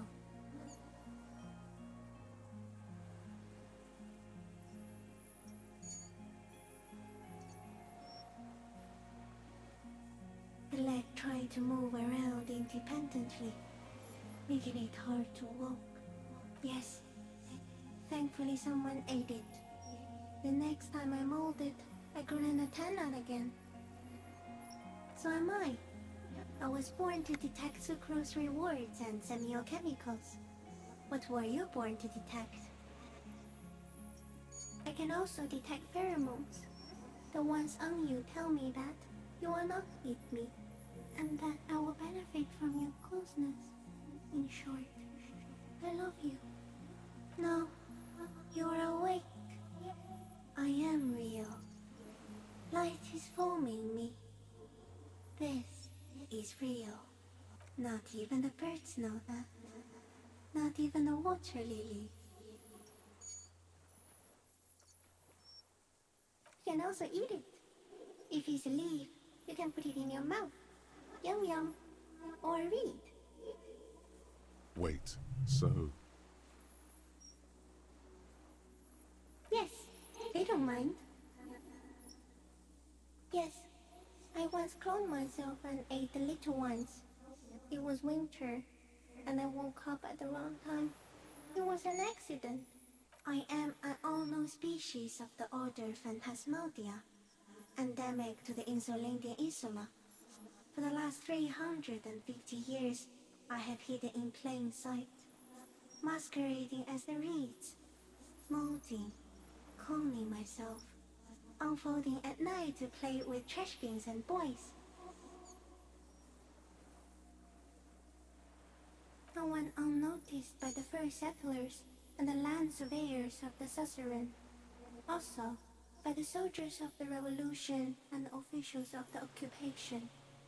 Even the Seminese islanders who came here first, but did not stay, have not seen me. I have stayed hidden through 4 forms of government and 2 scientific revolutions, until I was accidentally discovered by a detective of the citizen militia in Rebelshaw, district of Martinez, March 51. No, you are. The moral of our encounter is, I am a relatively medium life form, while it is you who are a total extreme madness. A volatile senior nerve system ominously new to the planet. The Pale too came with you. No one remembers it before you. The Nidarians do not. The radially symmetrics do not. There is an almost unanimous agreement between the birds and the plants that you are going to destroy us all. It is a nervous shadow cast into the world by you, eating away at reality. A great, unnatural territory. Its advent coincides with the arrival of the human mind. You're a violent and irrepressible miracle. The vacuum of cosmos and the stars burning in it are afraid of you. Give me enough time, you will wipe us all out and replace us with nothing. Just by accident.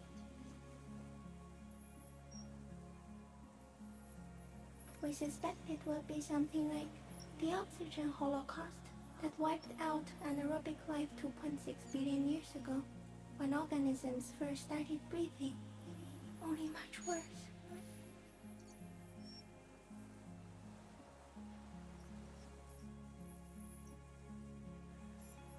instead of air, you exhale thoughts. There are no trees that eat thoughts.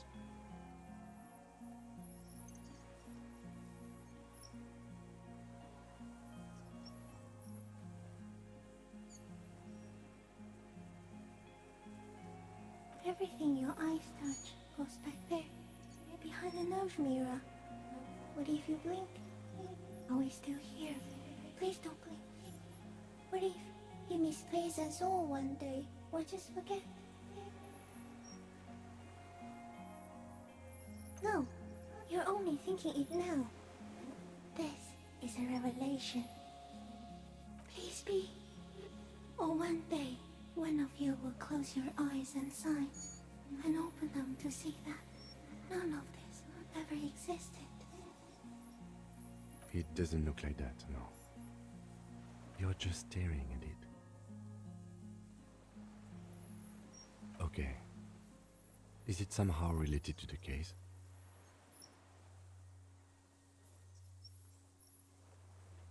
I think we should take the picture, and then you should back away from the unstudied species.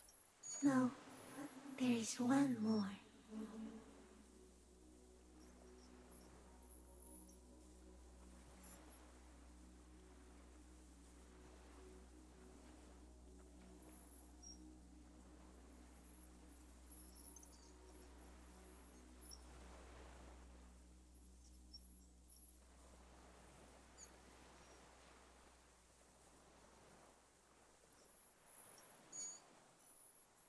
Thank you.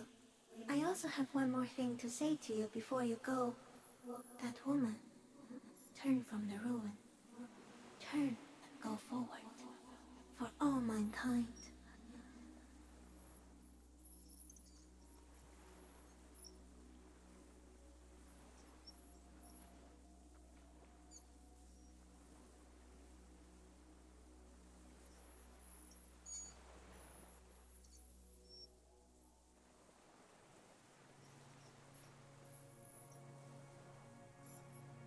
She was held on Earth.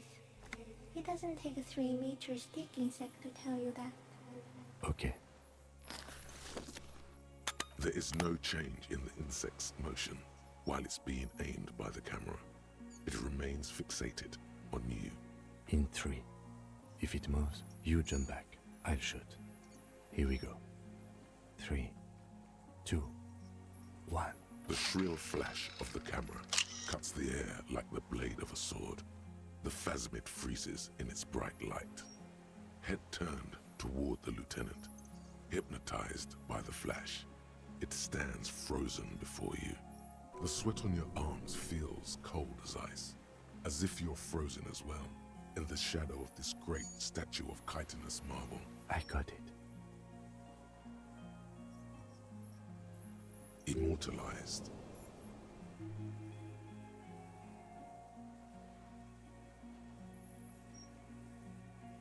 The antennae hang from a great height. With your hand shaking, you barely touch the tip of the left whisker. On contact, the chitin curls into a spiral, like the tip of a poison ivy. Its touch on your fingertip feels cold, ticklish. It is surprisingly delicate, the curly end of the whisker, like a young vine. It's even a bit wet.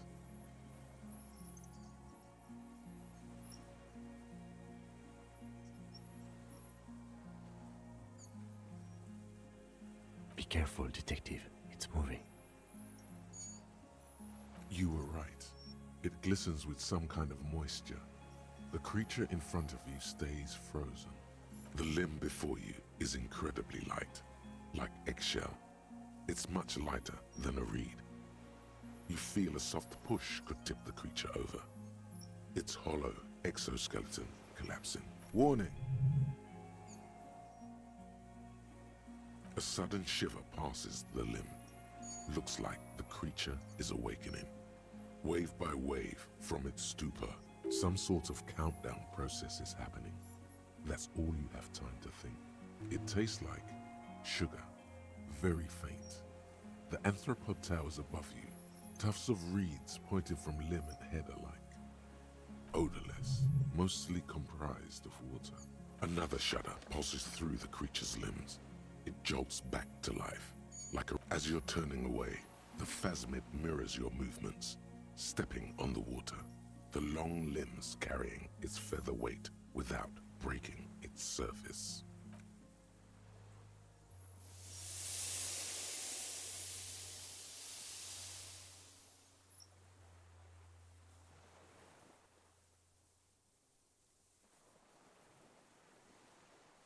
And just like that, it's gone, skating away across the sea's calm mirror like a skipping stone, leaving nothing but circles on the water.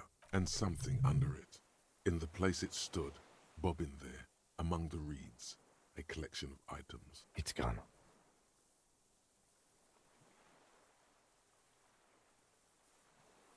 Looks like a nest of some sort. We should have a look. Apparently, yes, like a water strider. Only, I've never seen anything like that in my life. What now? Our suspect is not looking so good. We need to check on him.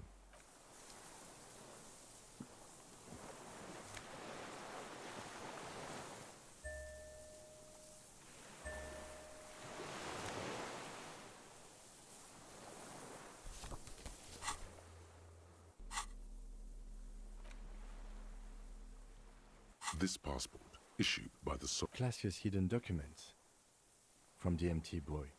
She said it would be for Anouk Meyer-Smith. Katarzyna Alazia was supposed to be her real name, where Klasia comes from. Remember? God damn it. No, she lied to us. Her so-called real name was not her real name. Somehow, maybe our man, Mr. Dross, took it from Classia's, or whatever her name was. Hiding place, or... like a magpie? What a coincidence. Then it would also have collected the other objects, which would be highly unusual. By now, the lieutenant has accepted your unusual methods. I can see how the helmet could wash up on the island, and the scope Maybe Mr. Dross lost it. I don't know.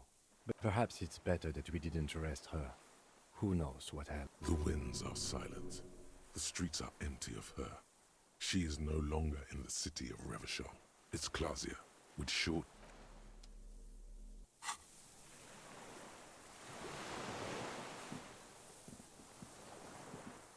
What is it? What do you want from me? I can't go. Something is very wrong with him now. Mr. Dross? The man does not respond. He keeps staring, black eyes glazed over and bulging from their sockets. His gap-toothed mouth shaking. The plastic cake feels coarse. A light shiver passes the man. Other than that, no reaction. He feels small and frail. He's going into some kind of psychomotor immobility. The good news is, this solves our transportation problem. Doesn't it, Mr. Dross? The trembling mouth appears to sigh. Between this and the broken tire he's used for a boat, I think it's safe to leave him here, while we go and get help. It will need to be medical first, I'm afraid. Old age and shock.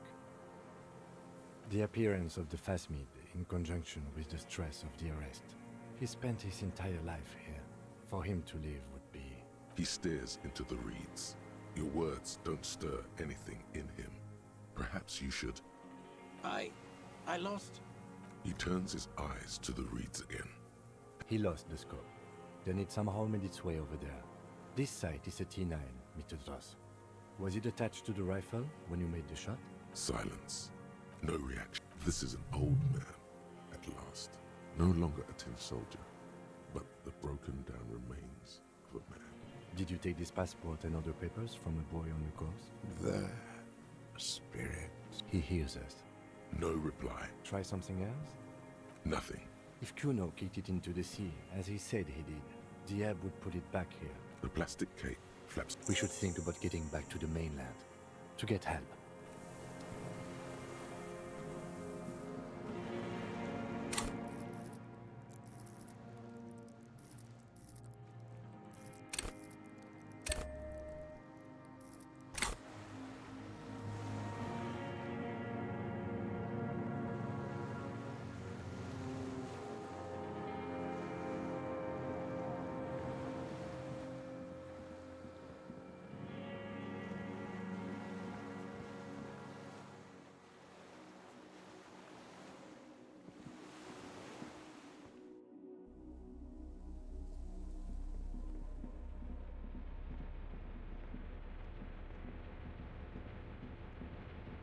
The greasy old... Maybe it's better to get... Yes, anytime. You don't?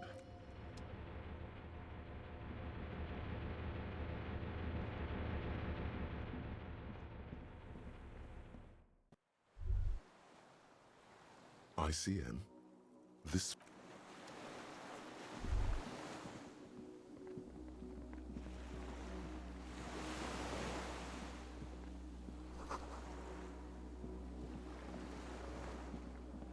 The skiff is Let's. We are done here. The skiff rocks gently under your weight as you get in. But for the sound of conversation on the water, there is someone inland waiting for you. You reach the jetty and climb out of the skiff.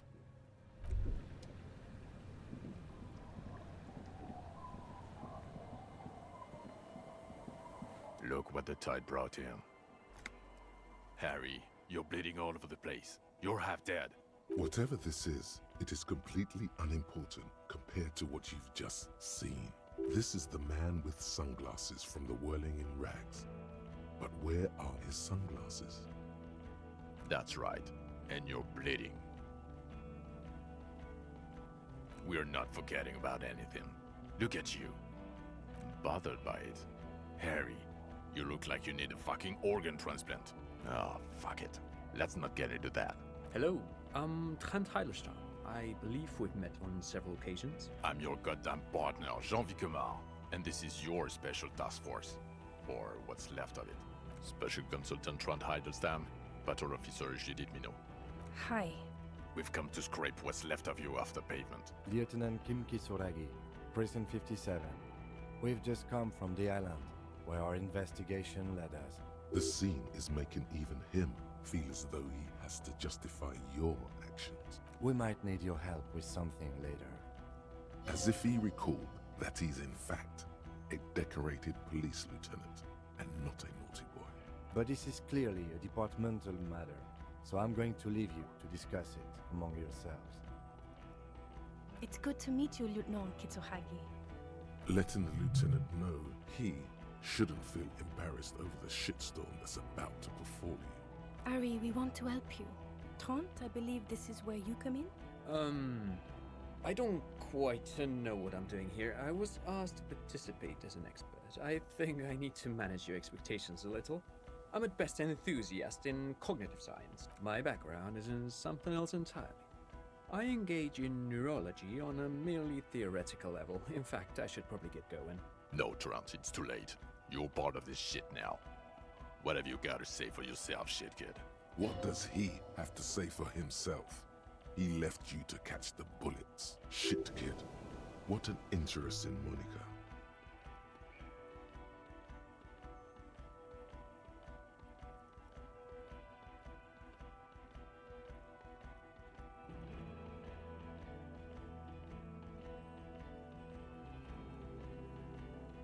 God damn it, Harry. You told us to fuck off. You said we're cramping your style. Your detective god. Fuck everything. All we burn. Detect or die.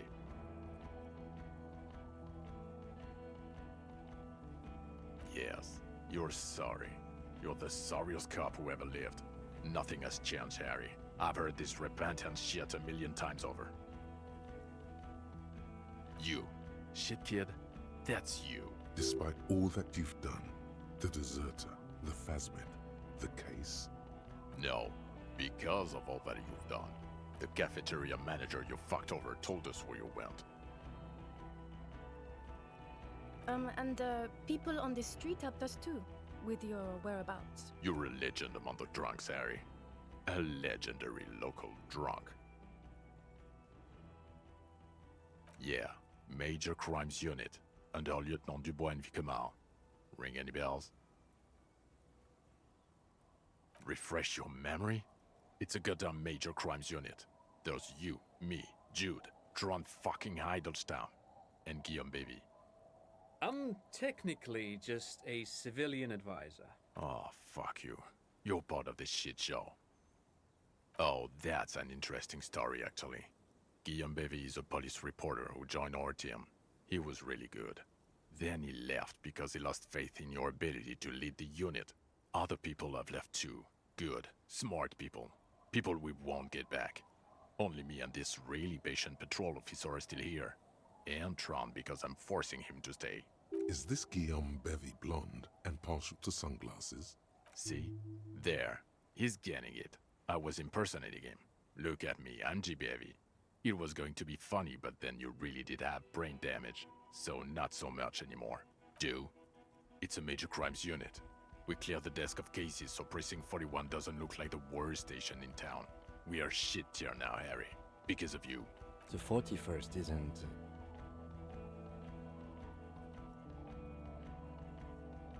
The bells aren't ringing because you have brain damage. Trant, this is where you come in. How bad is it? Well, he doesn't have visible tremors, he talks without slurring, he can drive a boat, he's standing, reasoning. All good signs, but complete retrograde amnesia, episodic and semantic. Meaning, you forgot both who you are and the definitions of money, Isola, hell, and so on.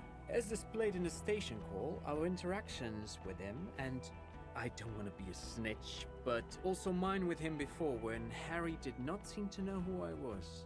It's all very interesting. Interesting? Yes, interesting. I have my theories, but I would like to hear Harry's thoughts first. Harry, what do you think happened to you? Neurologically, psychologically, and why not socioeconomically? Psychotraumatic amnesia, Trant? I can go for that. Shit kid is a broken man. Always has been. Who isn't? I know I am. But you know what? I keep my shit together.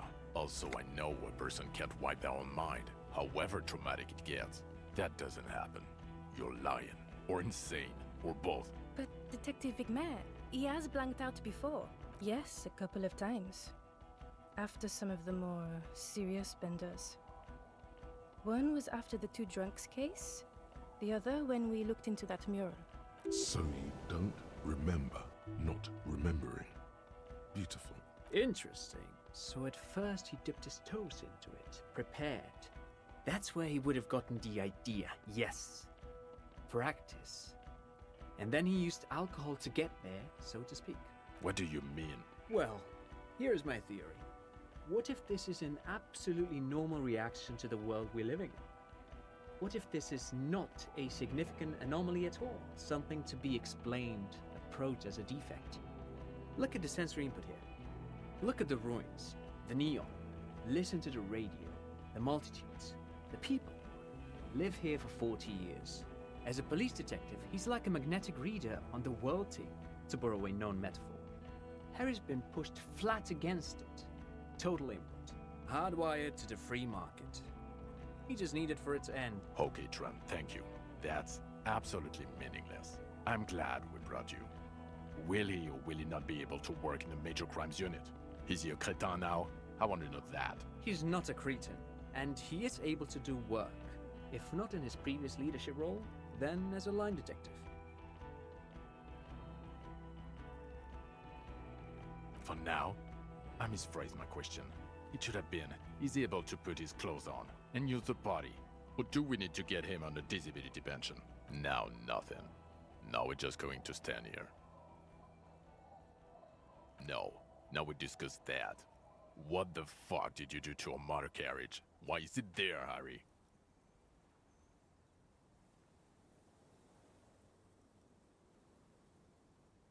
Ah, so refreshing. He just admits it. Thank you for your honesty. Thank you for destroying 45,000 real of police property that's coming out of everyone's payslip. It doesn't matter. Your badge, Harry. Show me your badge. In a rush to demonstrate your badge, your eager fingers can't sustain a grip on the smooth plastic, and the badge slips out of your hand.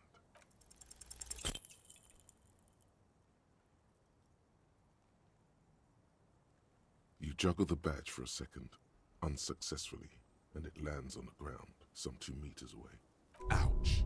You strained your elbow trying to catch that stupid thing. Damn it. He found it. He found it, Jean. It's his badge. And your gun? As if having your badge and gun are natural states, not achievements. Gun. Yeah, you don't have that. Maybe you can philosophize your way out of it.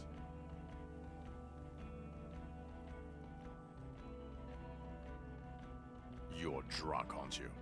You lost your gun and you're drunk. You're a drunk, gunless bum. I can't smell it.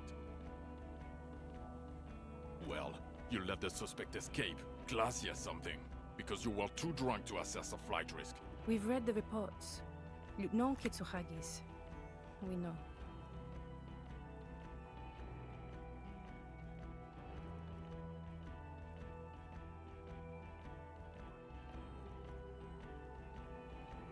Oh, well, if she was nice. I'm not even gonna get into the other suspect, the one who shot herself, in the head, or the fact that you're Everclear's little peony now, doing I don't know what for him. That's small-time stuff, that's nothing. That's a humorous anecdote, compared to the 8 people who were gunned down. The streets are literally red with blood, Harry. It was fucking mass murder. He did everything he could. We did everything we could. The company hired and vetted mercenaries. Lieutenant Dubois got between them and the locals. He did so at considerable risk to his person. Remember, he was shot. We stopped an execution, not a negotiation. The loss of life was minimal compared to what it could have been. Detective, it's better if I do that. It's so much better if he does this. 1,000,000 times better. Thank you for the input, Lieutenant Kitsuragi. I didn't mean to suggest you didn't handle the situation. You've spent the week with him on this case. What is your take? On the case? On Lieutenant Geoffrey Dubois. Well, the drinking, the lost gun, also losing his badge, that's all true. And he's been drinking on the job. The man sighs deeply. Then there's the self-flagellation issue. He likes to apologize profusely, making it sound like he's guilty of at least first-degree murder. It's not a good communication strategy for an officer. It's just strange, especially in light of his political views.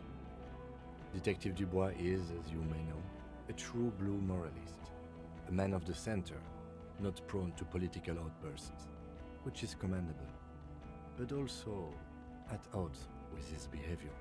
And then there's the motor carriage in the sea, and the drugs, of course, amphetamine mostly.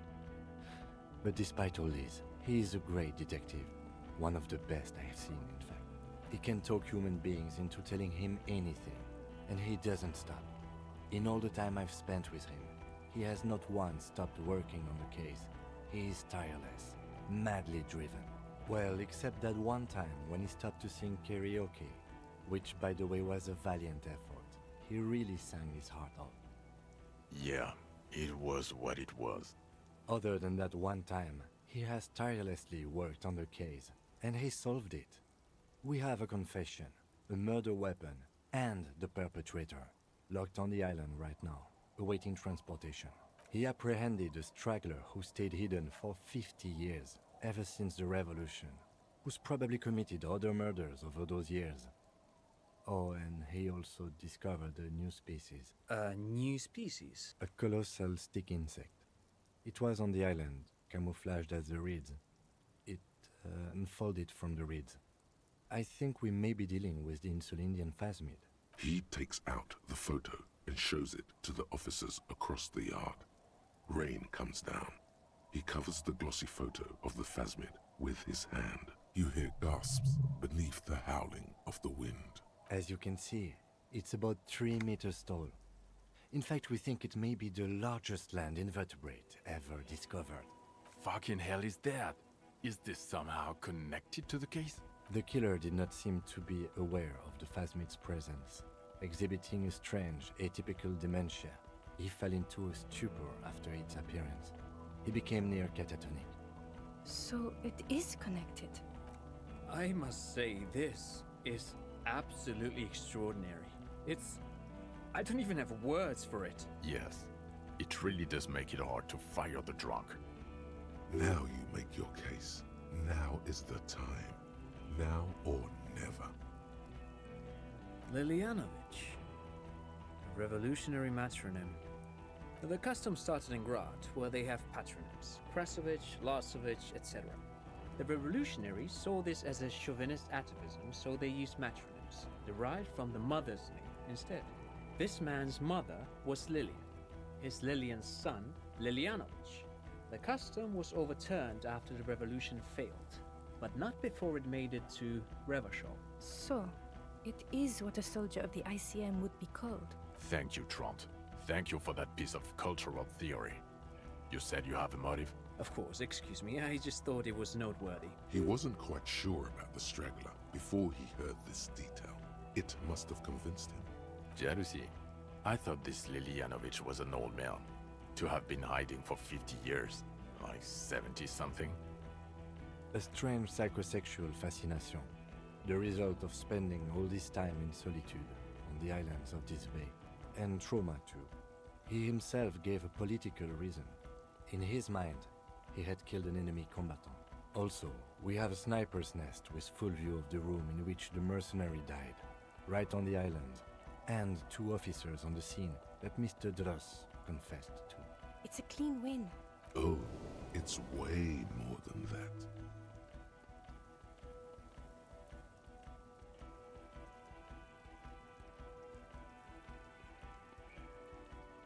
I've never doubted you can pull yourself together and work. In bouts. Bouts don't last. I can still smell the booze on the wind. God damn it. It is bad. Even you can smell it. Chin up. Keep focusing on the positives here. Female? What makes you think so? You had to see it. It had the subdued colors of a female. And the nesting behavior too, I think. Incredible. Were there eggs in the nest? Not as far as I could see. There were other things there, though. It's interesting time. Forget about the rest. Actually, you know, this would indicate it was a male. This is far from anything in my field, but I think such nests are called bowers. They are for attracting mates. Of course, as I said, I'm only guessing. I didn't see it. It must be robust. As in cloning itself? What makes you think so? Then it wouldn't matter if it's male or female. The bower would just be rudimentary behavior from before the parthenogenetic mutation. That makes sense, yes. Very interesting. Such organisms are extremely vulnerable to disease. A single strain of bacteria could wipe out the whole species. We're probably looking at conservation efforts here. Yes, but also reed-colored, beige and brown, a little green on the outside. After unfolding from a single stalk, it still retained parts that looked like reed tufts on its limbs. Incredible. The PR value of this is exceptional. Carp discovers new species. Maybe even discovers the Insulindian phasmid. No, that's too much. This would really help with some of the problems we've been having. Absolutely, this is great. This does not say vigilante murderers to me at all. This says science, news, human interest. You know, it's a really good thing you have that photo. Without it, You're doing good here. Perhaps only for a moment, but still. Quit while you're ahead? Or no? I don't want to, but you discovered a new species and solved the murder. So I have to. Jude, Honestly, anything that ends this trial is okay with me. Agreed. The public relations potential of this is too valuable to let go. okay. We have vehicles in the square, and the perpetrator needs to be taken into custody. Let's go. The man looks westward, impatiently, jingling his car keys in his pocket. Who are you? You're a gym teacher, Harry. Well, obviously you're not a gym teacher anymore, but... Before you were a cop, you were a gym teacher in Coron. It's getting really cold outside. Should we maybe... Harry, it explains everything. Some of your more old-school wording choices. Your posture, even. The constant stretches. Also, this guy. Just everything about this guy. God, even this javelin-throwing freak here.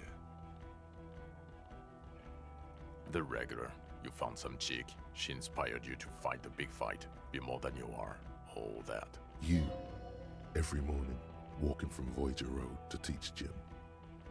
She, leaving for the academy with her spring coat on. The air filled with the smell of smoke and raspberries, and incredible hope. An ocean full of hope. In your 20s or late 20s, you've really let yourself go since then. I knew it. I knew no normal human being can run like that. He's an honest-to-God gym teacher. It's not a mystery. Some chick fucked you over. Also, you were drunk. You really went with it too. Really maximized the damage. Dora something. Dora England. Yeah, you mentioned the name. Not Dora Dubois. No one is married anymore. This is Revachol. God, I don't know. 6 years ago, she was way before my time. 6 years and you haven't gotten over it. What the hell is wrong with you? Yeah, or 7. You're not doing too good there. It's an old man thing. 2 old years equals 1 normal year. That and Dora England really tore you a new one. A big one. Incredibly bangable. She was extremely fuckable, Harry. Gorgeous. A gorgeous bourgeois woman. Wayfish. Like a whalekin, basically. I've only seen a picture, but it's obvious you formed a real spiritual connection with how pretty she was. One you never recuperated from. Look, the sun is about to go down. It's time to go. I think she taught in the Académie des Arts, east of the river. Way east. Hard to say which came first, the middle-class chick or the drink. Egg and the chicken kind of thing. My point is, you need to see a psychiatrist about this shit. Not a psychologist. Several degrees order. Is there something harder than a psychiatrist? A forensic psychiatrist? Go talk to that. In other words, he's heard enough about this. Well, first I will go back to my station and write the most detailed report anyone has ever seen. It will have to be good to cover all these. Then I will have a serious talk with my captain. Detective, we just stopped a small-scale war. Something is happening to Revachol. I don't know what yet, but it's going to be a hard spring for the RCM. We need to get ready, infiltrate, investigate. Distant traffic. A scrap of newspaper drifts by, carried by the wind. Talk to Captain Price? I'd rather not ruffle the feathers of two captains with my doom-mongering. Work with Price? I'm flattered, but I don't know. This truly came as a surprise to him. Not a bad one, but he's at a loss. Flattered? You're Lieutenant Kitsuragi. We would be flattered if you even considered. I would have to tie things up in GRIH first. But, I mean, whatever is coming, Jamrock will be more central to it than the harbor. And we also have a huge caseload, Lieutenant. Piles that we need to get back to.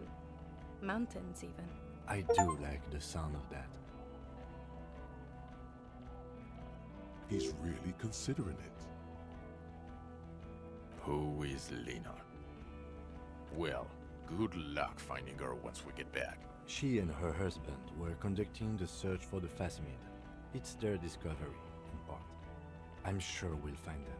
They should know as soon as possible. It would do you good to deliver some. Us? We're the bloody murder station, haven't you heard? We're the bad guys. No one likes us. That's not true. Jamrock is too big for one precinct. You are just understaffed. And everyone respects the 41st. You have Captain Price. Thank you, Lieutenant. You're being kind. It is an understaffed station and the district is too big, which is why we need to... Get back to it. We left Torsen and McLean to run the Sea Wing. It's not good. Mac the Torso Torsen and Chester McLean. They're not fit to run a wing. Believe me. Things are shaky as it is. They are damn iconic though, Torsen and McLean. Yeah, not like us. Two clinically depressed old men. Where's the contrast here? We are garbage. God. There are 4 wings, Harry. A, B, C, and D. We're in C. There's also a lot of outside help involved, not only me. Other losers too. Ptolemy Price? He's the son of the old Price, one of the founders of the RCM. He's one of the most highly regarded men in the force. You're lucky. Somewhere under the curved roof of a former silk factory, shaped like a ladybird with 2 chimneys, Police Captain Ptolemy Price sits behind a heavy wooden desk. Resident medic Nix Gottlieb pours him coffee. It's silent in the captain's office. They speak of change, the city, the tension on the streets. They speak of the events of April and the blood on the streets in May. Okay, it's not the bloody murder station. It's an old converted... Jamrock is the largest ghetto in Rivachol. Faubourg, technically, but it's divided into 11 districts. Jamrock only has us. The press will blow over. Jamrock is lucky to have you, and it's often considered to be the greatest of the districts. You're lucky to have it. Thank you again, Lieutenant. Good. Fuck it, let's go. Tron brought his motor carriage. It's a 20-minute drive to Jamrock. The great district hums in the falling rain. A chessboard of wooden houses, 80,000 living souls, fire traps as far as the eye can see. From Main Street to Grand Couronne, from Precinct 41 to Boogie Street, forking into the rain-swept horizon. You close your eyes and hear the dogs bark. A lone woman sits by a factory window, dreaming of meteorite strikes. On Rue de Saint-Jérôme, a square bullet slides into a square-shaped chamber. In Old South, a man without eyelids smiles. Spring has come. It's time.